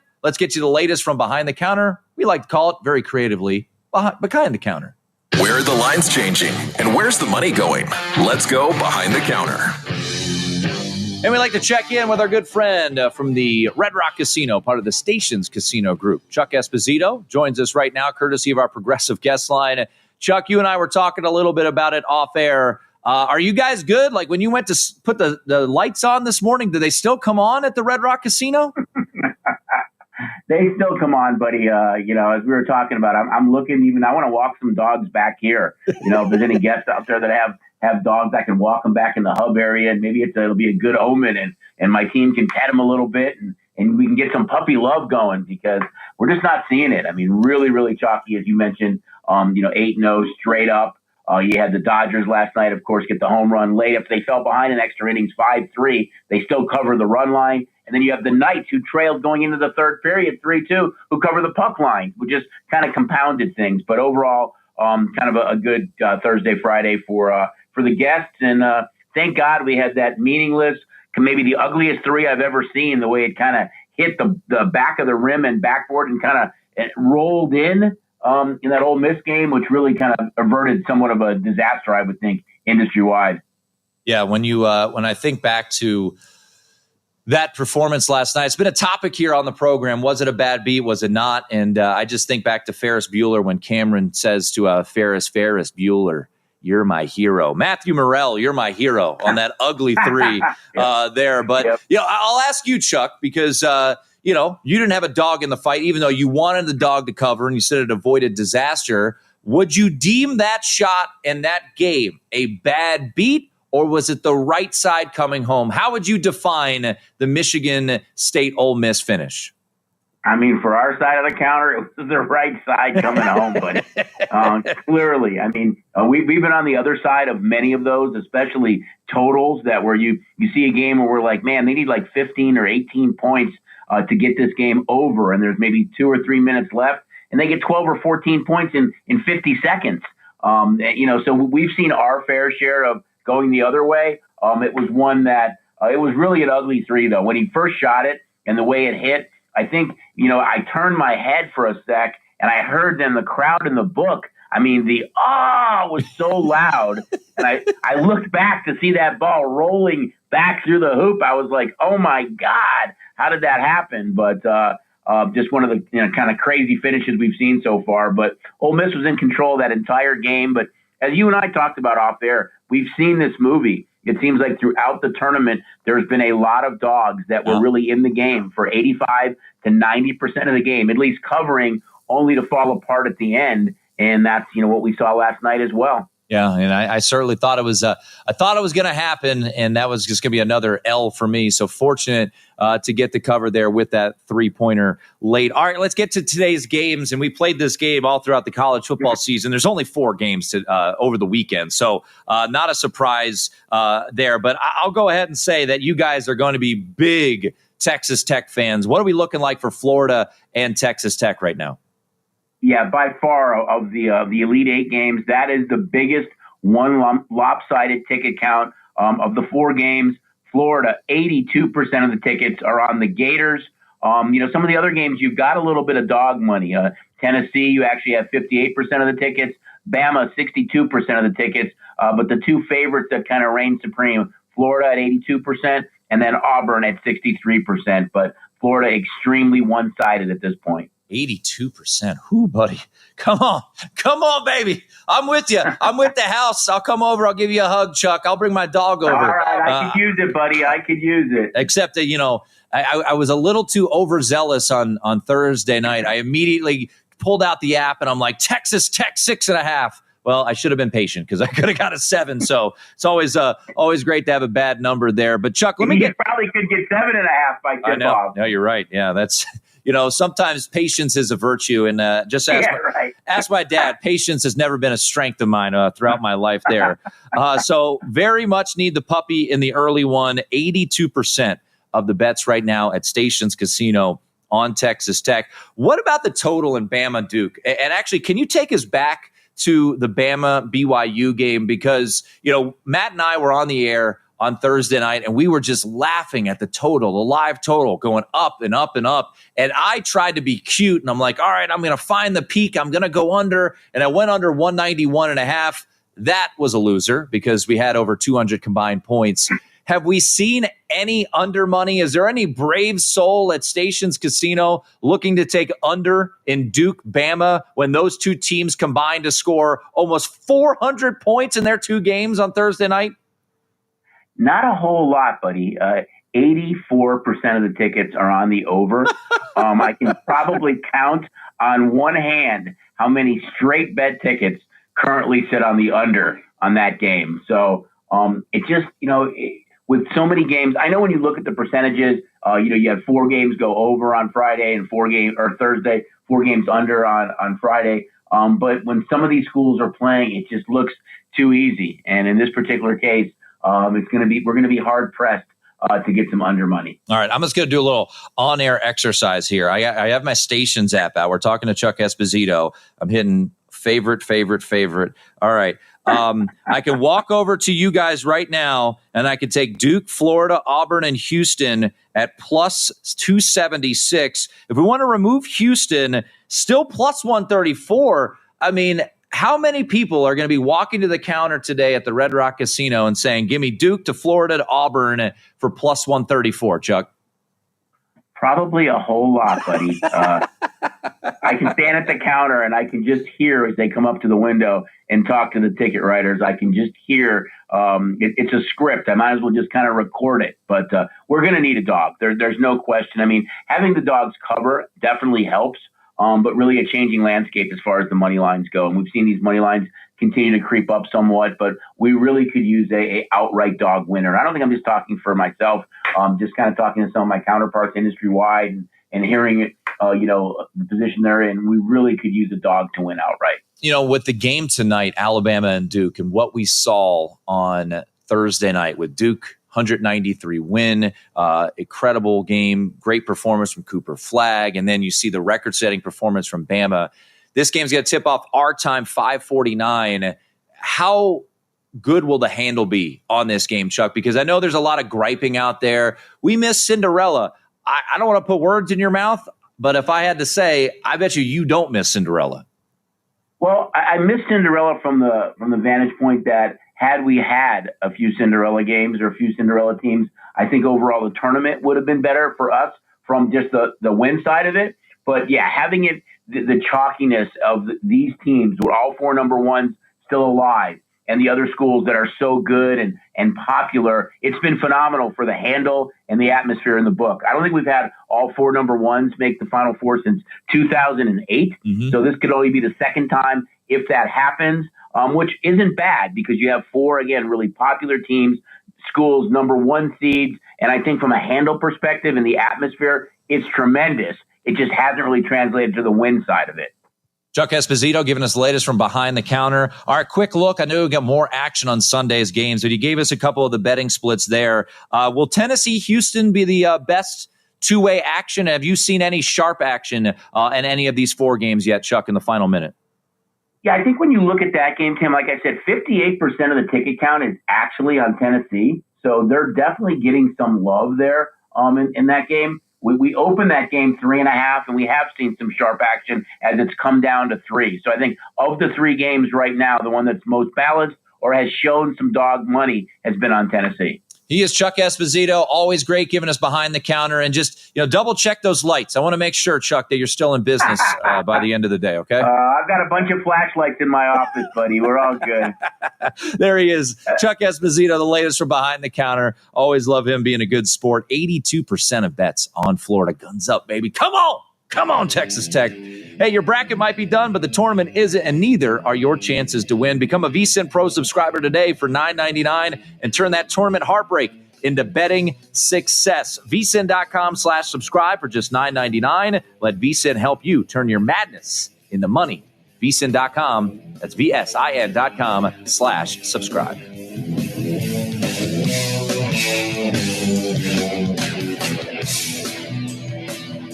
JCPenney makes spring fashion look so easy. Throw on something light, bright, and extra comfy. Mix and match new arrivals from your fave brands and create affordable outfits with ease, like the perfect St. John's Bay polo paired with chinos, or a simple sweater and denim combo. Hamilton was adopted from a rescue in 2008.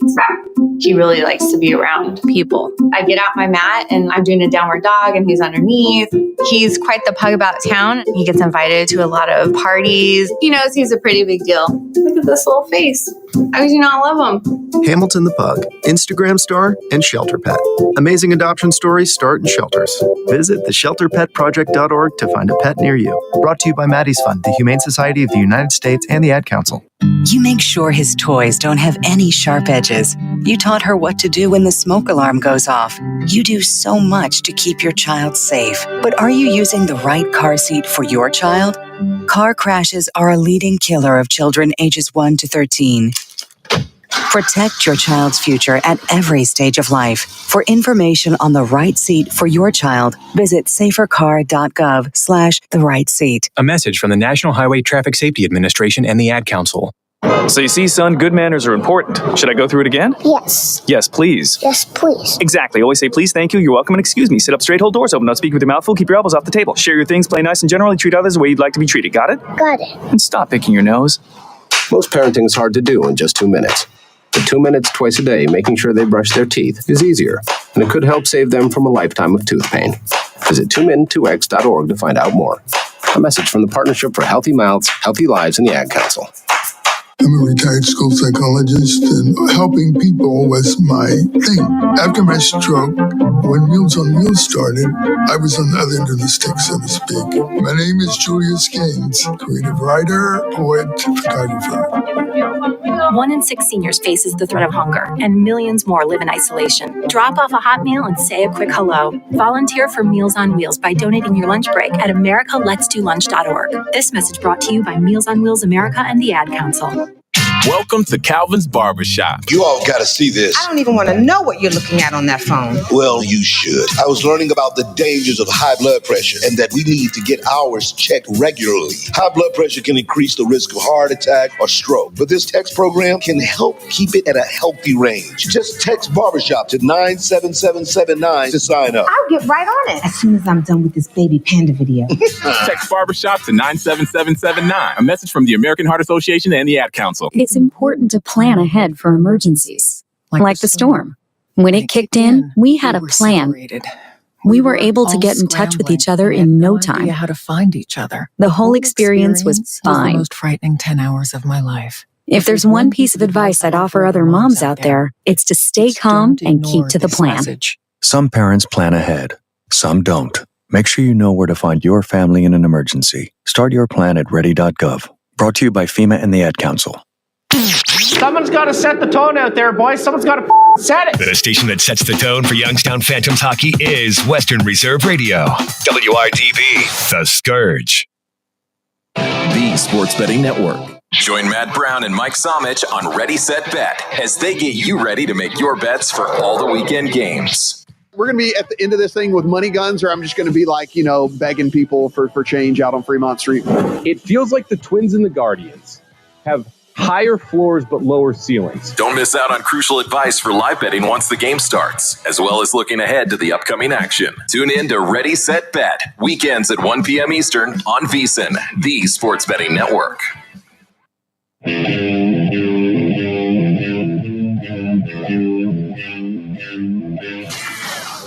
You're tuned in to the VSiN Weekend Morning Line. Wrapping things up here on the VSiN Weekend Morning Line. I'm with you every Saturday and Sunday, 10 a.m. to 1 p.m. Eastern. Of course, you can catch us on YouTube TV, a bunch of regional television networks as well. Masson in D.C., Nesson in New England, and also Sportsnet Pittsburgh in Pittsburgh as well. Shouts to all of our radio affiliates across the country and SiriusXM channel 158. Ready, Set, Bet with Matt Brown and JVT coming up next is JVT, part of our Circa College Hoops Challenge. We'll revisit some of our plays. I'll give you my plays as well. How about this from John Fanta from Fox? The Elite Eight is insane. You're talking about 8 of the top 9 Ken Pom teams, a combined seed total of 13, which ties the record since seeding began in 1979, and a combined record of 247 and 45. The top of the country has been historic, and now we get it. I agree, man. I know people wanted Cinderella. Just heard from Chuck Esposito. He said, yeah, I would have liked a little more Cinderella love. I'm cool with the upsets in the early rounds. I love it. Look, I like seeing a 14 beat a 3, Jack Golke last year. By the way, that happened last year. In the year of NIL, you still saw Jack Golke go out there and put up a big game. And they were this close, right, for being an NC State team that went on to the Final Four in the second round. UC San Diego, they don't shoot 7 of 30 from 3. Do they get it done? Aniwa Tate Jones doesn't get in foul trouble. A little quick whistle, in my opinion, against Michigan. But regardless, the Elite Eight lives up to its name, man. 4 1s, 3 2s, and a 3. And a 3 seed that I thought was going to come out of that West region. We'll see if Chance McMillan can play later on today with that oblique injury that has kept him sidelined for 4 games. So right now, looking at the betting market, DraftKings, how about this? Just went to 7.5 on Duke and Alabama. Total sitting at 175. Chuck Esposito saying that he could count on one hand how many people have bet the under in Duke and Alabama. 84% of bets at Stations Casino here in Las Vegas on the over. And why wouldn't you? Look, I get it. The number's inflated. I'm not betting the under. I know Hoops Peterson in the contest is betting the under. By the way, over at vsin.com, our betting split, 72% of bets, 74% of money on the over in Alabama Duke. Alabama just put up 113 points. Duke just put up 100. I don't know if I'm going to be racing to take the under in any one of those games. So yeah, that is pretty interesting. Needless to say, good stuff there from Chuck Esposito. Most lopsided ticket count at Stations, Florida, 82% of bets on the Gators. Similarly at DraftKings, 75% on the Gators, 84% of bets here at Stations, or excuse me, at Circa, I beg your pardon, on the Gators as well. And you can check out all of that content over at vsin.com. to become a VSiN Pro subscriber. We'll circle back, give you the best bets and contest plays from all of the competitors here in just a moment. We'll run through those here quickly, but let's hear a little bit more from the coaches involved in today's game. We'll start in chronological order. The Chase Center tonight has Florida against Texas Tech. Right now, Florida, a 7-point favorite. And Chuck let us know, probably going to get a 7.5. DraftKings is at 7.5 now. Head coach of the Gators is Todd Golden. We can't take a second of this for granted. You know, it's been an amazing run. We've won 33 games this year. You know, it's incredibly hard to do.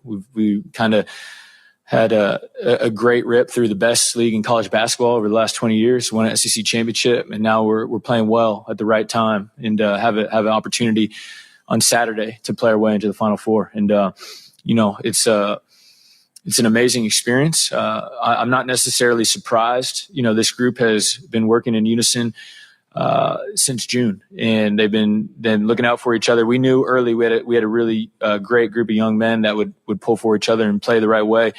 You saw the depth of Florida really separate themselves against Maryland as they struggled to keep pace there in the second half. Was Maryland distracted? What's up with their coach? Is he gonna be their coach next year?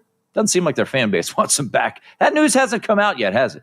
Regarding Kevin Willard. But regardless, Alex Condon, who rolled his ankle early on in the game, did return to action. The big fella for the Gators. He is optimistic that he will be in play, that he will play. He told Graham Hall earlier this week, who covers Florida for 247 Sports, that, quote, I was pretty frustrated. It was the same ankle again. But after that, probably 15 minutes, I knew it wasn't as bad. So Alex Condon should play. Chance McMillan, we don't know. And that's a big concern. And if you're a Texas Tech backer like me, man, you need some Chance McMillan in our lives. And Grant McCaslin told reporters yesterday that he's trying to gut it out with that oblique injury. He did shoot before the game on Thursday, ultimately did not play. He's been out for 4 games there. So that has been a big loss. Texas Tech, I'll say this, just from an injury standpoint, boy, it's been a rough go of it this year for that Texas Tech team. And if they're fully healthy, now ifs and buts or candy and nuts, the world would be a better place. But if they were fully healthy, how different would this team look? Defensively, when you look at kind of the metrics of all the teams remaining, Texas Tech's the worst defense remaining in the field of 8 now. So great offense, struggled defensively. But I do think when you look back at the performance that we saw from Texas Tech on Thursday night, I expect a better shooting performance from Darian Williams, and I think they stay within this number. So maybe it's optimistic thinking of me. I took a plus 550 whack on the Texas Tech Red Raiders to win this region pre-tournament, and here they are going up against Florida, who looks like they have kind of found their form yet again. Duke taking on Alabama later on tonight, and the Blue Devils once again sitting as a 7.5 point favorite against the Crimson Tide. John Shire is the head coach of the Duke Blue Devils. We're really explosive in transition as well, but we have to pick our spots too, and the recovery's tough. I mean, our guys didn't get back until about 2:30, last night, until it was all said and done with treatment and everything like that, and let them sleep in today, gave them an initial scout on Alabama, and we'll have to do another deep dive tonight. And then it's a good thing we have the late game. I'd rather have the late game after doing that last night. But knowing our guys, I mean, we'll be rested, we'll be recovered, we'll be prepared. Playing 3 games in 3 days in the ACC tournament is tougher than this. But obviously this is still a quick turnaround, and you're playing against a team, like you said, they're relentless. Duke -7 against Alabama here tonight, and a total of 175 for this contest. And that leads us into our contest plays. Let's start with the leader, who is Paul Stone. Paul Stone, 31.5 points for the contest, 28, 15, and 1. His best bet is going with the Crimson Tide. So once again, he has been perfect, 6-0-1. He did have Michigan State, so depending on which side of the discussion that we've had here all throughout this morning you land on, it was a bad beat or a fortunate push, however you want to look at it. But Paul Stone going with Alabama plus the 7 against Duke, Michigan State plus the 5 against Auburn, and then Tennessee plus the 4.5 against Houston. JVT, who you hear from coming up top of the hour, heard from earlier in the show as well. He's co-hosting Ready, Set, Bet with Matt Brown today. He is now in second place after a 4-1-1 Sweet 16, and his best bet, he's going with Auburn. He's going to lay the chalk here with Auburn is JVT. So his best bet, minus the 5 with the Auburn War Dam Eagle Tigers against Michigan State. So going head-to-head with Paul Stone. Tell you what, JVT could pick up some ground here on Paul Stone if he hits his best bet and hits Duke. Now, Tennessee, that's a wash because both Paul and JVT are sitting there on Tennessee. But maybe a chance. Worst thing is hope, as Matt Humans lets us know. Nothing worse than hope. All right, let's get to Aaron Moore and David Deneen. We'll do Aaron Moore first, and then I'll give you mine before we get out of here. The best bet from Aaron Moore, he's going over on Tennessee and Houston. 122.5 is the look for the professor, Aaron Moore. 25.5 points for Aaron Moore. Tennessee plus 4.5 against Houston, and then Michigan State, Auburn under 149.5. David Deneen, a little comeback for the champ from a year ago. 4-1-1, 5 points in the Sweet 16 for David Deneen, and he is going with the over in Tennessee, Houston, also as his best bet. Texas Tech, Florida under 157, and then Michigan State and Auburn on 149.5. And we'll wrap with me. NCAA tournament has been a grind, ladies and gentlemen, but these are my 3 plays for the Elite 8. Best bet, laid the chalk with the Duke Blue Devils, laid the 7 against Alabama. I think regression sets in for the Bama, and I do think Duke, from a defensive standpoint, is able to slow them down enough. Texas Tech plus 6.5. Going against a lot of folks here, so maybe we can make up some ground. The most public play and most sports books reporting, Florida today, and then Michigan State and Auburn tomorrow, 149.5. Thanks to everyone who joined the program. Thanks to Matt McCall, Will Hill, Jonathan Von Tobel, Cody Decker, and Chuck Esposito. Coming up next, JBT and Matt Brown. They've got Ready, Set, Bet, and then Live Bet Saturday later on in the afternoon. I'm Tim Murray. Enjoy the games today. Back tomorrow at 10 a.m. with the VSiN Weekend Morning Line. Coverage varies by plan. View contracts and exclusions at endurancewarranty.com. Auto repair bills are through the roof. $3,000 to replace the transmission. $4,000 for a blown engine. And if your manufacturer's warranty is expired, you'll have to cover it all out of pocket. You need an Endurance Auto Protection Plan. No matter what the mileage, if your car is under 20 years old. I spend a lot of time in the backyard, and I'm the center of attention at summer barbecues.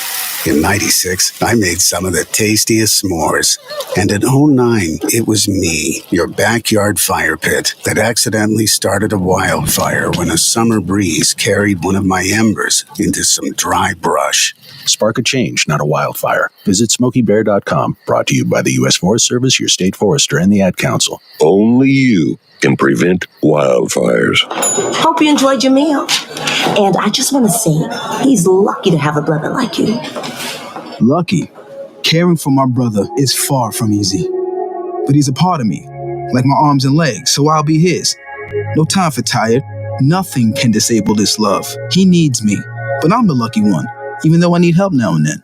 If you're caring for a loved one, visit aarp.org/caregiving for care guides and community support for your strength. Brought to you by AARP and the Ad Council. What if I told you that a tornado was going to happen tomorrow, right where you live? That it would touch down at exactly 3:17 p.m., and I told you the exact path it would take. You would, of course, prepare. You would talk with your loved ones, and you'd make a plan today. It's true, I can't tell you a tornado will strike tomorrow, but shouldn't you have a plan anyway? Go to ready.gov/communicate and make your emergency plan today. Don't wait. Communicate. Brought to you by FEMA and the Ad Council. This is Mario Andretti. You know me as a race car driver, but I'm also a Meals on Wheels volunteer. I've raced against the sport's biggest personalities, but I've never met more vibrant, amazing people than the seniors served by Meals on Wheels. You can make a difference by dropping off a hot meal and saying a quick hello. So, America, let's do lunch. Volunteer your lunch break at americaletsdolunch.org. This message brought to you by Meals on Wheels America and the Ad Council. Lena's Pierogi House is your home for the area's best variety of pierogies. Daily specials include the Polish platter, the Hungarian platter, stuffed cabbage, and halushki. Having a last-minute get-together? Lena's has you covered with a wide variety of frozen take-home pierogies and dumplings. Go to Facebook at Lena's Pierogi House to see the weekly lineup of available flavors for dine-in or carry-out.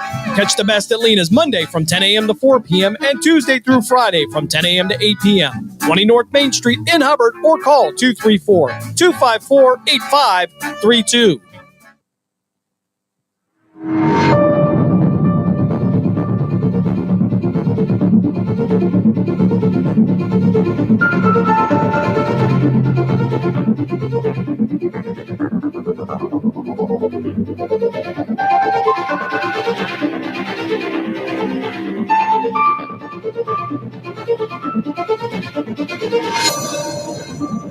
The stations that always keep you in the zone. I love it. It's awesome. Western Reserve Radio, Western Reserve Radio 2, and City View Sportscast, Youngstown, Ohio.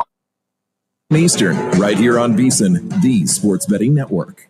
Looking for someone's picks? We compile every pick from VSiN hosts and guests every day and email them to all VSiN Pro subscribers. Become a VSiN Pro at VSiN.com/subscribe. That's VSIN.com/subscribe. Twitter, Instagram. We know the hashtags. For show highlights, picks, breaking news, and the best sports betting analysis, follow VSiN on social media at VSiN Live on Twitter and at VSiN Live on Instagram.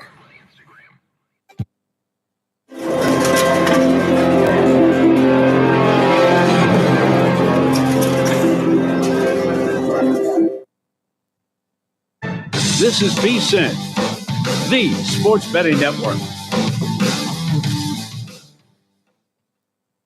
This is Ready, Set, Bet with Matt Brown and Mike Somich on VSiN, the Sports Betting Network.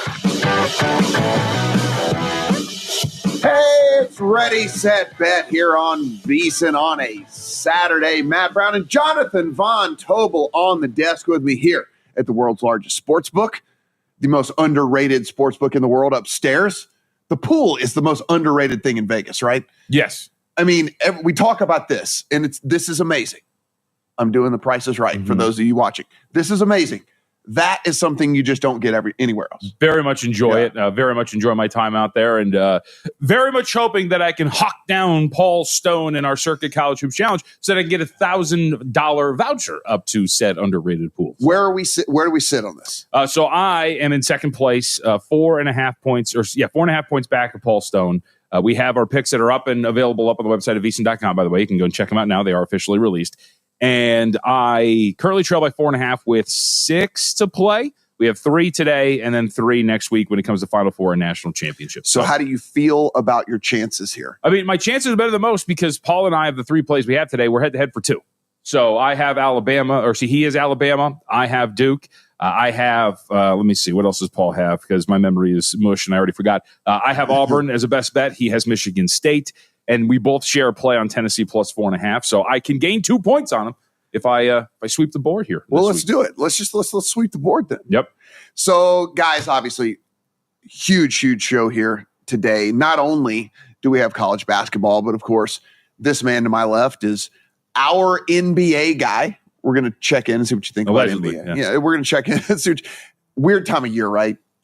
Like this, just in the NBA, it's a weird time of year trying to bet all this stuff, right? I think it's like for me, viewing goes like, all right, Monday through Wednesday, watch a lot of NBA, and then Thursday, Friday, Saturday, like you don't really watch anything, and then you feel like you're catching up. But it's weird. Like teams are resting guys are in and out, whatever. So there are motivational issues. This way, for some, unless you can find certain teams, like I was on with Mike Palm on his bet on Chicago, and we were talking about this topic of teams that are going to continue to try as you move forward down the stretch, and those teams are very hard to find. But I think teams like the Detroit Pistons, who absolutely smoked the Cavaliers the other day, without, by the way, Cade Cunningham, the Lakers, despite their flaws, are a very good try-hard team. Even a good team like the Thunder are a good try-hard team. So I think you do see some of these teams that are very much trying to get into the right form as we approach the postseason. I think you throw Boston in there too. Celtics really trying to get it together. It is also one of those things where we cannot handicap how badly teams want to tank, but it is apparent there are some teams out there that are not necessarily putting out their most efficient lineups. Correct? Yep. Yes. Yeah. Trying to identify those teams. We know who they are. Utah, right? Utah, Brooklyn, all these teams. Brooklyn got crushed by the Clippers last night too. Clippers looking pretty good. Just going to throw it out there. Kawhi Leonard. Just saying. Just pointing it out. Just pointing in a Western Conference in which every other team that is not the Oklahoma City Thunder looks like absolute ass. I think that the Clippers maybe are peaking at the right time. But yes, it is hard to get a hold of those. You get teams like the Jazz who will play like Lauri Markkanen, but then he doesn't appear for like the rest of the game, where he's playing under like 20 minutes or under 30 minutes, even though he's their best player and a starter. So it is very hard to get a hold of those teams, which is why you don't have to bet them all. They have to post them. We do not have to bet them. Yep. That's the way we look at it. All right, let's talk about what we saw yesterday in the tournament. Let's start with Tennessee and Kentucky. Tennessee gets a 13-point win there over Kentucky. Everybody says you can't beat a team 3 times in a season. And Tennessee says you're right. You can't beat a 3.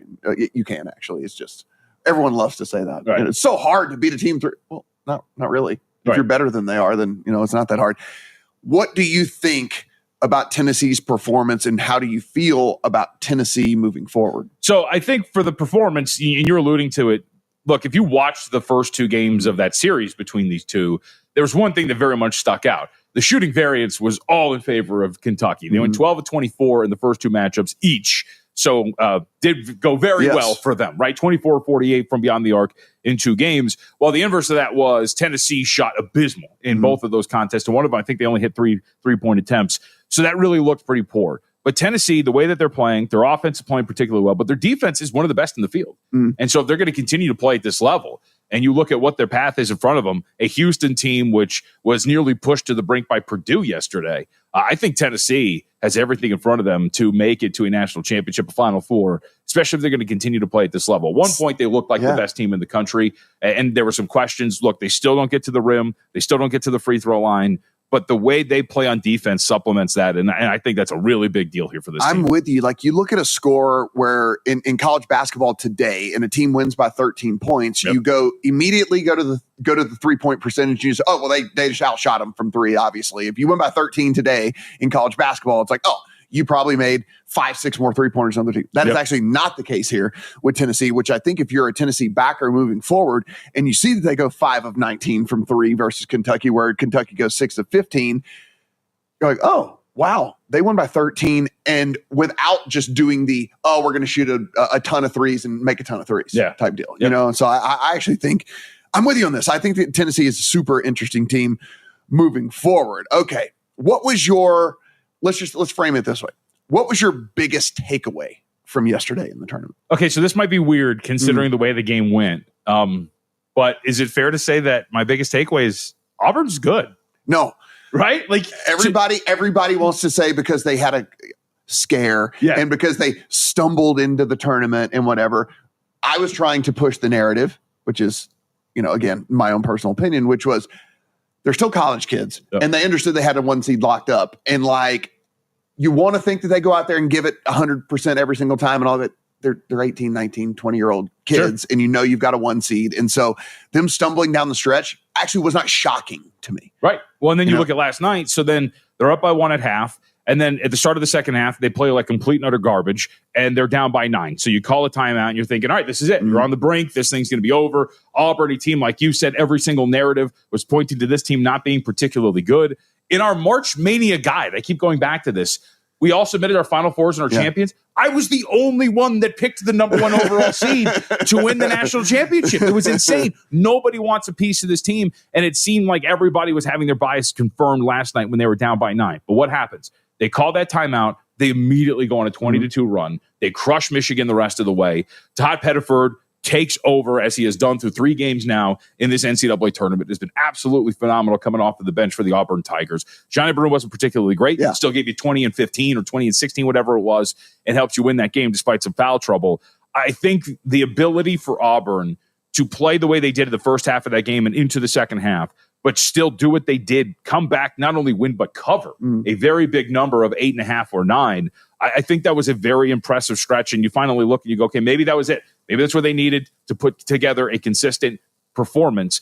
You look at the first game against Alabama State. They were tooth and nail with Alabama State, crushed them in the second half. Against Creighton shut the lights out, 60%, I think, from 3 in the first half. They clamped that team down in the second half, run away, and cover that one. Similar situation here against Michigan. And the one thing, if you watched that game yesterday, this is why I was so impressed with them, their offense was not consistent. Their defense was. They were great on defense from the first minute into the last. And I think that's really going to help them when they take on Michigan State. Did Ole Miss lose the game yesterday, or did Michigan State win the game yesterday? I feel like it could be a little bit of both. Okay. Like, I think Michigan State deserves a ton of credit for playing defensively the way they did, because it looked like Ole Miss was definitely going to start to run away with it. It looks like it. Yes. Right? Their offense is moving. You get guys getting to the rim. They're shooting the ball relatively well. But then all of a sudden, Michigan State defensively really starts to put this team into the mud. And it was actually really similar to an extent to the New Mexico game. New Mexico leads by 10 against them. You're thinking, okay, here we go. Lobos. Hell yeah, let's do this thing. I thought that. I was catching the point. And all of a sudden, you get to like the end of the first half, into the second half, and it just looks like the Lobos hit a wall. They can't get to the rim. Their guards aren't getting by guys. They're not turning the corner on dudes. And I thought you saw some of that for Michigan State. You know, the question of deserved luck, whatever, comes obviously to the cover. I don't think Michigan State deserved to cover that game at all. So I'm glad that the basketball gods allowed that 3-point shot to get in. So for a vast majority of people, Ole Miss was able to cover a number. But I thought that was more a little bit about both of these teams. But I thought Michigan State impressed me defensively when they were able to kind of put the clamps on a bit. Contender, or this is where it ends? I feel like this is where it ends. Yeah. You know, for our contest, Auburn's my best bet.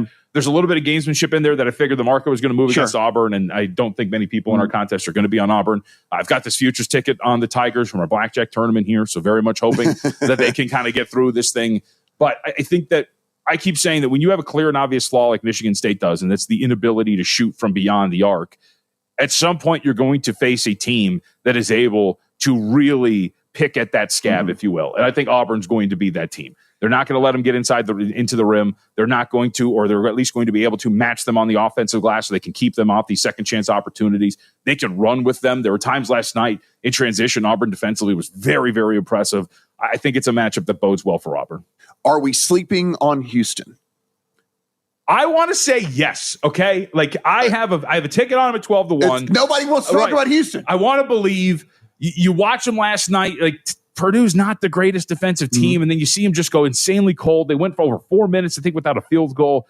However, they're very well coached, and the best example of that, Kelvin Sampson deserves such great credit for that final play. That design was awesome to get the game-winning bucket. It was great. It was awesome. They're very well coached. They're very good on defense. I want to believe, but the problem is they run into a very potent defensive team in Tennessee, like we're talking about, and I think that might be a small problem for them. But would I be surprised if they win and move on? Of course not. They're favored, so I want to believe still a little bit. Just Tennessee, keep it inside 4.5, and we'll be fine. Everybody could be right. Certainly, I think a big coaching advantage for Houston in that one.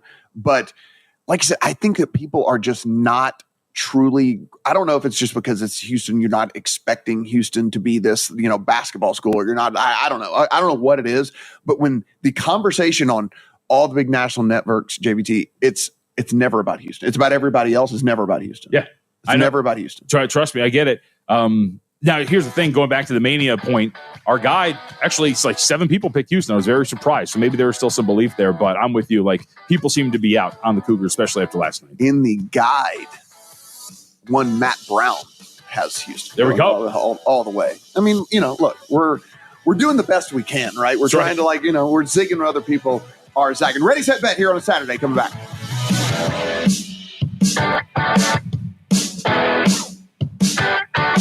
For the Bloomberg Business of Sports Report, I'm Michael Barr. Now that Alex Ovechkin is closing in on Wayne Gretzky's 894 NHL goals record, Heritage Auctions has started to auction off 3 game-worn jerseys. Sportico reports Heritage will auction 8 other game-worn sweaters from other hockey greats. They've been talking about it for years. Now the NBA may soon be significantly expanding its presence in European basketball in the form of partnering with FIBA on a new league. The initial target being that it would be a 16-team league. NBA Commissioner Adam Silver and FIBA Secretary General Andreas Zaglis says it's a major step forward after a long process of the sides going back and forth with ideas about what might work. Speaking of the NBA, the league says it will not keep the mini tournament format for 2026 in the All-Star game. Commissioner Silver said that the format used last month was a miss. With the Bloomberg Business of Sports Report, I'm Michael Barr. Something amazing is happening in networking. Organizations are scaling with less stress. That's because CDW is designing and implementing intelligent HPE Aruba networking solutions that simplify and secure operations. In the small town of Elmira, New York, a boy was born into an all-American family. The odds of him achieving his dream in the fashion industry? 1 in 23 million. The odds of having a child diagnosed with autism? 1 in 68. I am Tommy Hilfiger, and my family is affected by autism. Learn more at autismspeaks.org/signs. Brought to you by Autism Speaks and the Ad Council. Catch all of the spring and summer action of Cleveland Cobras minor league football on Western Reserve Radio. Follow the Cobras as they compete against teams from around the region in pursuit of a Tri-Point Football League championship. And if you're looking to continue your football career after high school, college, or even the pros, or to be part of the Cobras staff, go to Facebook at Cleveland Cobras Football. Or